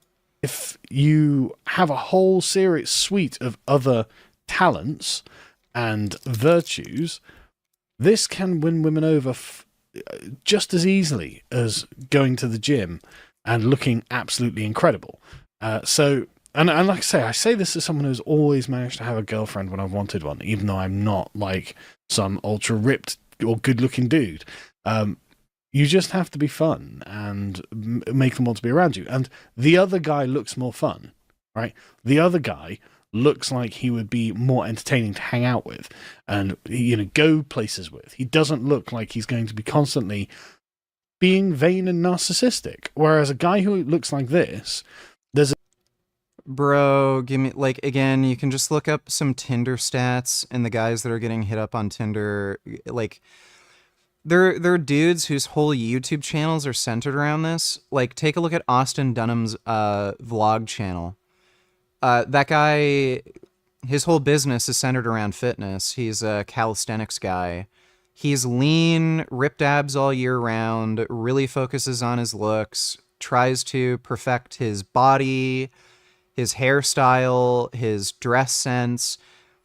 His entire channel is dedicated to teaching dudes how to get as much pussy on Tinder. And he is a little cringy and weird, but the guy gets pussy on Tinder. And there's a reason for that. It's not because of his fucking personality. I can tell you that much. There's a definite implication of narcissism in his personality. Otherwise, why is he doing this? Why is this guy getting like this? He's not actually a Spartan. Why is he making himself look like this? And the answer is, well, narcissism. It's vanity. It's the pleasure of women are attracted to men with antisocial personality disorder characteristics. So narcissism, psychopathy, Machiavellianism. Self-love. Whereas the sort of Brad Pitt style, yeah, he looks very lean and he's in good shape, but he doesn't look like he's spent all day, every day in the gym. And again, it comes down to time, isn't it? Oh, I'm going to spend 4 hours a day in the gym.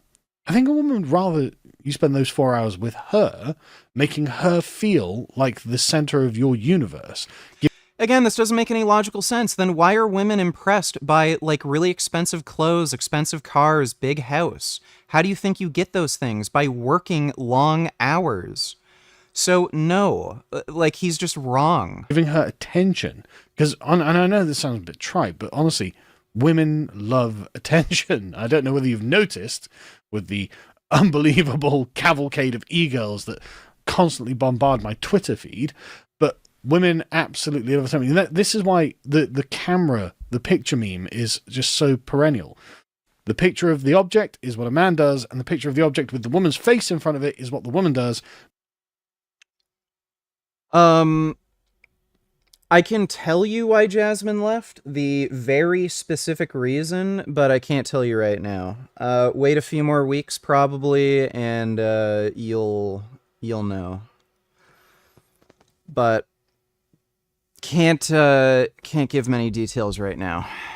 Because she is doing it for attention. She wants people to think, oh, she looks pretty. This is what women do. This is completely natural for them, and it's completely weird when men do it. And this is genuinely the difference between the way that men and women think of attractiveness. And so, if you just isolate this one category and say, women, what do you tell us what you think? I mean, what women think about these things is highly variable. So you can't even take what they've said very seriously, because in isolation, maybe they do think this thing, but the thing itself is never in isolation. And as soon as you add any other extraneous factors, their minds completely change. And their minds can completely change in the moment just by how charming you have been towards her and how you have made her feel. A muscle-bound guy who makes a woman feel not good, icky in some way, is hugely unattractive, regardless of how chiseled he is, and regardless of how much immediate attention the women were going to give you. Whereas the sort of like normal schlubby guy, if this guy's fun to be around, he's winning every time, man. He'll get the girls because he makes them feel important. He makes them feel special. And really, that... Yeah, they're gonna get bored of you. Again, it's a hedonic treadmill thing. If you give women the attention they want, they're gonna get bored with you and leave. If you give them just the right amount of attention, just the attention they need, they're not going to be bored because they're going to be constantly fighting for your attention. And that kind of game of fighting for your attention and then giving them just enough attention, they're going to stay interested and keep playing that game. But no, if you live in a way where you just give women all the attention they want, they're just going to leave.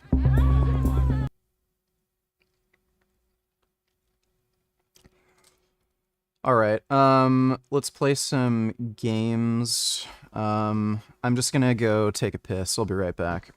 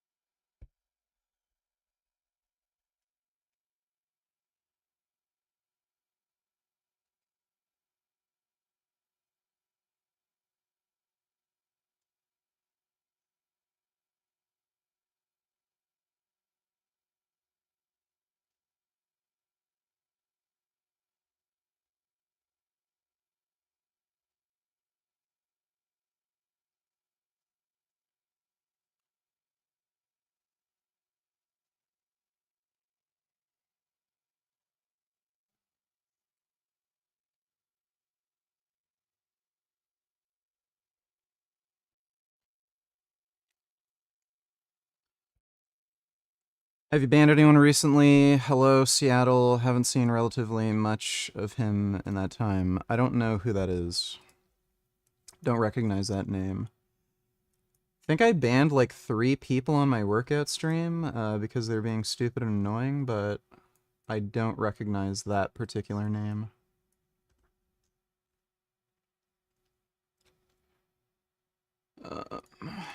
There we go.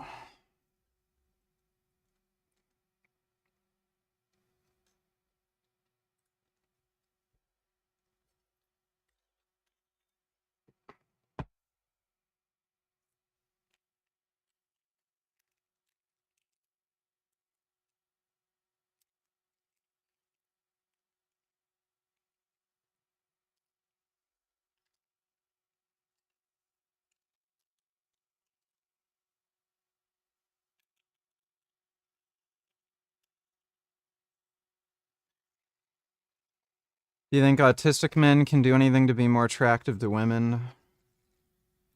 Yes, be less autistic.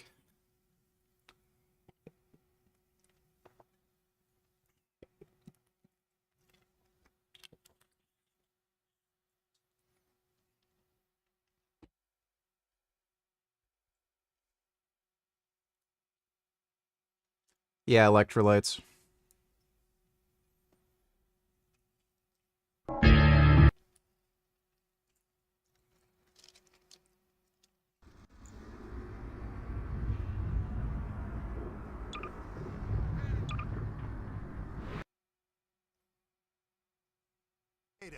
Hey! Boy, are we glad to be here. Yeah, we heard you ran into a little trouble out there. Combine's been trying to hit in the front door. I think they learned their lesson. You mind if we keep dog patrolling out here?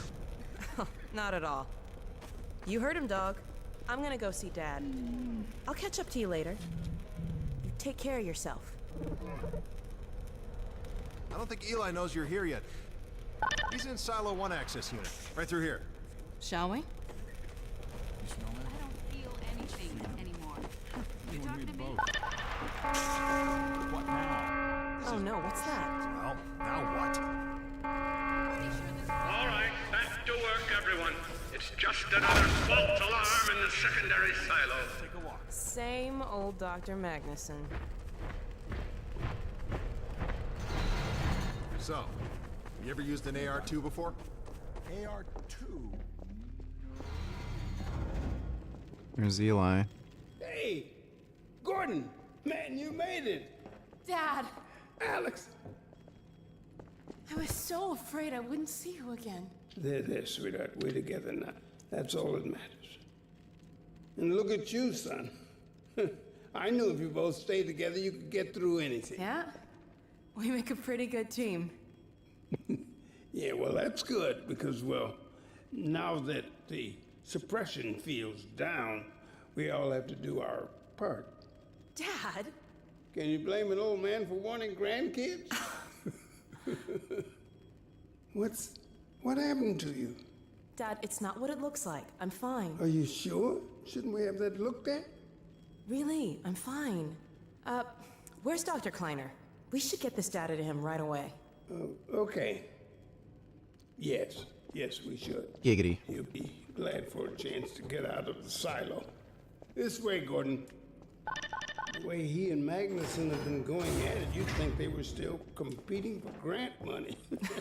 Some things never change. Do we have any idea how long until the super portal's active? We don't know for certain. We're keeping an eye on it. And what about the Combine? Will we be able to launch before they attack? It's gonna be close. All it would take is one Strider to destroy our rocket. But we're ready for him. I'm sorry we couldn't get here any sooner, Dad. Don't worry, sweetheart. We're gonna make it. Playing the King Kong game from the 2000s is a little difficult. I could use a 360 emulator. The PC version is pretty buggy and it never got patched.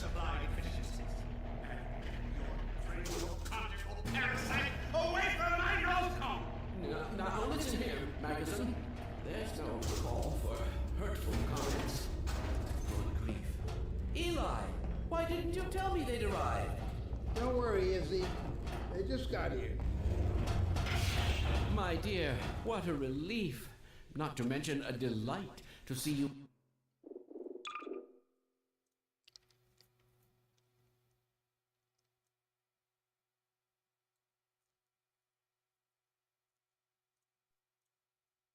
Here at last. And Gordon, I see you in the HEV suit have taken excellent care of each other. They're inseparable. The data, people, the data! Kleiner, are you going to sync up the satellite, or should I postpone the launch to make time for a family reunion? Oh, brother. All right, all right. I was just saying hello to Alex and Gordon. Oh, fine. No one grants me a moment's peace, but by all means, unroll the red carpet. Good grief. I only meant they might... Oh, never mind him. Now, my dear, where is this data packet you've been carrying? If I delay a single moment, I'll never hear the end of it. You have my word on it. It's right here, Dr. Kleiner. We've got a ton of data. The strange thing is, it was all attached to a transmission from Judith. Transmission? From Judith? Do you mean the message didn't get through? We've got to see this right away. Just let me start the decoding process. Gummy, stop and pressing then my we can fucking view it in keyboard. the auxiliary control room. For God's sake, hurry. Yes, yes, of course. Another alarm? It's a good gum What gum. next in the parade of Stop pressing my constant keyboard. interrupt- Ah. Hello? Hello? Is anyone there? Anyone? Oh dear God. Alarms all day. Damn crows have been nesting in the tracks. I do not know how I am supposed to concentrate with all of this racket. Freeman, you're not doing anything. Make yourself useful and find out what the hell is going on in there. Yes. Gordon, if you don't mind. Gummy, I stop feel better fucking if you pressing my keyboard. Catch up with us when you're done.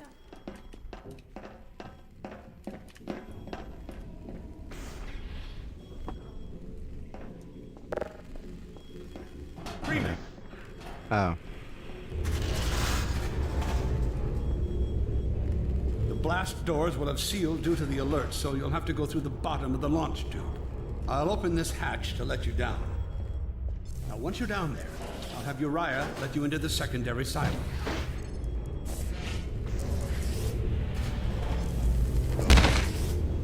Jeez, what the fuck? Waiting for Freeman. A hug? The situation's not going to investigate itself. How the hell did I drop down here and where am I supposed to fucking go?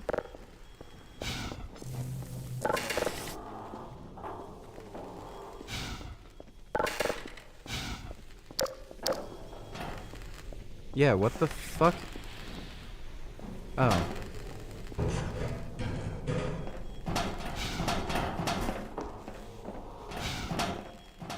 I'm...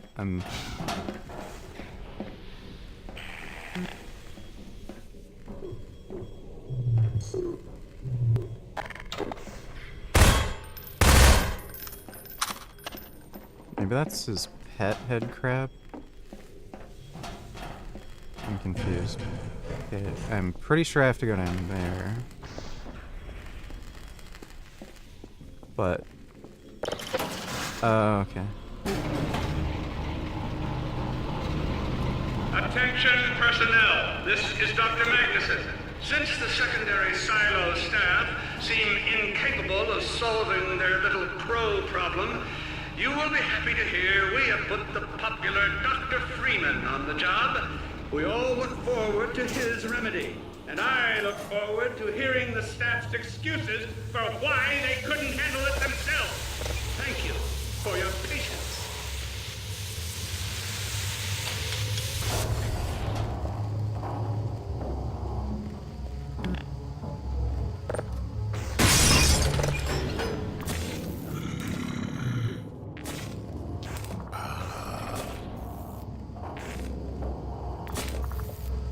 Well met,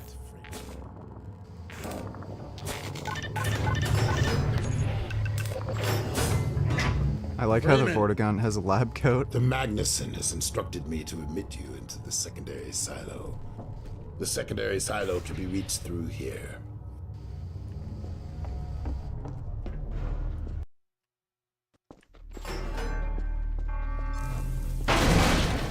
God's sake, Freeman, what Jesus. This guy is a complainer. Wait, what is this?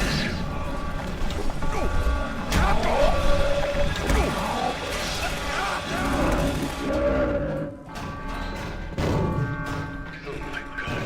Oh dear. This is a breach. A breach. Attention, attention personnel. This is Dr. Magnuson. We are experiencing a breach of internal safety.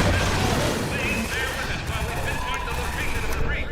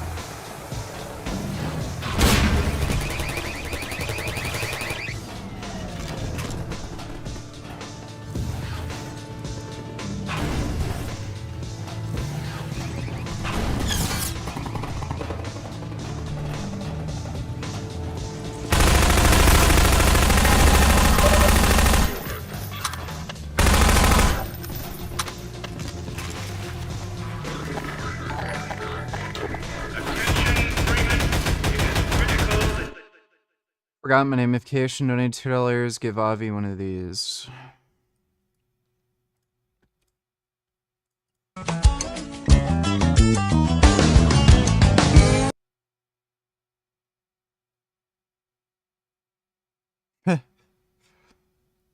Oh my god. I can't believe they fucking make those. That's hilarious.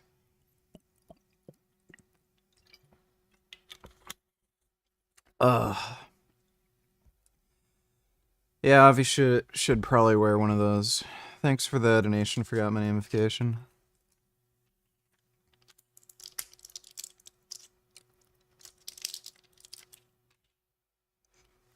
Seal the overhead silo doors and stop this infiltration.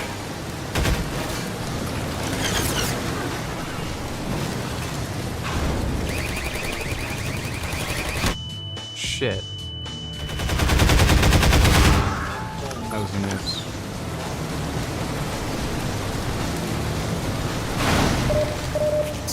Hey, Gum. What are you doing, Gummy? What's my Gum up to? I think Gum might be getting hungry.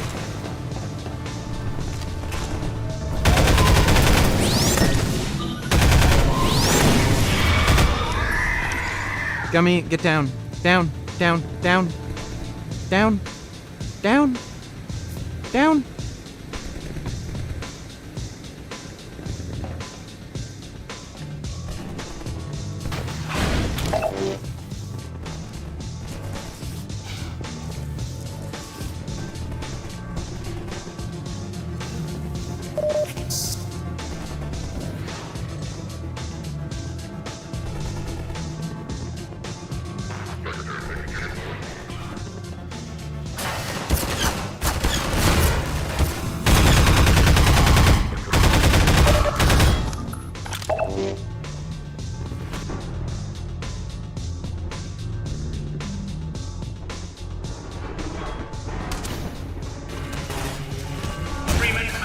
there has been a breach of the secondary silo by way of the overhead launch doors. I will trust you to seal the silo doors.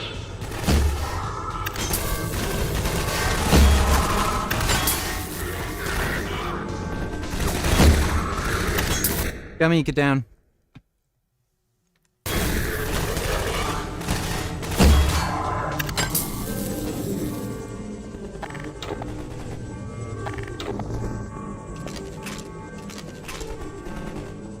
Oh. Wait, how do we end up back here? What the fuck? Dude, I'm super confused.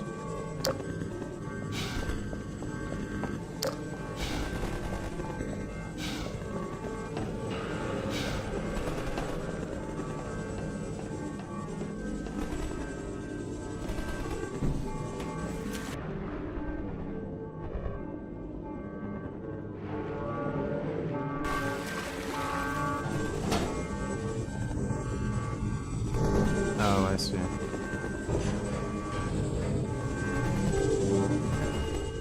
Freeman! Freeman, have you heard a word I've been saying? It's up to you to seal the launch doors.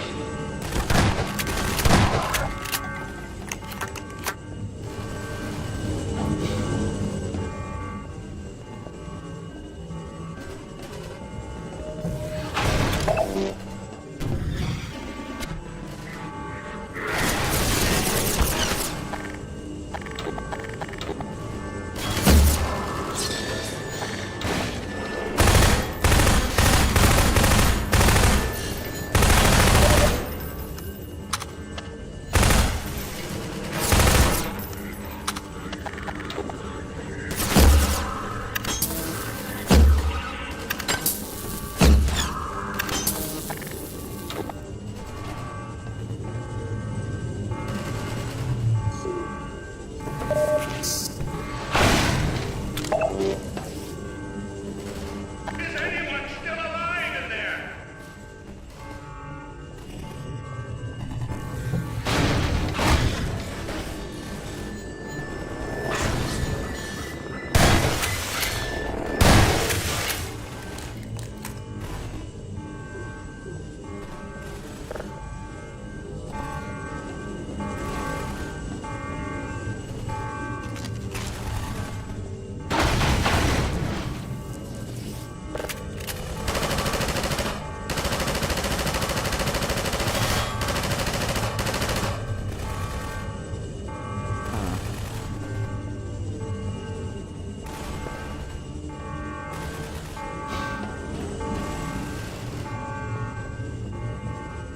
If you can hear me, Freeman, for God's sake, close the overhead silo doors.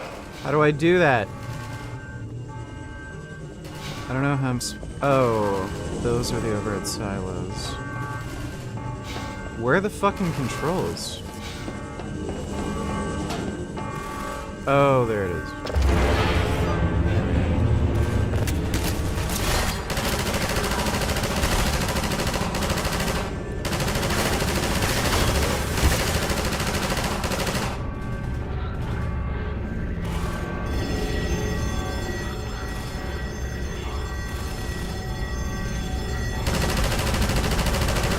Oh wait, those are friendlies.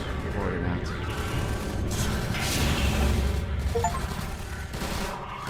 This is Dr. Magnuson, and I am pleased to announce the secondary silo has been sealed. Well, back to work. Yeah, I already beat episode 1. Gordon, thank goodness you're okay. I love that Vortigaunt with his little scientist Glad lab that's coat. over. We couldn't get in till you sealed off the silo when the blast doors opened up. Regrettably true. I better let my dad know you're all right.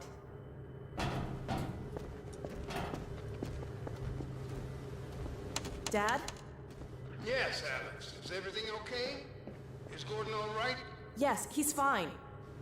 And thanks to him, the base is secure. Good, good. We're about to watch the transmission from Judas. We'll head right over. The Freeman must follow.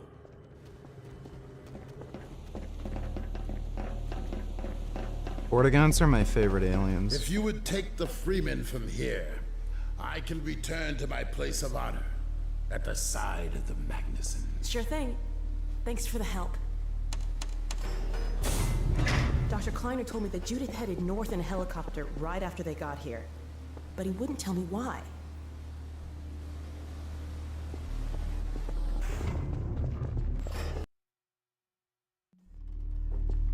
I'm fairly sure I've pinned down the location of the project. It's hard to say how much of it might have survived intact or whether there's anything remaining that could compromise our work if it were discovered by the Combine. We'll need to take a close look at it, of course, but I should be able to give a better opinion within a few hours. If the site is where we think it is, then it should be no more than... I'm gonna cut this short. We may have been spotted. I should never have let her go. There was no stopping her, Eli. Wait a moment. There's something else here. It's the Borealis. Good God. Incredible! What? The Borealis? It's real? Oh yes, quite real, despite its almost legendary stature. Our peers at Aperture Science were at work on a project of some promise, but in their rush to beat Black Mesa for funding, they must have compromised ordinary standards of risk. We heard their research vessel had simply disappeared, vanished, with all hands, and even part of the dry dock. Few believed the Borealis would ever be seen again. It should have been lost forever. Ah, but now that we've found it, we can use it against the Combine. Did you use it? That thing has to be destroyed. But think of the advantage for humanity. We can't simply waste all that potential. Has Black Mesa taught you anything? There's no controlling that kind of power. Well, yes. There's always a risk, Eli. But my goodness, we have coordinates, blueprints, hailing frequencies. Quite ingenious of Dr. Mossman to hide it all in the carrier way. Well, that means she's still alive up there. But as a Combine catcher, he'll tear out everything she knows. There'll be nothing left of her. But we don't know for sure I won't that... take that chance. I'm going after her. Now, Eli, the only thing worse than Judith falling into their hands would be if they should get a hold of you. She may know the particulars of the Borealis, but you know everything about the Resistance. Listen to Dr. Kleiner, Dad. Gordon and I are more than able to handle this. We'll get her back. Kleiner, where are you? Why isn't the decoding finished? Oh, fine. The code. Yes, Magnuson. It just needs a little bit longer. If you're waiting for the Combine's go-ahead, they'll soon be here to give it to you in person. I'll hurry it along, Magnuson. I'll be back as soon as I finish. Dad, are you okay? Not again. No, I can't let it happen again. Can't answer any questions about the relationship right now, Calum. If you are just patient, I'll be able to Prepare for answer unforeseen consequences. What did you fairly say? soon. Dad! Okay. It's okay. Just lean into me. Let's get you off your feet. Thank you, baby. I'll be fine in a minute or two. Okay. Do you need anything? Actually, Alex, would you mind getting me a cup of tea? There's a hot plate in the old staff room. I'll be right back. Gordon, keep an eye on him. We're not going anywhere. Thank you, baby.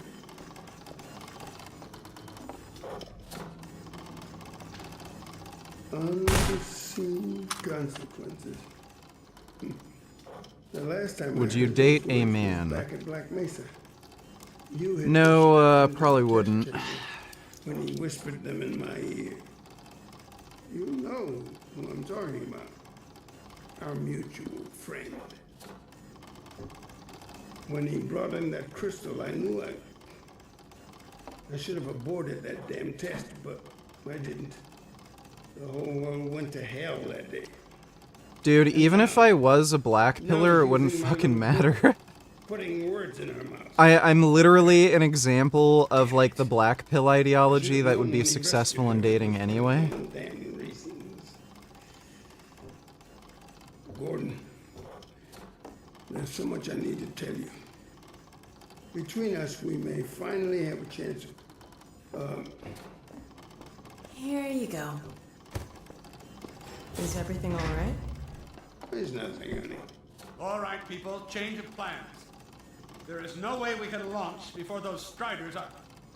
Oh, excuse me if I'm interrupting tea time. I'll just step out until you've finished, if that's more convenient. It's all right, honey. Well, Freeman. Oh, hell yeah, enjoy living, For dude. you. Follow me, quickly. There's a lot to live for. I've got gummy, I've got weights, I got tofu, and I got bikes. Striders are coming. A single one of those damn things could shoot down our rocket. We don't dare launch until all Striders are destroyed.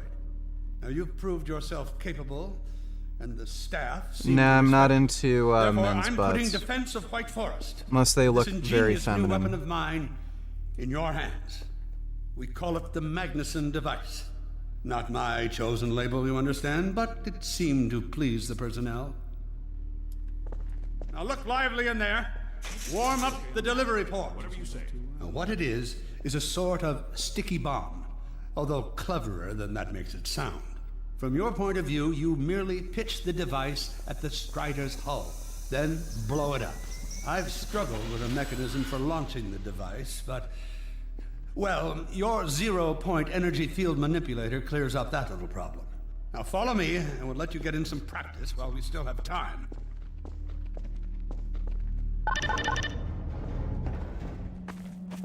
Don't be alarmed, Freeman.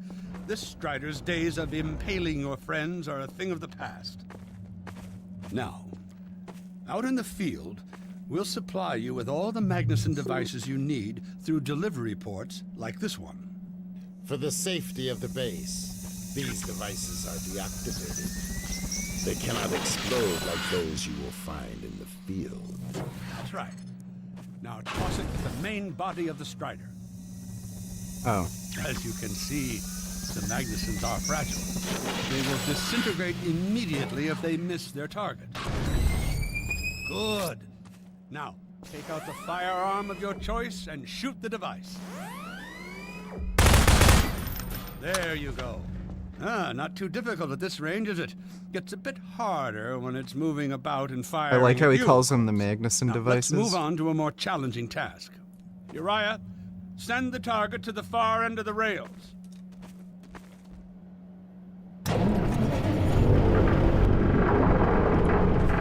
Now you just need a pizza pie and things would be better. Well, I can have pizza sometimes. Try it now.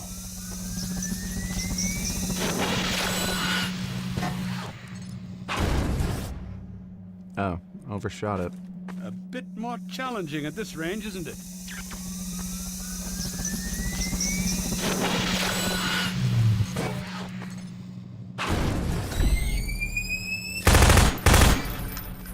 Magnificent device, isn't it? I'll be right over here when you are ready to head out.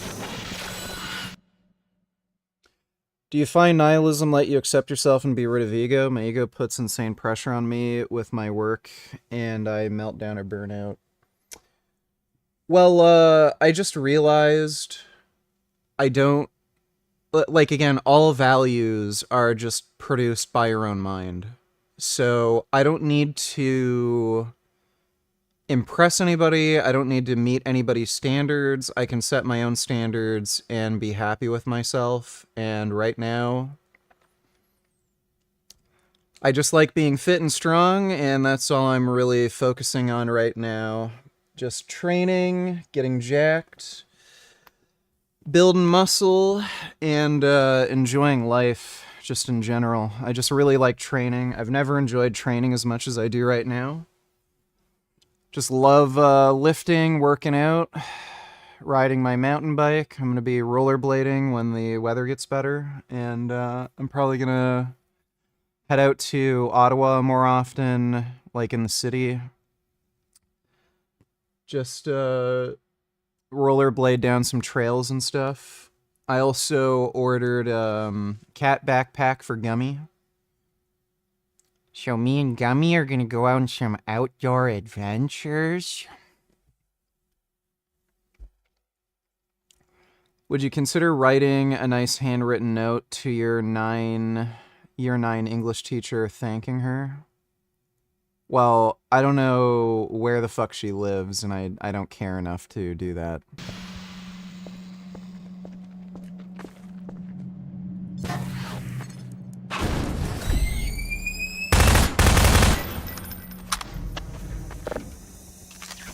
Oh, wait. What am I... What did they want me to do?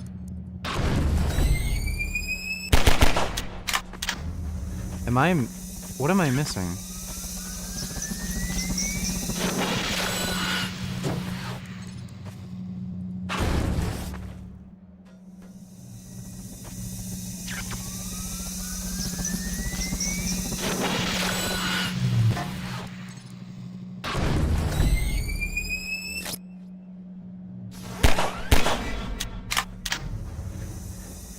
Oh, am I supposed to attach multiple or something?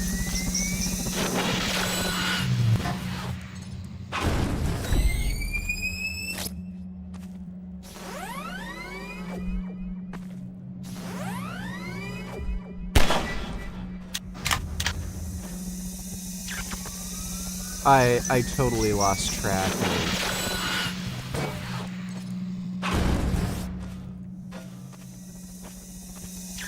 Didn't I already... What the fuck is going on? Your car is fueled and ready to go. Oh, okay. Now, every building in the valley has its own dispenser port, so you'll have ample supply of explosives. Now, I must get back to my rocket, Freeman. I'm relying on you not to squander my trust, or my Magnuson's. Oh, and Freeman, if you pull this off, I might just forgive you for that debacle at Black Mesa. You know the one I mean, involving a certain microwave casserole. This guy's hilarious.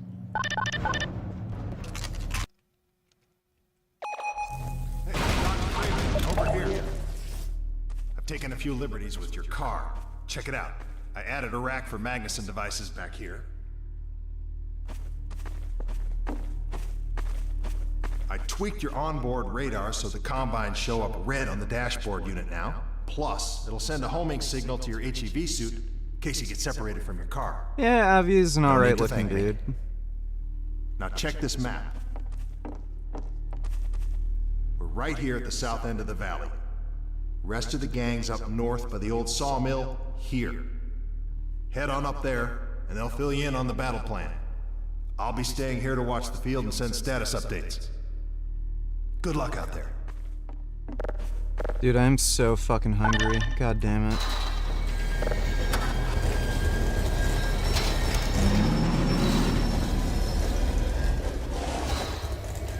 You'll find the sawmill at the far end of the valley.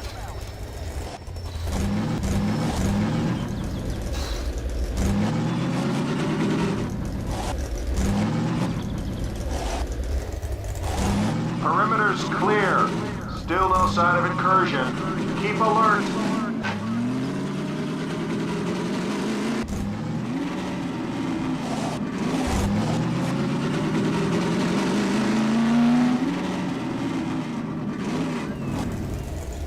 Come closer.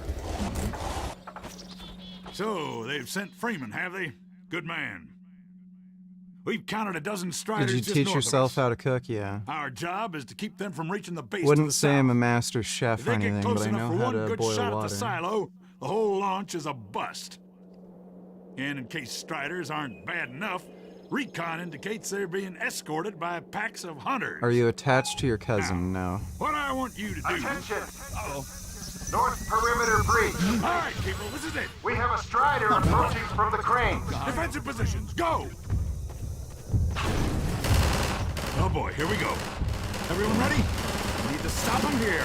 Remember, keep him distracted while Freeman takes him down. Oh man, this is gonna be bad. Hey, stay focused! Get the cover and start shooting! That one was fairly Freeman will close. do the hard work. Targeted the Magnus. Take out the hunter.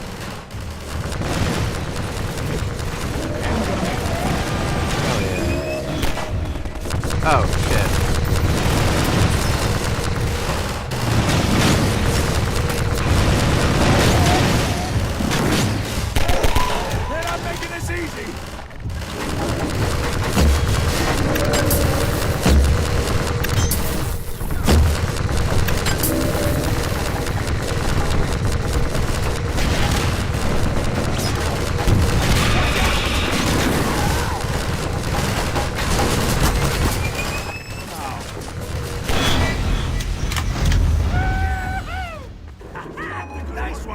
Strider at the sawmill.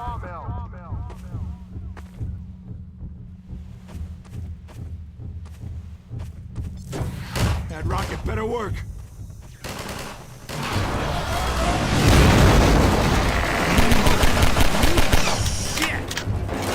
Oh, is there another one of those fuckers? Yeah.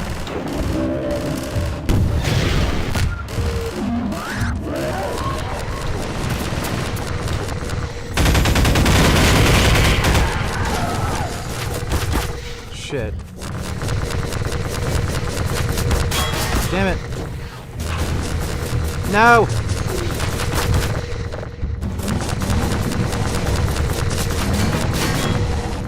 I need another Magnus device. Fuck.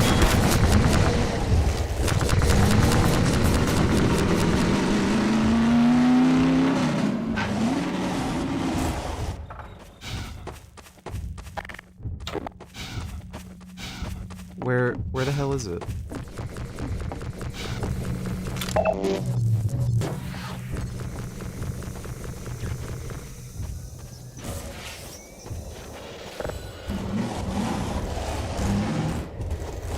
Shit. Oh, fuck.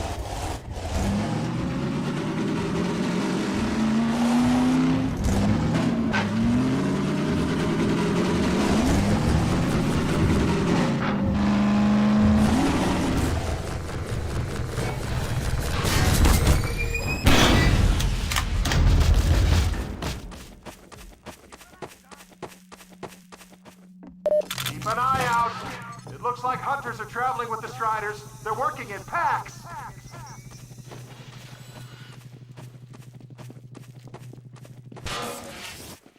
You gotta take those hunters out first.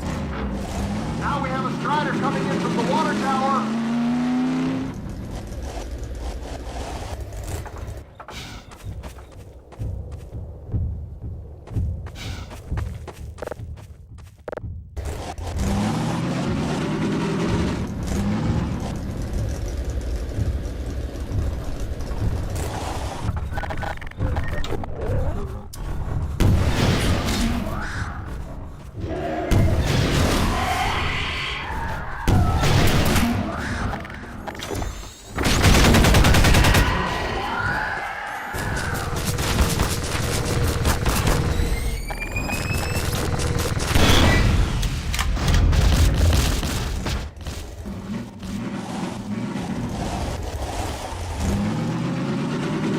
Alright, take care, Grey Knight. Have a good workout.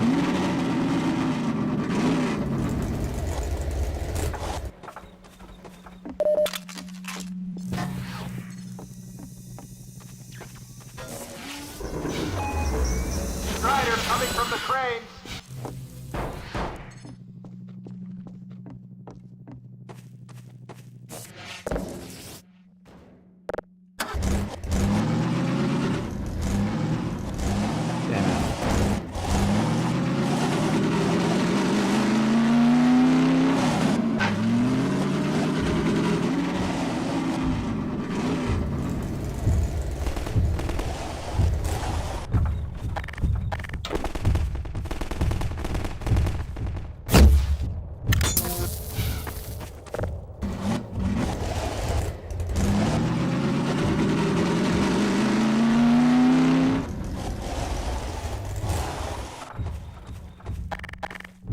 They travel in packs.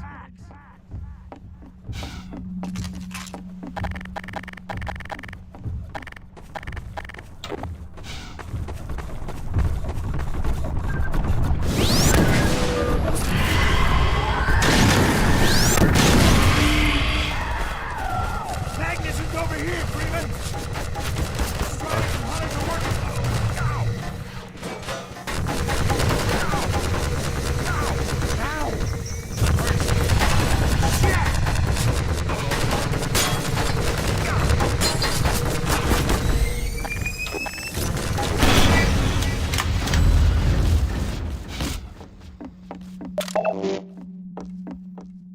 Keep up the good work.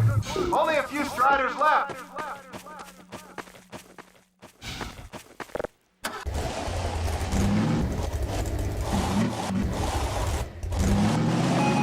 I wasn't nice to Anissa. Another strider coming in towards what used to be the sawmill. She's dumb as hell. And just a horrible, horrible person. Watch out for the hunters! Cover me while I reload.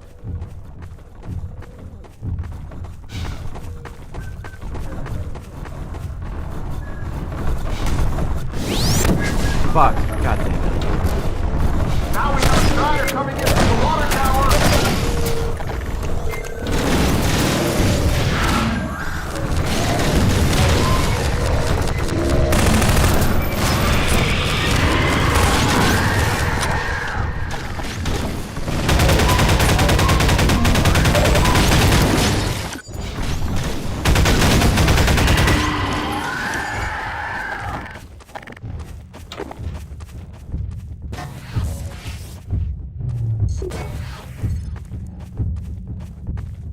Damn it.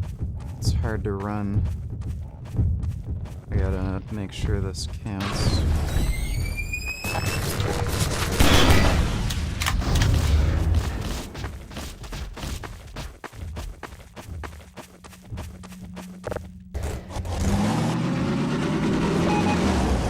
A strider has been spotted by the crane.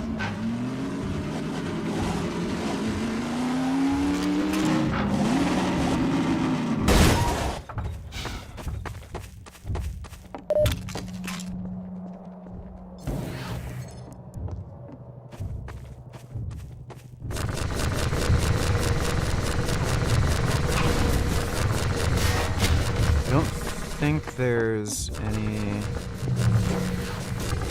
hunters for that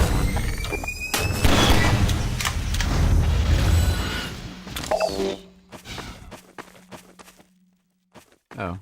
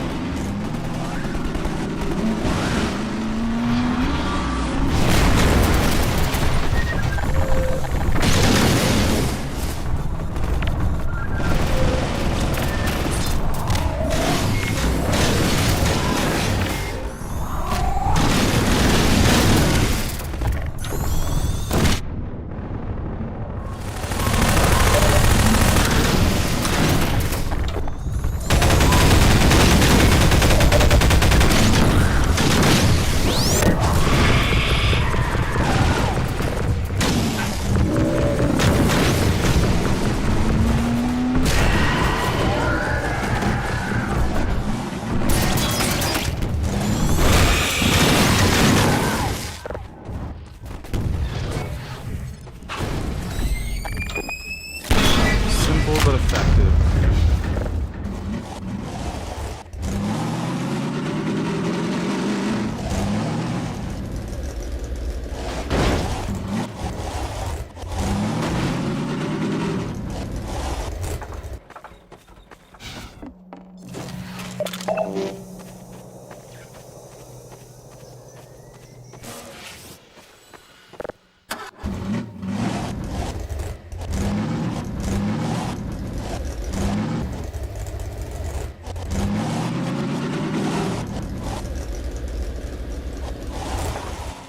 Do you still dislike thoughts on questions? Really depends.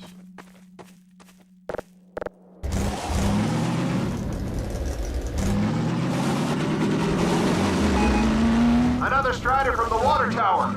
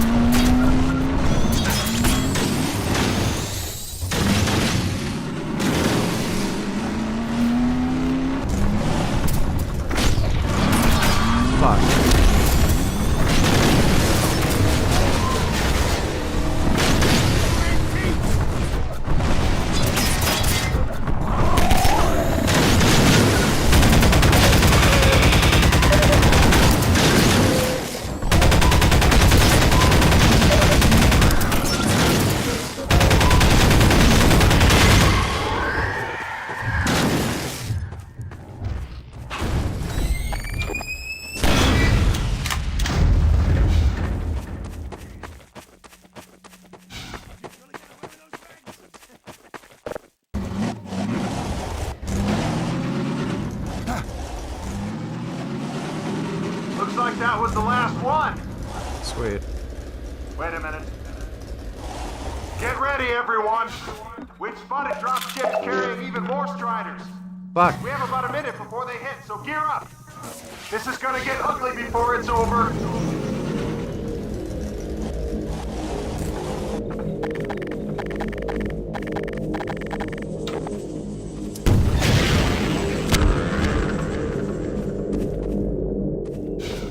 Maybe I shouldn't have wasted that rocket.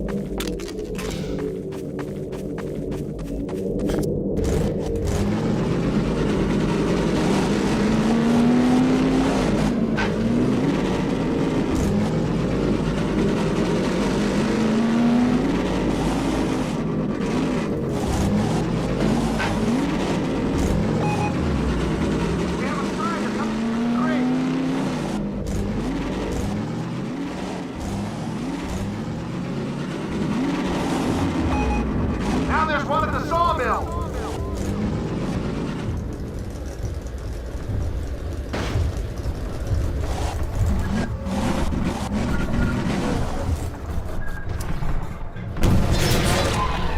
They're coming from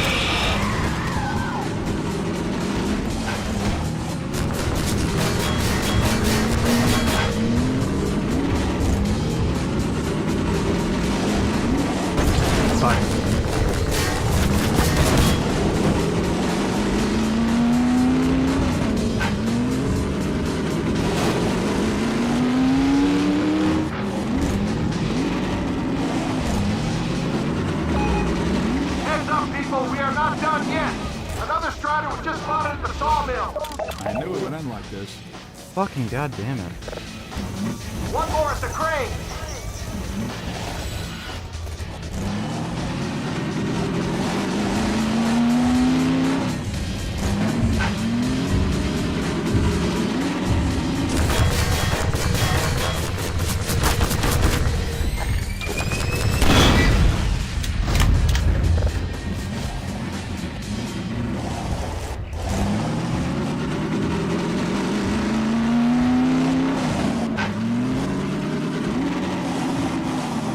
You know, you can only hold one of these.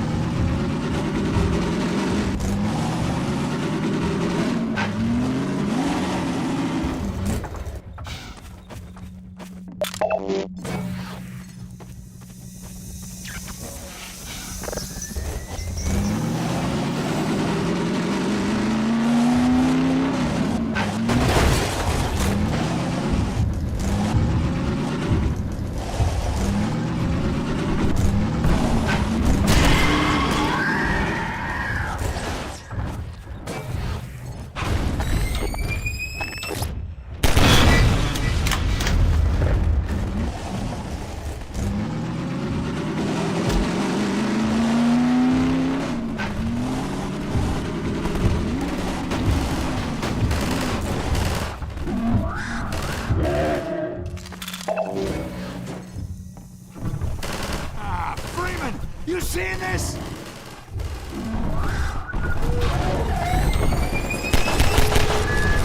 Alert! There's a strider getting close to the base!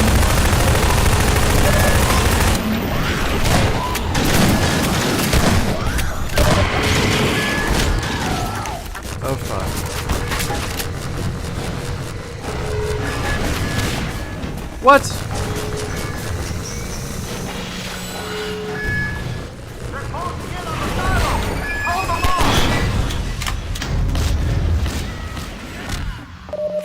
Thank fuck. Holy shit. Good work, everyone!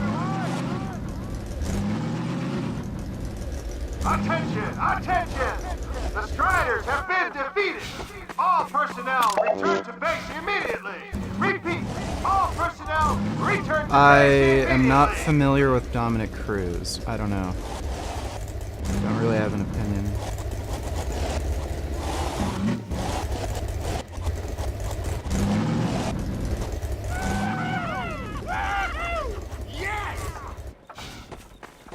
Hey, Gordon Freeman. Good job, Gordon. Wow! Thanks, Freeman.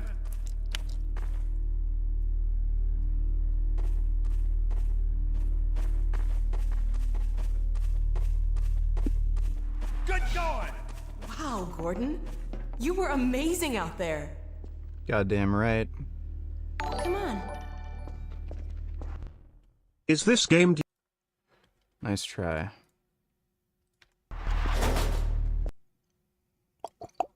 Launch is in its final stages. Telemetry The data portal's links. close to opening, but Dr. Magnuson sure will be in time to stop it. Complete. Tracking beacon. Oh, there's another bit of cruft we can ignore.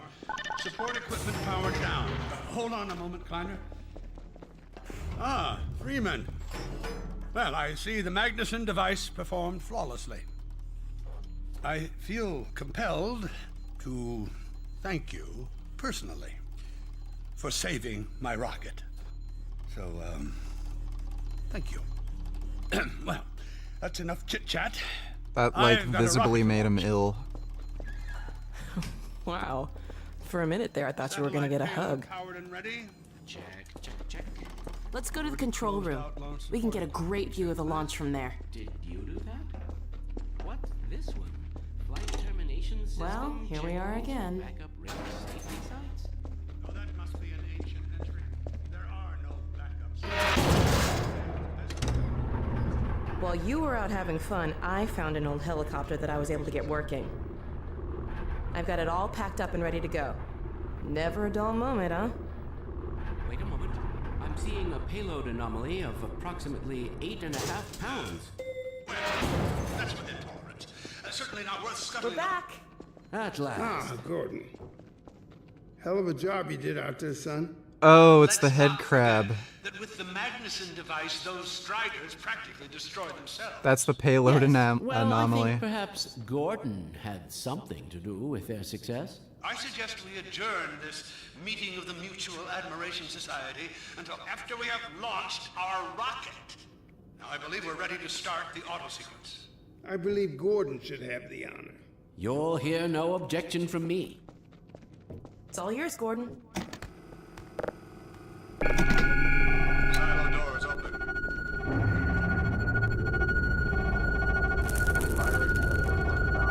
Stations, everyone.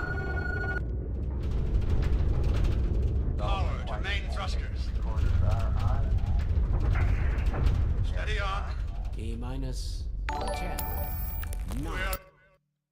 You'll succeed once you spill soda on your keyboard trying to skip my donations. Watch you rage like a little bitch and blame me. When it'll all be your fault for being Sugar Water Boy's cuck. Yeah, nice. Well, you can try. Thanks for the donation, 21st Savage. Steady. 3, 2,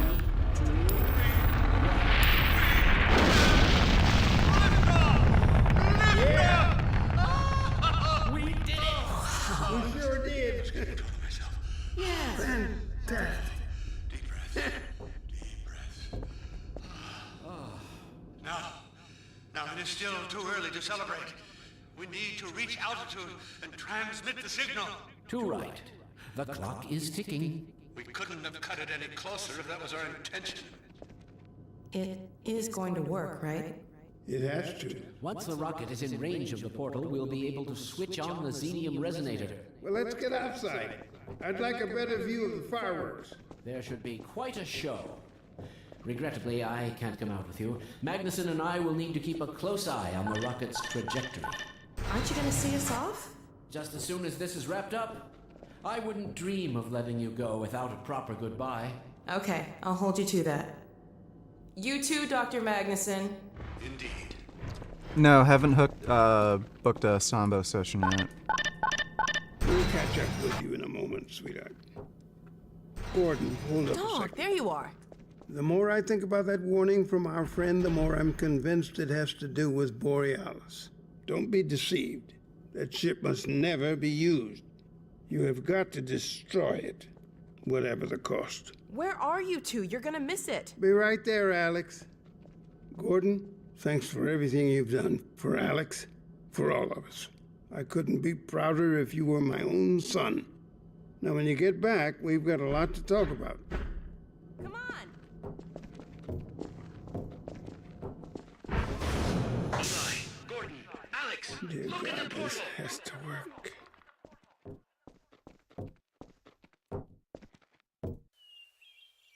We've activated the resonator. This is it. Oh. My goodness. Yes.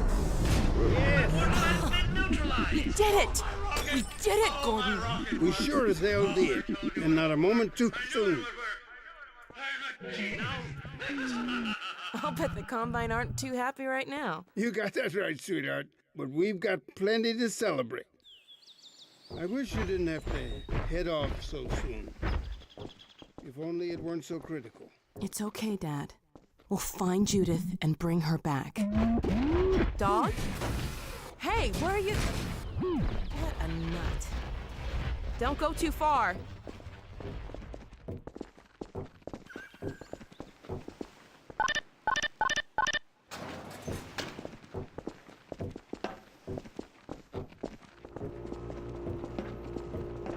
Well, there she is. Gassed up and ready to go. Remember to keep in constant contact. We have no idea what to expect. Don't worry, Dad. We'll be all right. I just wish all this didn't have to fall on you, Alex. Your mother would be so proud.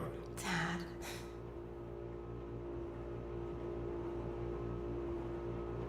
Come on, Gordon. The chopper's waiting for us. Are you sure you have everything you need?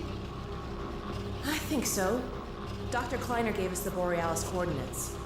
We'll keep the hailing frequency open on the chopper radio in case Judith tries to reach us again. Good idea.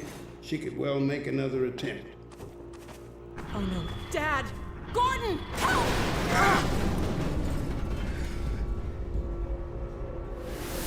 Dad! Alex! Dad! Oh. Get away! Listen to me. Destroy that ship. Whatever it takes. Destroy it. Don't! Dad, look out! No! Dad! Dad! God damn it, let go of him! Oh. Oh my God! I love you, sweetheart. Close your eyes, honey. I love you, Dad! Don't look. No! Oh my God! No! No! Gordon! Dog!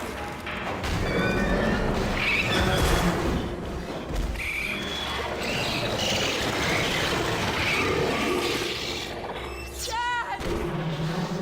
Oh God! Dad! Dad! Dad, please! Dad! Oh my God! No! No! Oh my God! Dad! No! Don't leave me!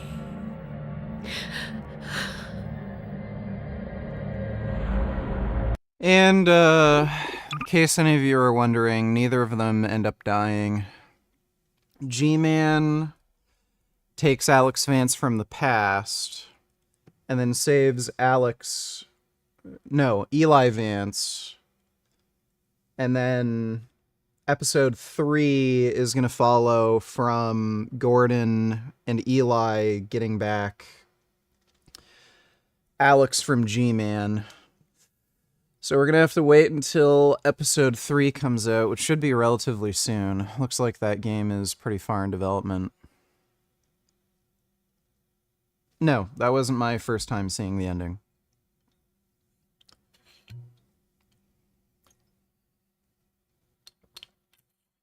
All right, well,